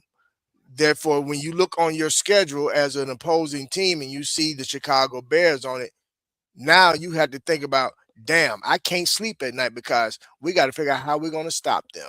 And when you have the weapons that they're putting on offense, it's when you really look at it, a lot of them are no names. Most fans don't know who some of these players are. Therefore, they're upset again because they're not designer names, but they fit what Ben Johnson wants to do. So strap up, y'all. Get ready, because many of us didn't believe what was going to occur last season occurred. So now we have something, and Ben Johnson said it best. We're not building on last season. We're stripping it down and we're starting over. So this is the process of starting over. And the identity is being set, and he is determined to put a stronghold on the NFC North and not give it back. And it is what it is, man. I love it. I'm excited for it. I believe now tomorrow will be all Dennis Allen. He's going to get what he wants in terms of depth, but I have to also agree with something Samo said, and Ked said it a little earlier. We got players that did not play defensively last year for various reasons, injuries or personal reasons, that they're looking to contribute to this defense. They went out and got certain guys during the offseason for our free agency. I believe they know what they're doing. I'm going to trust this process until proven otherwise. But tomorrow, we're going to really see what the direction of this team is going to be. And I think tomorrow is going to really pretty much be all defense, and then we'll sprinkle in whatever else we need to sprinkle in via UDFAs, because there's going to be some UDFAs that we didn't expect to be UDFAs, which is going to be great because now you can sign these guys at a much cheaper price and still add to your roster. So get ready, y'all. Bears football is coming back again. Let's go. Yeah. Kids, my man. Do it. Yeah. Look, I'm going to start by saying, Big Sam, last night before we signed off, well, I tell you, what did I say to you, Nomad? I said the odds are a certain Mr. Somebody was going to walk into the draft room and like Debo and say, I like that. I like your bike, punk. And fucking take shit over on offense. Definitely said that. That's what happened today. There's a new captain, a new fucking sheriff in town, and he came through and he said, look, I like yo bike, punk. And we got ourselves an offense, man. The offense got upgraded. I really didn't see it. I didn't believe it when I said it, but I was like, boys, don't be surprised. And here we are. Yeah. Offense has been retrofitted. Ben Johnson is ready to say a very simple thing. Hey, fuck it, run the ball on us. We're got to be a punk. We'll put 50 points on your ass and see if you can catch up. We'll see what happens. Can you stay with us? Can you put 50 points up on the board? Because that's what we've been to do every single Sunday. So, did I get all the stuff I wanted for Draftsmiths? No. But who gives a shit about me? That's what it's about. That's what it's about. So at the end of the day, yeah, I have my own personal sensibilities. Things went in a different direction. I get the direction. I ain't mad at the direction because we might have some crazy fucking offense in Chicago to watch this season. So I'm excited, man. I'm excited. We still got another couple of picks, and we have 4 more picks. And as I was saying to you guys again at the top of the day, I didn't like the edge rushers in the second and third. Didn't like them. Sorry. I know you like Dennis Sutton. I didn't like them. Sorry. They were all developmental talents to me. I'm kind of glad we didn't go down that road at all. The defensive tackles in this draft, there's a laundry list. I mean, like, Nomad. And shout out to you again. I'll just give you a shout out again. I'm still laughing at you talking about that man's a punk because he's like your bike, man. I'm just saying you lit snatching chains. You lit up Skylar Gill and Landon Robinson, and there's some other dudes way back where Jackie Marshall, but that we can get at the DT position. So I'm not mad that they didn't go and get a Caden McDonald or or whatever. Like I'm not mad. I think we can get some real talent in the interior a bit later on. I like Indami Tucker. If he's around and they decide to pull the trigger, I'll be so stoked. But this is the trajectory, y'all, and I'm actually kind of happy with what went down. I'm strangely happy. So bear the fuck down, y'all. Let's go. I like your bike, Punk. I like your bike, Punk. Let me get that. Snatching chains. Going back to the 80s and 90s when they were snatching chains. I'm He's telling like, you. hey, what's the name? Say, man, we got 3 picks tomorrow. Yeah, was like, oh, it's all good. We got 3 picks tomorrow, so I'm gonna be good. What picks? I ain't been in no better than 1 picks. You ain't got no picks. I got you. I took your picks, Punk. Give me your pick. I got money. What he told me, I got some picks. I ain't been in no shaking response since I heard that. I've been over here cracking up. I got some picks. I'm telling you. Hey, before you go, no man, think about this too, fellas. If you really think about it, look at the North and how the teams drafted. Who they trying to stop?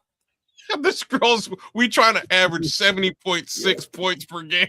And I'm fucking here for it. Hey, dog. he is. That's what he's trying to do, though. Scrolls is absolutely right. The man wants to score as many points as he can. He wants to score a touchdown on every possession. He looking to embarrass folks, man. Be an opportunistic defense again this year, man. Maybe we can get another turnovers again this year. Look, bro, go not back. Like last year. No, honestly, that shit ain't happening. But even go then, back. You Go put ahead. up I'm sorry, 70 points kids. a game. I'm just saying, you put up 70 points a game, you don't need them fucking turnovers. We good. We don't need 30 turnovers. We don't need 30 interceptions if we get 70 points. But here's the thing, man. Honestly, go back, man. Go back to and watch some of those the New Orleans games, man. Honestly, if you look at Dennis Allen, man, and what they're doing, we keep talking edge rusher. Bro, his pressure came up the middle. His interior defensive line created havoc for his defense. And that's what we forget about Shamar Turner, man. Shamar Turner is going to contribute to this defense. I'm telling you. Javon Dexter, having Turner next to him is going to unleash Javon Dexter. There's going to be some things that's going to take place defensively, and y'all going to be like, but damn, because if you think about it, the guys that left, those was all Eberflus guys. Mm-hmm. That was Eberflus defense that walked out the door, bro. We finna see Dennis Allen's defense, but the thing is, we've never seen offense before in this goddamn city. And now we getting ready to see some damn offense, bro. And we ain't gonna know what the hell to do. I guarantee you on Sundays after the game, Michigan Avenue gonna be full of drunk motherfuckers, man, because they're gonna be so damn happy because we done scored 50, 60 points on folks, man. They're gonna be so damn giddy. Bro, nobody gonna care about the defense then, man. As long as you winning, hey, a win is a win. If we give up 40 points on defense with a win, it is what it is, right? But we won't do that. Yeah. We won't do that. I love that Don Bourbon. I'm just going through the chat right now. I love that Don Bourbon silently, without a fucking tweet, without a chirp, nothing, been watching this show for weeks. I'm just saying, he might be watching it on repeat or replay later on. But like, I'd give you a shout out, but fuck you, Don. Zero love for you, Don. Hey, he at home talking to himself, talking about fuck you kids. Ooh, about some kids. That's what's going on, because he's like, kids, you like that Blake Grilla film and shit. I said that like a week ago. Anyways, you big back loving. I just had something come in my mind. Hey, Samuel, what was that used to be when we was growing up, man? That used to be you could blow it up, man, and you could punch it and it'll rock and come back. Punch it, he got to come back and forth. What's he got a Don Berg got a picture of a kid's face on it. He punching the shit out of it. Ooh. Ooh. Fucker. I don't know. All I know is Ben Johnson took their motherfucking bike before he left Detroit. Oh shit! Ain't got no bikes in Detroit. He took the bike. He rode that mug to Chicago. Yeah. LeBron and Bronny ate Houston up tonight. Yeah, my boy. That's my boy. My son been texting me. He's like, Dad, like, Hey, Brownie, are you sure Jordan's the Yeah. GOAT? I'm like, you damn right. I'm sure Jordan the GOAT. I'm sorry. what You you do damn right. tonight? I'm sure. But LeBron 41, Dad. I'm like, 41. oh, Oh, wow. Don't look, care. you got your GOAT. I got mine. There can be GOATs. There can be GOATs, but 40. that man out there just wreaking havoc on the NBA. Well, let still. me go and give you my last thoughts about what we saw tonight. And for Let me sure, sit back for this soliloquy. everybody covered it, but I'm gonna give it to you in plain old ass X's and O's. And X's and O's showed up in this section of the draft, Ben Johnson style. X's and O's showed up here. How do you give your team an advantage? How do you give your offense an advantage? Make them honor everything, every blade of grass. Make them honor every player that is live and that is an eligible receiver or runner. You make them honor every last bit of it. And you know what's going to happen? It's going to open up the running game.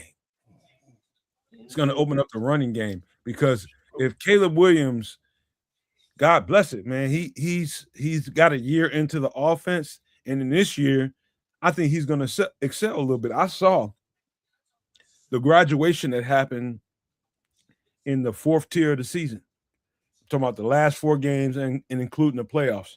I could see him settling down and really accepting what the calls were, how the offense is constructed, and what each play is designed to do in sequence. So if you get a play to run the ball left off of a wide zone in the A gap or B gap, okay, you know why it's going to do that because the next play is this. You get people to bite on stuff. And so this is what I mean by X's and O's. Ben Johnson just made sure that no matter what, he got the pieces that he needs to really open up this offense, and we won't have any excuse to as a reason why we can't score points. We will be able to score points in abundance. In abundance. In fact, I think Samuel said it. I don't know that Logan Jones is going to be a starter. I think he's going to be a backup so long as Bradbury is here. I think he's going to probably they're going to probably mess with him at guard or something like that until it's time for him to start. And I think that's going to be next year. That's just my opinion. I could be totally wrong. He could be the starter and Bradbury could be backing him up. We'll see. But I do think that Ben Johnson did everything within his power to really, really open up that offense. I remember talking about how a really jittery slot receiver could really open up this offense, and they drafted one. And I'm telling you guys, this is going to be an explosive unit, period. You cannot focus on one guy in this offense or 2 guys. You got to honor every single piece that he has out there. Or Caleb can just be the drop down king, dump off king, and let those tight ends and running backs just run all over the field. You're not going to be able to focus on a guy. You won't. The Bears will own people offensively. I said it all season long. This is a 40-burger offense waiting to happen.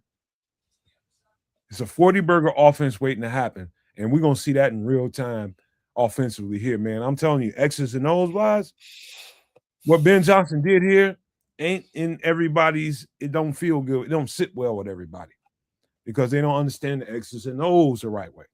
But listen to the network and what we're talking about, and we'll break that down to you in a real way that you can understand. I'm telling you, you lighten that box and get people out of the box so that you can run the ball. Now that you can run the ball, you're going to have people want to suck up into the box, and now you're going to have the whole field behind everything that's been sucked into the box. It's a yin and yang. That's just simple. Everybody runs the same stuff offensively. It's about what kind of players do you have to pull it off. And I think they did yeoman's work today. That's just what I think. But any last thoughts before we get up out of here and get ready for tomorrow? Because I got one little thing to put in. I'm just reading through the chat. Yo, big ups to the chat. Y'all were wilding out today. I feel terrible because I really didn't get the chance to go and look at all the stuff going on in the chat because I'm trying to keep all these picks and update that list for us as we go, man. But shout out to all y'all. There's some real good fun in the chat. I'm glad y'all had fun. Thank you all for joining us. One of the little comments I just wanted to pop up, given what Nomad was saying, is this. Remember, Ben Johnson was a tight end coach. He knows what he's looking for. For sure. And it's a very important little piece of information to just sort of throw in there. But we will still hire Dan Campbell if the Detroit Lions fire him at the tight end coach. I just wanted you know what I mean? I just wanted to put that out there. But Ben Johnson was a tight end coach, and if we're talking about selecting a tight end at the 69 position, not a crazy move. He knows what he needs him for. He's going to put him into that position for success for this team. So, I just wanted to give a little bit of context again for why that selection was made. We'll see how things go, but I think what we learned today is we trying to put up a whole fuck ton of points, and I'm with it because offense in Chicago has been a little bit fleeting during the last, 20 odd years. So let's maybe do things the other way. This has been smash mouth football for 50 years. Kids, maybe we just blow teams out the water. Kids, I got a thought for you. Yeah. And I did this just off a whim. And the average third down in the NFL is a 3rd and 4.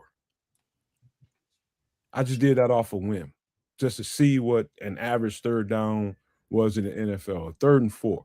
Sounds about right. How do you defend a 3rd and 4? Number one, and how do you set up an offense for a 3rd and 4?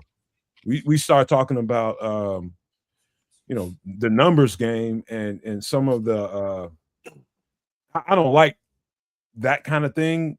What kind of offense would you set up for a 3rd and 4? Some kind of run pass option. Play action. What kind of offense? I'm putting those 3 tight ends on the. There you go, Samo. There the fuck you go. I'm gonna see what you do if you bring those extra linebackers up. We gonna pass. And if we can spread you out and pass on you, or we can run it down your throat. Come on, Atmas. All right. You can either run out your trick formation with a whole bunch of receivers, or you can run out your trick tight end formation with a whole bunch of tight ends. There's a question, Atmas here. Is Thomas Avalis 2.0? No. He's a body catcher, but don't even put him in the same. Let's not. We went all day long without having to talk about that motherfucker. I don't really want. We don't want to associate him with Davis at all. Me and Sam are in lockstep on that one, man. Look at it this way. So a 3rd look at and it 4. this way too. With that 3rd and 4 that you're talking about, when you got tight ends who run routes like receivers, if that does not put fear in a defense to where you can put a guy in motion, you can load up one side, whether it's the boundary side or the field side, it just creates so much havoc. And then you don't forget, you still got to account for the running backs and the quarterback. And the quarterback. And the brand new deep threat. Just to throw that on top. Your entire receiver room runs 4-3 or better. You don't have a slow receiver in your receiver room. Your tight ends are running 4-5s. Yep. I mean, and big as hell. If nobody's seen Colston Loveland is yoked now. He didn't went and put on an extra 10, 12 pounds of nothing but damn muscle. He don't even look like the same kid from last season. Nah. So, big. Bro, they received the assignment during the exit interviews at the end of the season, and they knew what they had to go do. Everybody went and worked on what they needed to work on. Caleb said it best. He said, I got to be better over the middle. My short yardage passes have to be on point. I got to be able to anticipate and make sure that the ball is where these guys want the ball to be. He said, I had things to work on. We've been working on those things for the past month and a half in California. These boys is ready. They not playing with it, man. We as fans got to catch up to what the hell the team is doing. We can't be stuck in the past no more as fans. We got to be looking toward the future, just like our damn coach is. So, hey, let's do it, man. Let's get to it. Day 3, let's do it, baby. Let's get to day 3. That's what the NFL is now, man. The NFL is an offensive league now.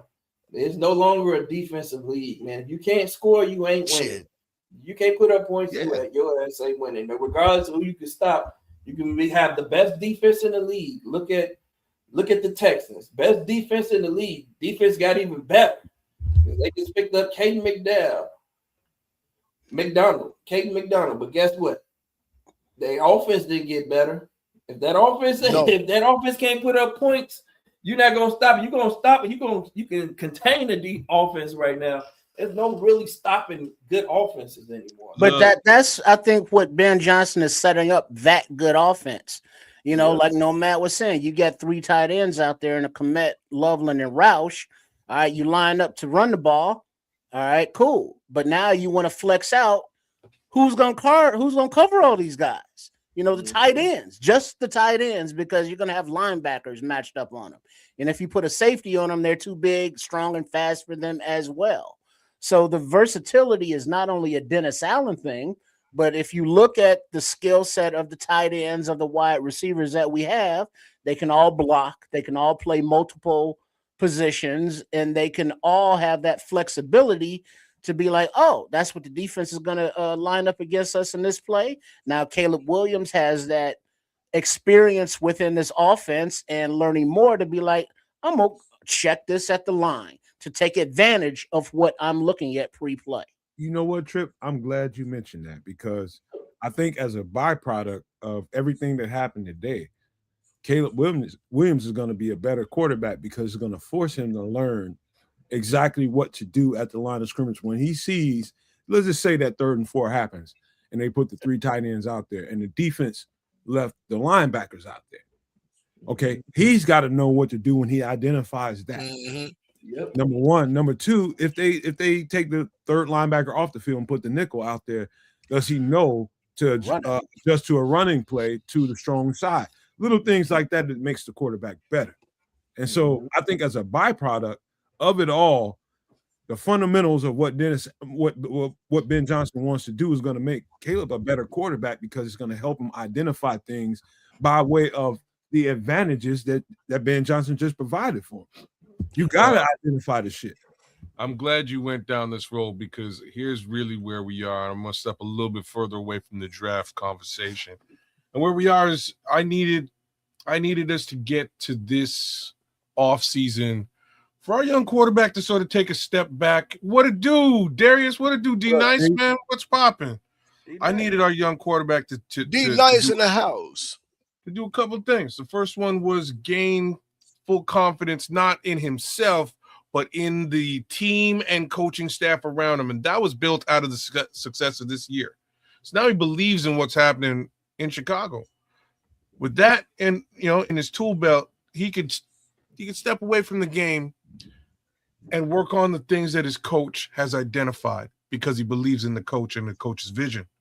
Coaches already stepped out there and said, hey, look, the young man needs to work on his footwork. He needs to work on his footwork, needs to get his things square. And with that footwork in check will come the passing percentage.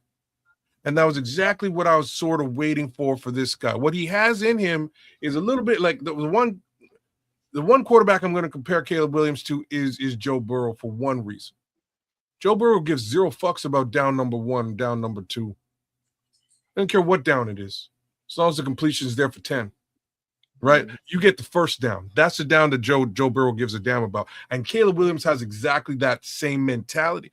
Because he has that mentality, y'all, all he needs to do now is just work on the mechanics, the footwork, get those things in place, the offense that is built around this young man is going to be something ridiculous come September.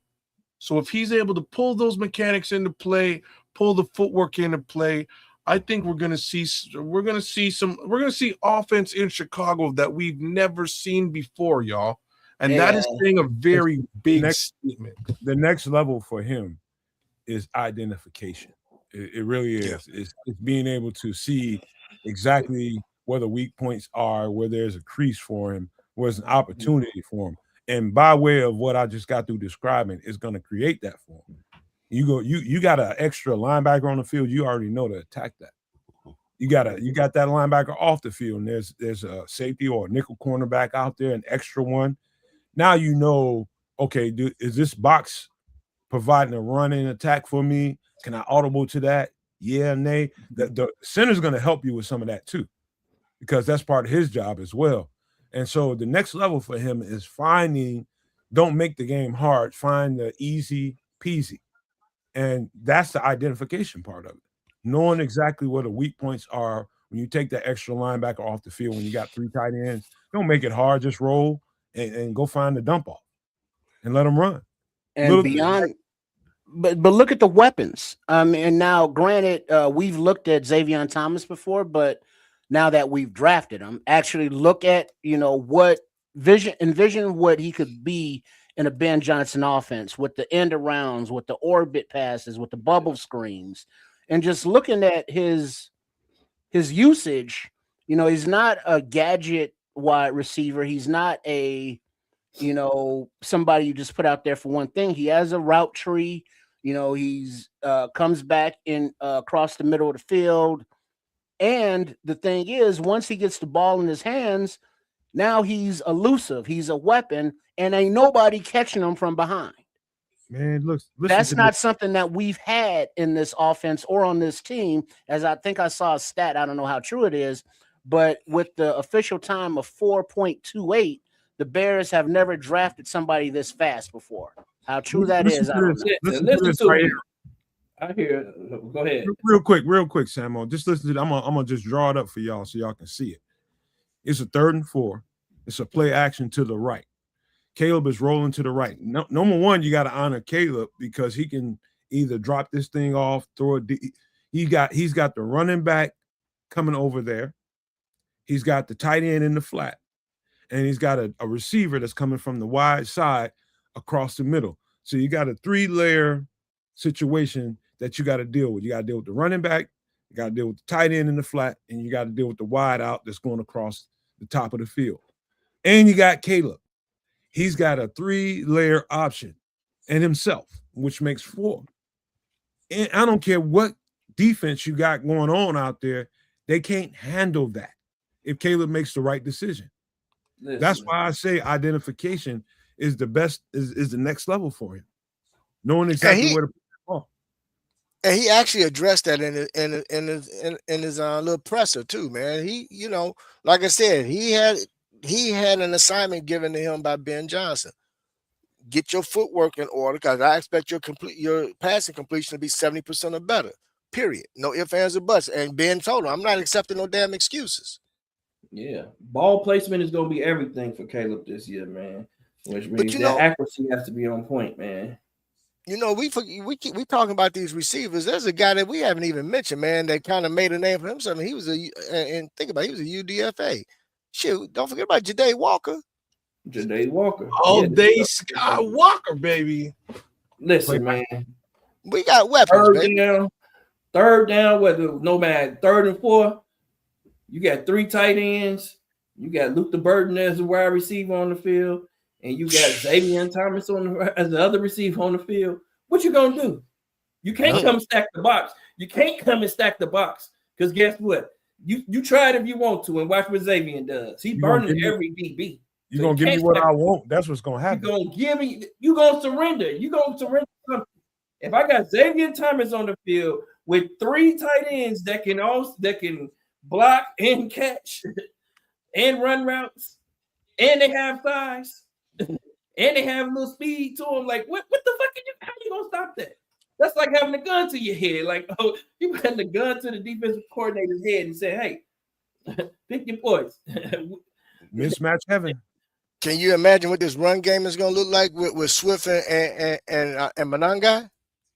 They're gonna have a bomb ass year. Man, it's gonna open everything up for them. I'm glad you brought that up because that was exactly Open what I was up. thinking. So if it's a mismatch everywhere else and shit is the fan, we still got two of the better pass catching backs, at least in the NFC. You know what I mean? Like both these cats got great hands and can and are dangerous after the catch too. So what are you gonna do out there, right? So I'm excited about what the offenses all look like. Like some people are let me say it again in maybe a little bit different words. So we are all used to smash mouth football. We're so hyper focused on defense. Mm-hmm. Chicago ain't never had never had just a destructive offense that blew the top off of defenses before. Never. What happens when that occurs in Chicago? Like, what happens when the universe flips over or upside down? Right? Like, it's never been that way before. But what happens when it is? We don't see. Let me tell you guys something, man. All the people that are out there flipping out about what just happened in this part of the draft, just tell them, y'all check out the Nomad Network. And we can give it to you in detail and tell you exactly why ain't no reason for you to be tripping. And anybody out there that has a problem with what they just saw, it's just probably some portion of the fan base that just wants something to be bitching about. Pay no attention to them folks. But the people that are totally and legitimately confused about what just happened, tell them to come here. Give them a link, give them a tag the name, whatever you need to do, but tell them to come over here. Because the way we're breaking it down right now is totally understandable for anybody that doesn't understand why these things happen. We just broke it down for you. Mismatches. That's it. And Caleb being a byproduct, his advancement being a byproduct of what Ben Johnson did today. Holy shit. Javon, you just kind of made some serious sense, though, Javon. Look at this little post here, though. If you're up 2 to 3 scores every game, you're going to need a really, really great, really fast secondary on defense now, aren't you? Holy shit. All right, man. It all fits. Doesn't that make sense now, though? So they're going to blow teams out. Those teams can't run the football. So we have a sieve with respect to running the football. You know, we lost Andrew Billings. Maybe we still have a sieve and we've got a problem stopping the run. Teams can't run the ball if we're up 2 and 3. Remember when we were saying before the show actually got really, really going? Javon. The team speed and how we increased the team speed from the defensive tackle to the linebackers all the way back into the secondary. And I said this, and I still believe this. We might be right there in the leading category of, to me, coverage sacks because of the team speed. That quarterback is going to be choking on the ball because you throw that ball because you're getting chased out of the pocket or you just moving around and you just think, all right, it's going to be some coverage sacks going on. Yep. I'm telling you, we're gonna be high in that category, up in the lead for coverage sacks right now. Team speed is an MF right now with the Bears. Yes, sir. Yes, sir. That's crazy. I really didn't look at it the way that Javon just broke it down in a couple of sentences, man. Shout out to Javon because again, this what Ben has done is he's upgraded.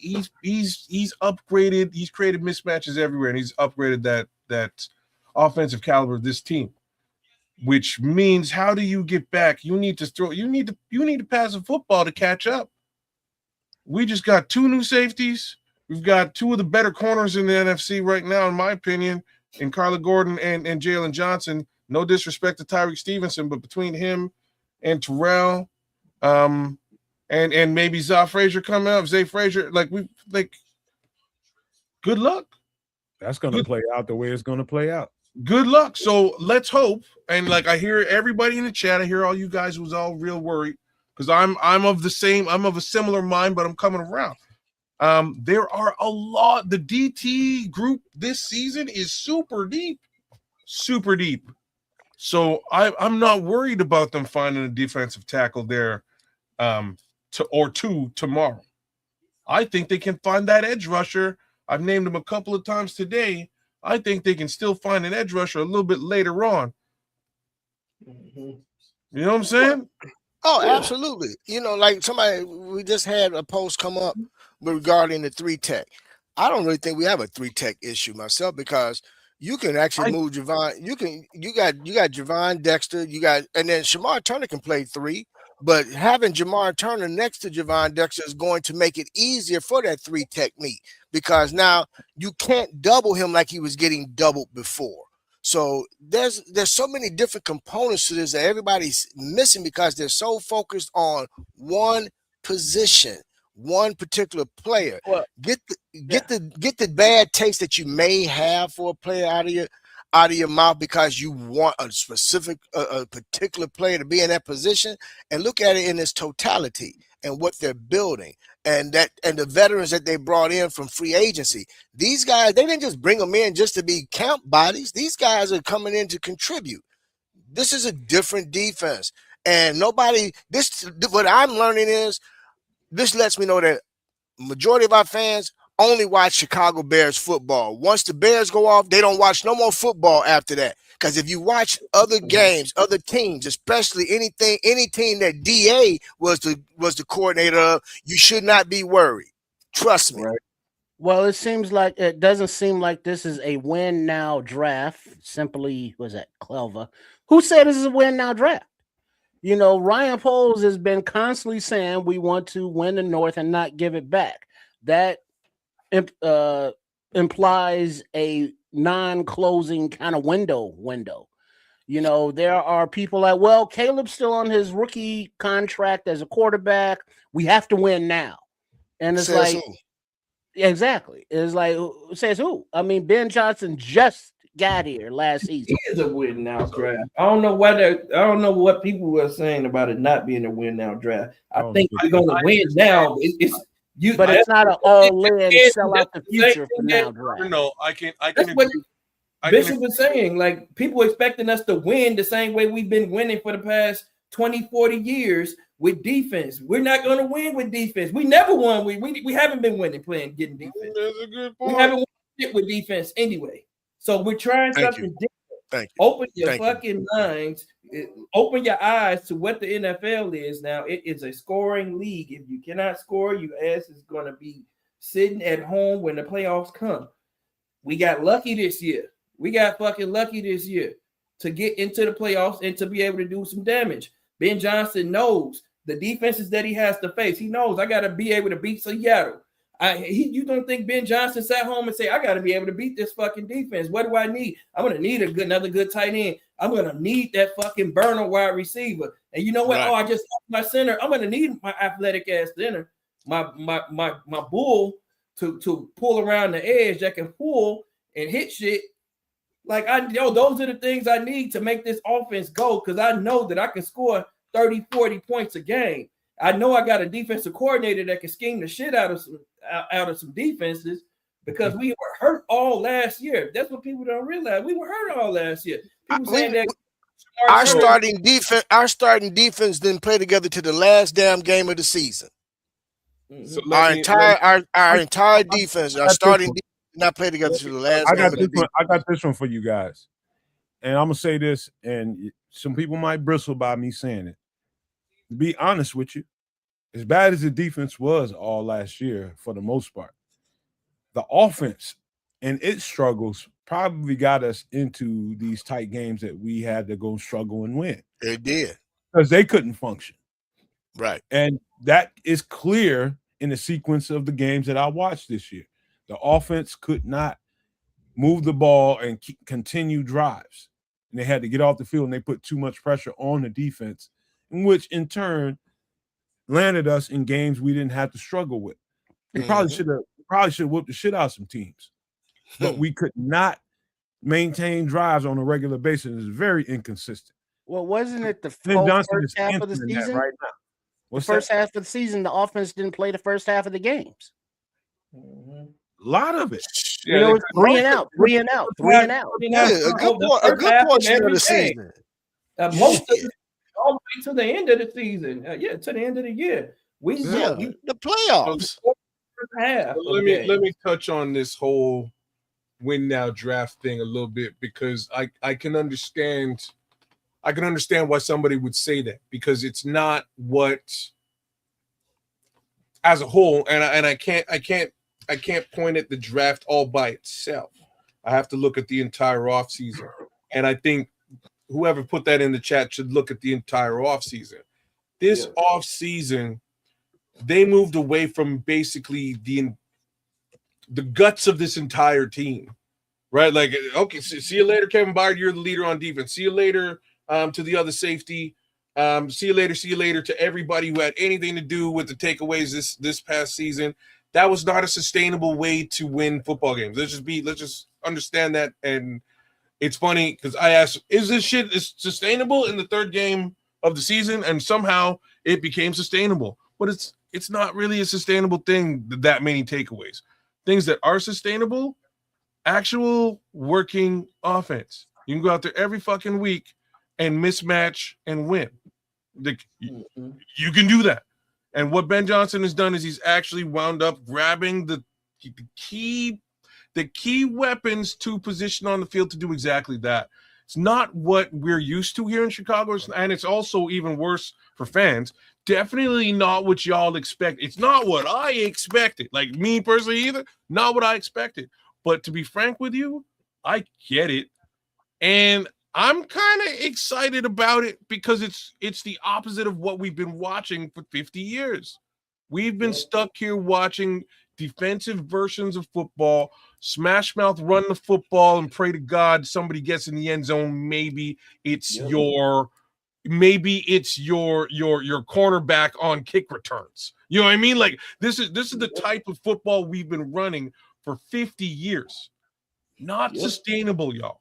What is sustainable again is an offensive genius, a guy who knows football inside out from the offensive side, building that piece by piece, building that puzzle into something that you just cannot effing stop. And that's where we are right now. The flip side of all this that we were all a little bit in chagrin of is like, can we stop somebody else from doing that to us? Maybe not, but maybe we just fucking outscore them. And that's where we are. Kids, you have no idea how, getting the lead on a team. Like you go put up quick 14 points, 21 points. At first 3 drives that put up points.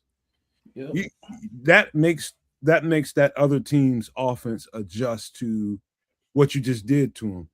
Now they have to play into your hands, and that gives the defense a little bit of an advantage. That makes them ball up. The game plan goes out the window at that point. You go up on the team. You go up 21 points on the team in the first half. The game plan is done. You ball that shit up, and you got to throw it out the window. Over with. Because it's over. So now you got to play catch up. Let's just say you're playing the Baltimore Ravens. Yeah. Basically, we got to bubble wrap and just package King Henry to sit his ass down on the bench for the rest of the game until we get back to even. You're useless.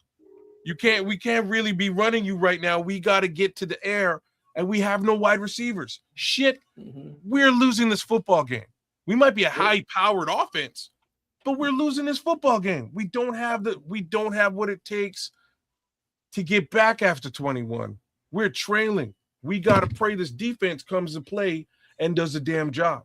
Well, we want to be that team that puts 21 on the Baltimore Ravens. Exactly. What I'm trying to say is if you have the kind of offense that can put a team on its heels in that kind of way, exactly what Samuel just said is going to happen. Script just went right out the window. Yeah. Now I got to play catch up. So I got to figure something out. I got to make so many adjustments now. And everybody's saying the defense didn't get better. The defense got better, man.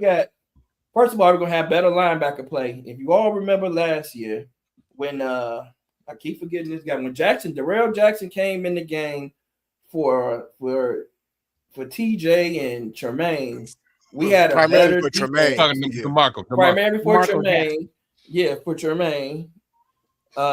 We had a better defense. Why? Because he was faster. He was able to move, and the defense was able to stop the run better because he was playing faster, and he's just a faster player.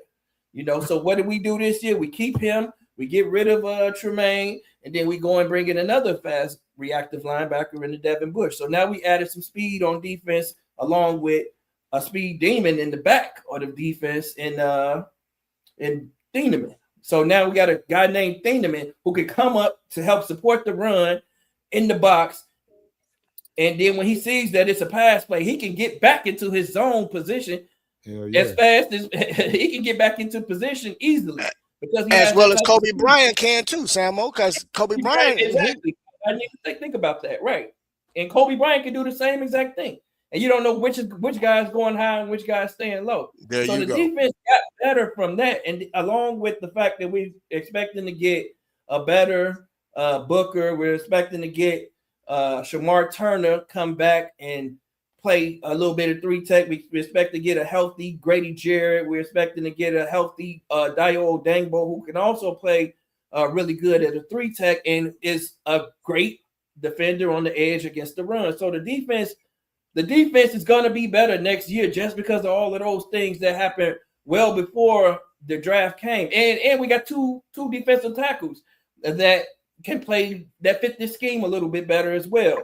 You know, guys who can rush up the field and shoot their gap a little bit to help those defensive ends win their one-on-ones and bend around that edge without the quarterback being able to just step up into the pocket. And these guys can also move well enough to stunt a little bit more. So that alone helped the defense. So now, like I said, Ben Johnson looked at this Super Bowl and he said, if I want to win a Super Bowl next year, I need to beat that defense. What do I need to do to beat that defense? I cannot go into this year without a speed demon. I can't go into this year without a guy that could just take the top off the defense. I have to have that threat. Every offense has to have that threat. Like you have to have that threat. You have to make them respect the speed. So that's what he did. I got that guy. I got the best guy at it in the draft too. You know what? On top of all of that, don't ever think for a second that play that Ben Johnson might have, you know, for a certain part of the wherever they at, he just decides, all right, now I'm gonna really F you up, but I'm gonna send this offensive tackle in here and I'm gonna declare him as a receiver. Yep. That's when he immediately magnetized a linebacker to him. Mm-hmm. And so you can take a linebacker out of that play altogether because of that guy just declared himself eligible. Man, so much he can do, man, with the weapons that we have now in this offense. We need a faster playing surface. That's all I'm gonna say. We need a faster playing. I can't wait till this dome gets here now. When this dome gets here, man, it's gonna be the fastest thing. What do they call it? The fastest show on turf. What were the Rams called? He got all this shit going on, and then he's gonna declare a tackle as eligible. Man, I should beat your ass for that. Man, it's gonna be the offense is gonna be something too.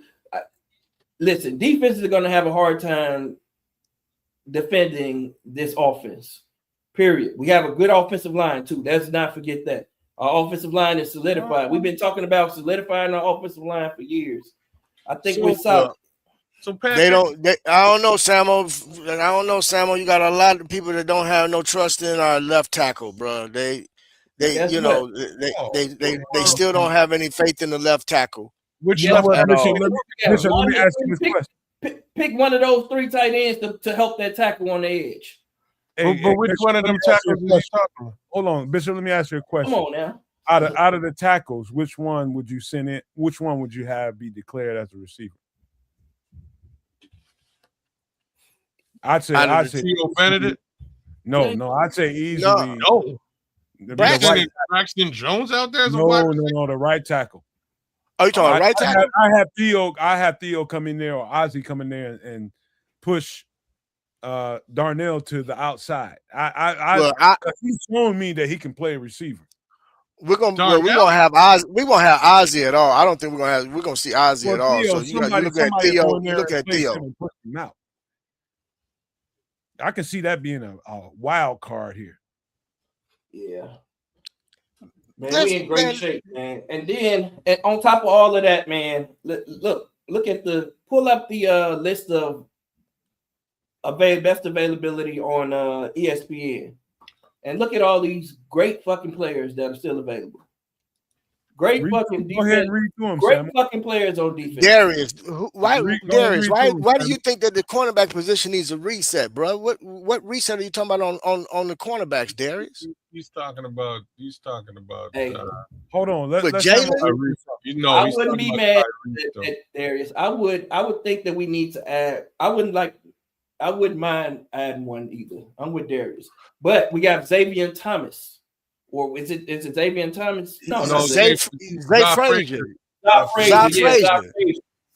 boy, I'm telling y'all, if y'all never saw that boy play, that boy is a ball hawk, man. And he's 6'3". He's long, he lanky, he tough, and he's physical. He good. He's a good man. He played man. He played man press. He preferred to play man press. Yeah. I'm telling you, man. Y'all pump your brakes, man. Relax.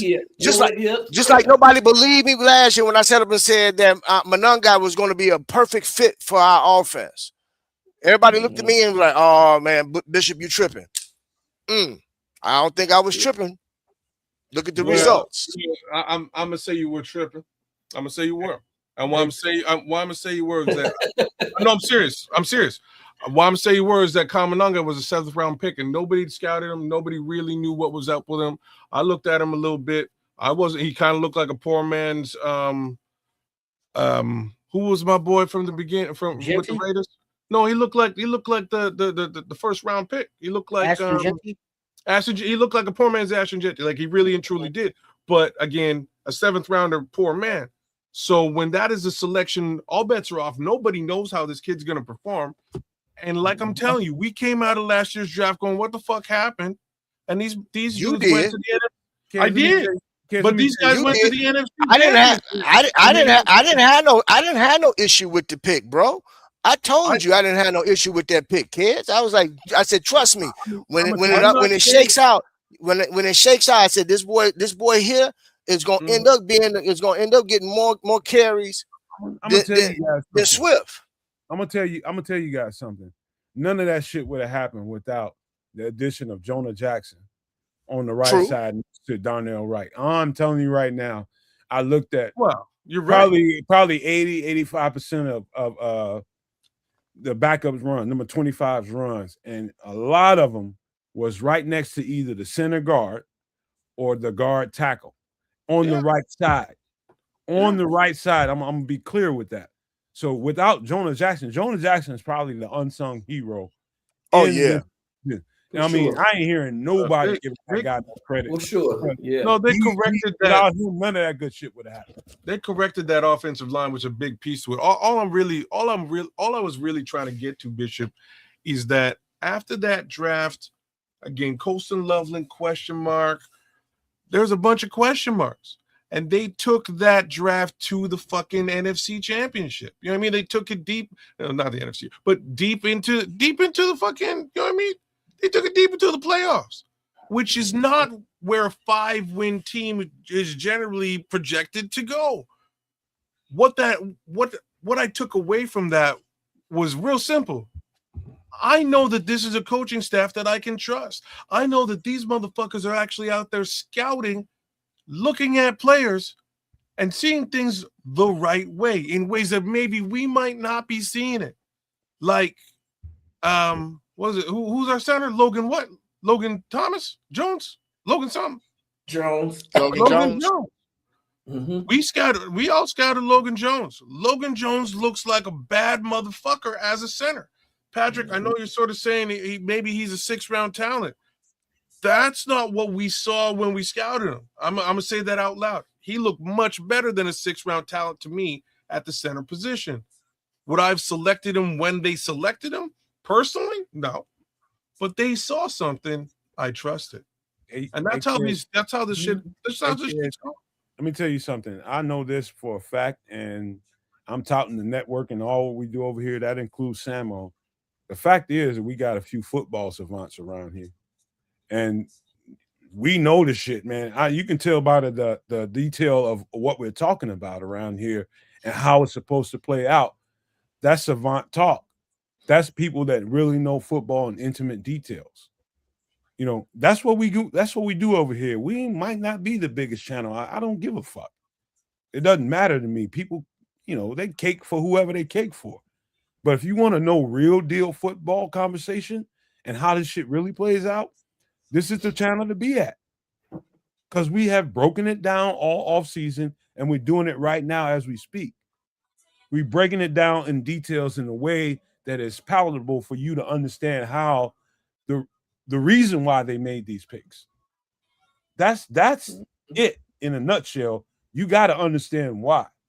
And we've broken that down for everybody so they understand it. And so don't think all is lost because they spent the last couple of picks on offense. Don't worry about that. They got that. We got 4 more picks to make. But they did what they felt like they needed to do based on the board that they had.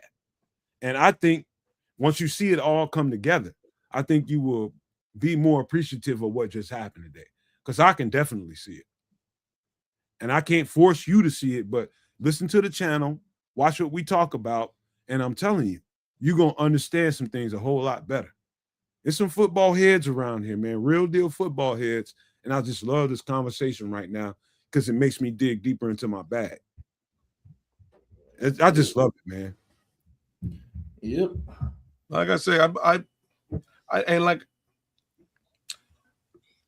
coaching staffs past, you would hear me cussing up and down at how ridiculous they are, how bad the general manager is, etc., etc. I actually believe in this coaching staff. I'm not even going to sit here and say how much I believe in Ryan Poles, but I believe that Ryan Poles shut the fuck up and listen to this coaching staff because these guys know what's going on. I think Ben Johnson has saved this man's job, and this man is very, very appreciative of the fact. So that's where I am with this whole thing. Hey kids. Yeah, bro. I lost the actual tweet, but I think it was the new who's the new assistant general manager? What's his name? Oh, that was say his name? again? Yeah, What's whatever his his name? name is. Whatever King or something. Yeah, Jeff King. King. Jeff Jeff King. King. Yeah, I think it was him that quoted as saying when talking about Xavier Thomas, that when they put his tape on, they just kind of felt Ben doing that rocking thing he does when he gets excited. He just He's been there there like fucking a crackhead, like a Rain crackhead. Man, like Rain Man Like a and shit. crackhead. Ooh. It's like you got some more than 2-weight speed demons. They're gonna put defenses in a blender, bro. I'm gonna They tell are. you right now, they're gonna put them in a straight Look up what I blender. can do Because with we know the the bag of offensive chips. mind that Johnson is. And so we've been discussing the 13 personnel. We've been discussing the variety of positions that and the versatility that these offensive guys play and can do. And we've been talking about the mentality of Ben Johnson wanting to just bury other teams with points. So with his patented little excitement thing, and it's like, oh, look at Ben, y'all. Yeah, I think he likes this dude. And it's like this is his second year as a head coach. So we keep stacking these kind of drafts, we should be good. And I understand, hey, we can't stop the run. We can't get to the passer. So we got to draft a defensive tackle on edge in round 1 or 2. Other than that, we didn't address it. And it's like, dude, yo, calm the fuck down. It'll be okay. So as far as the relationship with Ben Johnson and Ryan Poles goes, to me, it's as healthy as it can be. And I've been saying this for the past 2 years. And kind of defending whatever heat Poles is getting, and I've been saying it, but I don't know how well it's been received until now.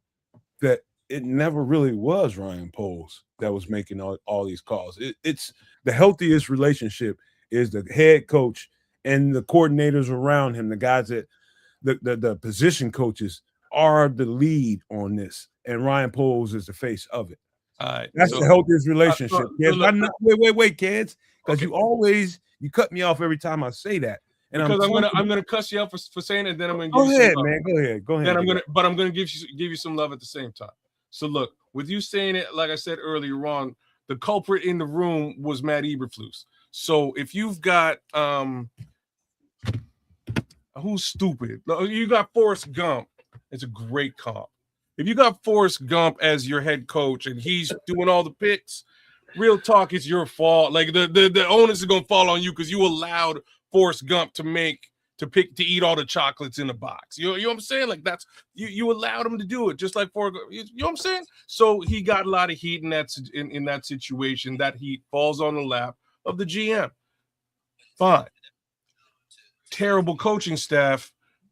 Got to kind of blame the coaching staff in that respect, and they're gone. In this respect, we got a really good coaching staff, and they're helping make Ryan Poles look like a superstar. So if that's the case, and again, you've allowed the coaching staff to really shine, they're going to make you shine that much more. Ben Johnson and those guys are basically saving Ryan Poles' job, and again, allowing him to probably get an extension to make some saying that, and you keep. Well, look at what you're saying. Passive aggressive way, kicking Ryan Poles in. No, I'm not. I'm not. Constantly, man. What I'm saying is, if hey, he's baby, hey, Look at her. hey, what's up? Hey. It's past your bedtime. You don't I care. see you You got got your a milk bottle? though. You about to be- what's her name? What's her She name? got a bottle. She don't care. Samaya, Samaya. Hey, Samaya. say hi. Hey, Hey. Samaya. She like, yeah, whatever. Everybody say Samaya, y'all. She busy. Hi, Samaya. So it Samaya. wasn't Jeff King. My bad. It was director of college scouting Francis St. Paul Oh, Francis St. that Paul. made that hell, boy. observation. Pretty cute as hell, Samo. So look, I was actually gonna give you some love, man. Even though I had to shit on you first. For the folks in the chat, Nomad has spent the better part of this offseason, and I keep clowning him about it because he's finding talent at the defensive tackle position way later in this draft than I was comfortable with at all. And I'm going, what the hell? Why are we looking at these guys who potentially might be undrafted free agents, might be in 5th round, 6th round, 7th round? We're about to jump into that general area of the draft. We have a real need at those positions. And I think we're going to find some real, like a guy like, again, Skylar Gill, great player. Landon Robinson, great player. Spent a lot of time with Aaron Donald in the offseason, just learning from Aaron Donald on a one-on-one capacity. We're talking about David Robinson's son.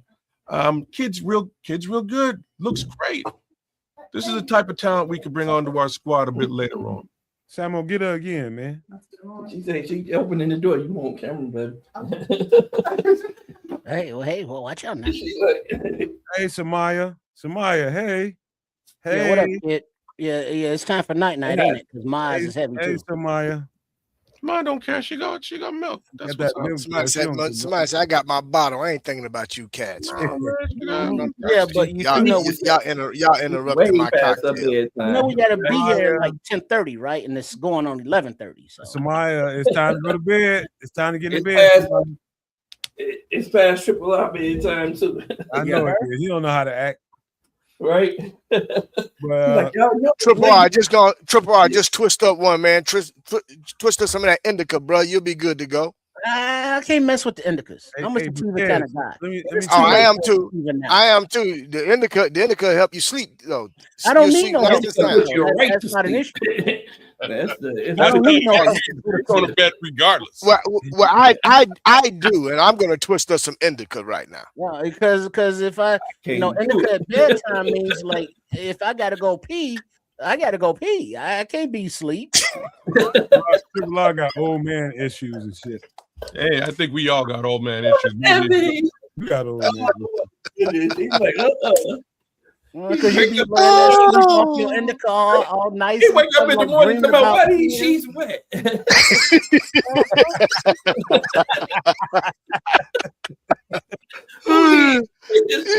got the beat on yourself. Yeah. And blame it on the indica. Man. Triple R, man, you got to get right with the Lord. Boy, you stupid boy. That was a baby, man. But you see, she drinking all that milk at this time of night. She gonna be It's something. No, bro. Look. Man, that's pea milk. Look. It's something in that milk, bro, to help her. She gonna be out as soon as she finishes. She gonna be out. Now she can't get enough. Keep coming back. She's like, oh, there's people there calling my name. What's going on over here? I don't want to go to bed now. Hey, all I know tonight, man, it proved a couple things to me. That this is very strategic for the Bears. Number one, I believe so. And number two, Dennis Allen's gonna get his. I think because a lot of guys got pushed back because of how the draft fell. Again, Samuel, I was wanting you to read off some of what you were seeing about the players available so people can see how rich the draft still is. Yeah. You mean like but you know what, no man. But you know what, no man, you touching on that. I just thought about something. They knew who was declared for the draft, who was coming out before free agency or during free agency. So I strongly believe that he grabbed who he wanted out of free agency because he felt that based off of who was going to be in this draft, there wasn't a lot of great fits for what he needs. Now, will they draft guys for the defense? Absolutely. As depth pieces, not as starters, but as some form of contributors throughout the season and get these guys ready for any event of injury they can plug and play. You know, but I strongly believe that they made the decisions that they made with regard to the free agents that they brought on to be immediate contributors because they didn't feel that those type of players was going to be in this draft. Okay. So give me a rundown, Sam, on what you seeing, what we got available. A rundown real quick. The second best cornerback in the draft is still available due to an ACL injury. Tennessee corner Jermod McCoy available. Dog. Press corner too, just the type of corner that DA likes. I can see the Bears getting on the horn and trying to move up because we have the 29th pick in the fourth round, and we have the fourth pick in the fifth round. So we would need to move up to get him. He's not going to last very long. But another cornerback, Keontae Scott, another dog at corner. Ooh, I like him. Yeah. And it's a guy that'll come up and hit you. He's more so of a nickel corner. I think he didn't play well on the boundary when they try to put him out there, but the dude will come up and smack shit. That's what I like about him, man. He can cover. He can cover a little bit too. So I like some of these other corners down the board, but just a rundown of all the different players. We still have Mike Washington Jr. That's a Cavs guy, running back, and I think that's a Bears favorite. I'm personally hoping that we don't draft him because it's going to be high, but anything could happen. Jalen Kilgore, another great safety out of South Carolina. Big body dude coming up, smacking shit, can cover in the back.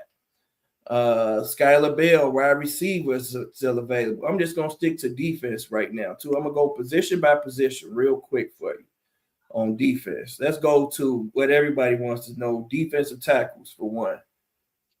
Best available defensive tackles real quick. Grayson Holden, number one on my board, but also Darrell Jackson Jr. out of Florida State, a big athletic motherfucker. Talking about a guy who can stop the run, I think, nasty. And a guy who has a lot of upside as a pass rusher because of his athleticism. And that's a guy 6'6", 315 pounds. Nasty. Testing at the combine, but another real good nasty dude. DeMonte Capehart out of Clemson, another little project, more of a project run stopper guy. Not that great, but good. Rayshon Benny, that's one of the Nomads guys. Zay Durant You know, he tore it up at the combine with a little bit of speed. My guy, Caleb Proctor, is a dude I love. We got Skylar Gill Howard, David Gusta out of Kentucky, another good 3-tech.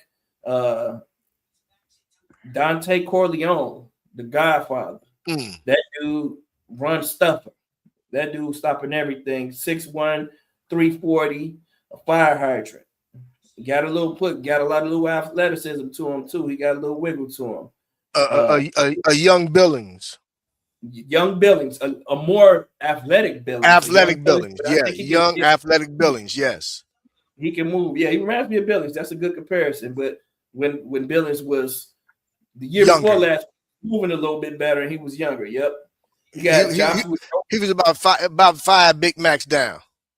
5 Big Macs down, right.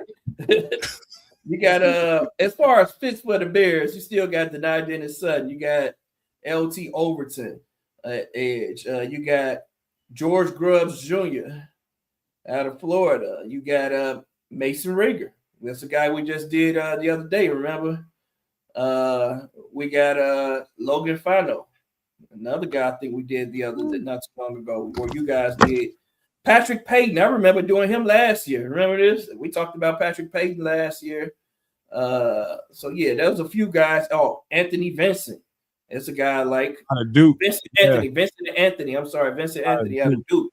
Yeah, I like him. And you got Anthony Lucas. So you got guys that are fits, DA fits. And you got Kansas guy, of course, in Dame Tucker. So those are guys that are fits for the defense that, you know, are still available. One of those guys are going to fall to us. Linebackers still available. Kyle Lewis is still available. I don't know, many people consider him a tweener at linebacker and safety, but the dude he's a football player, man, and he's a great defender, and he will add instant speed to the defense. So built like a safety, but he's been playing linebacker a lot. Harold Perkins is still available. Harold Perkins Jr.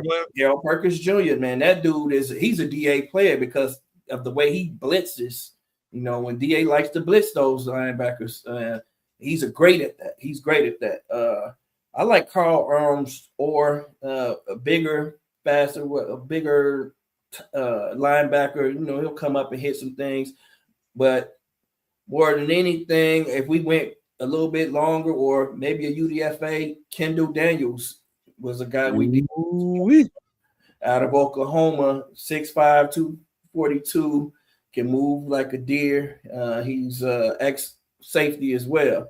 Kind of puts you in the band of Tremaine Edmonds, but a little bit more physical.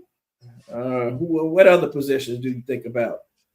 At cornerback, I just went through cornerback, but one of these cornerbacks that's a sleeper to me, Damani Jackson out of Alabama.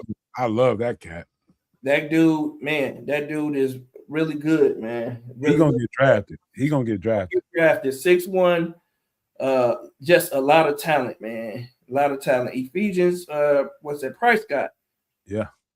That dude from Washington. Yeah. That's a big body. That's the big body cornerback that DA seems to like a little bit. Who else? What else? I don't know if we'll draft another safety, but like I said, Kilgore is there. Zaki Wheatley is still there. Genesis Smith is still there. We're going to draft another safety. These are some great safeties, man. Kamari Ramsey. VJ Payne is nice, man. Big dude kind of puts me in the mind frame of a Nick Wari. Hey, take a look at linebacker for me, Samo. Go back to linebacker for you. I just want to hear the names. You want to go through all of them? We got let's go through about like 10, 15 of them. Dante Lawson. You got Bryce. What you say?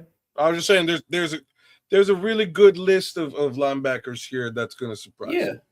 Yeah, we got to really. That's what I said, man. We're good. That's what I mean. We still have an opportunity to fix our offense. And look, if you go back to today and look at the number of offensive players versus the number of defensive players, it'll tell you everything you need to know about the direction of the NFL. You see the run on wide receivers. You see the run on tight ends. It tells you everything you need to know about what the direction the NFL is going in. But and all of these good defensive players still here, Like, look, you got to prioritize that offense. They know if you don't have a good offense, then it don't matter how good your defense is. I think the running back to put up some points. I think the running back is still real thick right now. Yeah, running back still real thick. I think my guy's still there. Nick Singleton is my guy. I don't think he got picked up. Yep, It's only Nick been Singleton. 2 or 3 running backs that's been picked up. If that They shit, picked one today. Did they pick one today? Did any get picked? I don't, think I anyone don't got picked recall. today. I don't they didn't recall. pick- Not one. You're right. Not one got picked today. So now one day two. Emmett Johnson is a wiggly dude out of Nebraska. Nebraska. Yeah, man. The dude, his lateral quickness is sick. He don't have a lot of speed though, but I like him. Man, it's a good running backs. I like Le'Veon Moss. Well, I love that cat. That dude, yeah, I really like him. I think he's gonna be sneaky. The best running back came out of this class besides Jeremiah Love. Because he has size and he got some size on him too. Some good speed. Yeah. So man, Kalen Black did go. He did go today. Real Who did? late San Francisco, Kalen Black out of Indiana. Caleb Black, he did go. Yeah, that's who went. Running back, yeah, he did. Jonah Coleman still available. That's the big bruiser. Seth McGowan. Yep. Came for a visit. Yep, man. It's some really good running backs, man. Some of these running backs, I think a lot of these running backs are gonna go a lot of these running backs going to be either 7th round picks or UFDAs. I'll tell y'all a sneaky good video to watch is Rasul Faison. That Rasul Faison, he's still available too. I think we did him last year. We did him probably about 6 weeks, 4 or 5 weeks ago. We did him this year? Yeah, we did him. Okay. About 4 or 5 Yeah, weeks. you're right. Like Faison's all right. My guy, like obviously I like Mike Washington without a question, but my guy is Damon Claiborne, man. Claiborne jumped out. He would be a nice addition to this team. He brings something a little bit different, and that is out long speed and shoot with vision. Hey, no man, you touched on something. Can we check the visits list and see who was part of that visit list of the Bears that have been got the visit is already gone, except for maybe Seth McGowan. I think he might be the one person who's left over. You know, they keep a lot of these secret, man, because last year we didn't know that Coastal Loveland came until after the draft. And so they kept that at a hush. So a lot of players, you know, if they really want them, they'll keep it on the hush. Or they'll meet with them just one time. Like yesterday, we got Dylan Thieneman. He said he didn't come for the 30. He said he spoke with him. He had one of those Zooms with him or something. Oh, yeah, okay. Kept it low key. Yeah, they didn't think he would be available though. That's because he's like, I know that they were interested, but you know, I think the general feeling was, man, he's too good to be available, which was the general feeling for all of us.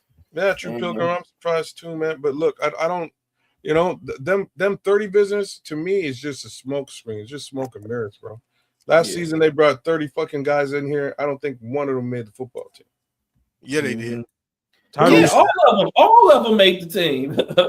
Everybody who came on the team, everybody who made the team had a 30 visit, except for one guy.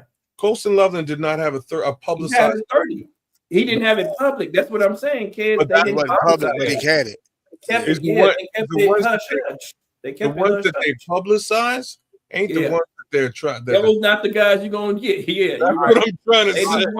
All right, so we're gonna pull that down so we can get ready to close this thing out, man. So we can get ready. Yeah, that's what I was asking to pull up, Trips. That's exactly what I was asking to pull up. Yeah, I'm looking at. I should have shared it. I'm looking at it right now. Just like to be frank, there are some very, very interesting talents at just about every position. Feel free out there. This is out on ESPN, what we were just sharing. Feel free to jump on ESPN, look for NFL draft best available, and just scroll through. The defensive tackle class is stacked to fuck.